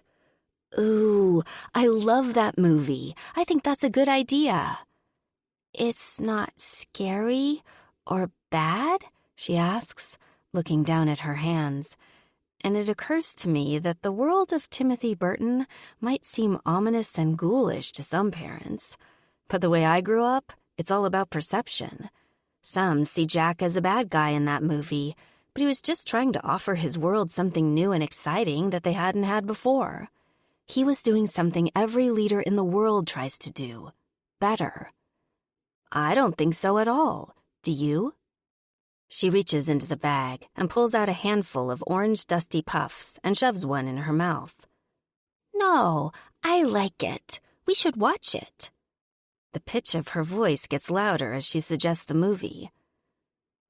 I wanted to watch Fast and Furious, but Grandma said I had to wait until I got older. She sighs, slumping into my lap. I can't wait to be an adult. The way she says adult is way off, but I get what she's saying, and I used to think the same thing when I was younger. Trust me when I tell you, being a kid is way more fun. This seems to perk her up. Really? Yeah, when you're my age, you don't get to do kid stuff. You're expected to be mature and always make the right decisions, and you have to get up early. Her nose scrunches like she ate something sour, and I laugh, giving her thigh a pat. Go get the remote. We'll watch The Nightmare Before Christmas. Ooh, I saw they added a movie called Coraline. It has that Jack the Skeleton vibe to it, too. She just nods because she doesn't have a clue what I'm talking about and hands me the remote. Turning the TV to Coraline, she snuggles up next to me, and I hear a rumble of thunder just outside. A storm is coming in. I think we will sit here all night and watch weird kid movies. Then it dawns on me. I get to introduce so many things to my little girl. Movies, snacks, music. When I gave her up for adoption, I thought Franklin and Miranda were white picket fences, private schools, and manners every kid should have. Something I couldn't give a little girl. But it occurs to me now that everyone's life is both good and bad. It's how it goes, and there's nothing you can do about it. Lust like a saint, trust like a sinner, I mutter to myself, the words of my grandfather still with me to this day. Even those who seem like saints lust for things, and you can't really trust anybody because everyone is a sinner, and nobody will trust the sinner in you. The older I get, the more sense his saying makes. In fact, it's made me who I am today. Delilah Rose fucking Kingsman. This concludes The Secrets That Find Us by M.N. Forgy. Narrated by Gillian Macy and Nelson Hobbs. Copyright 2021 by M.N. Forgy. This unabridged audiobook is published by arrangement with M.N. Forgy and was produced in the year 2021 by Tantor Media Incorporated, a division of Recorded Books, which holds the copyright thereto. Please visit tantor.com for more information on our growing library of unabridged audiobooks.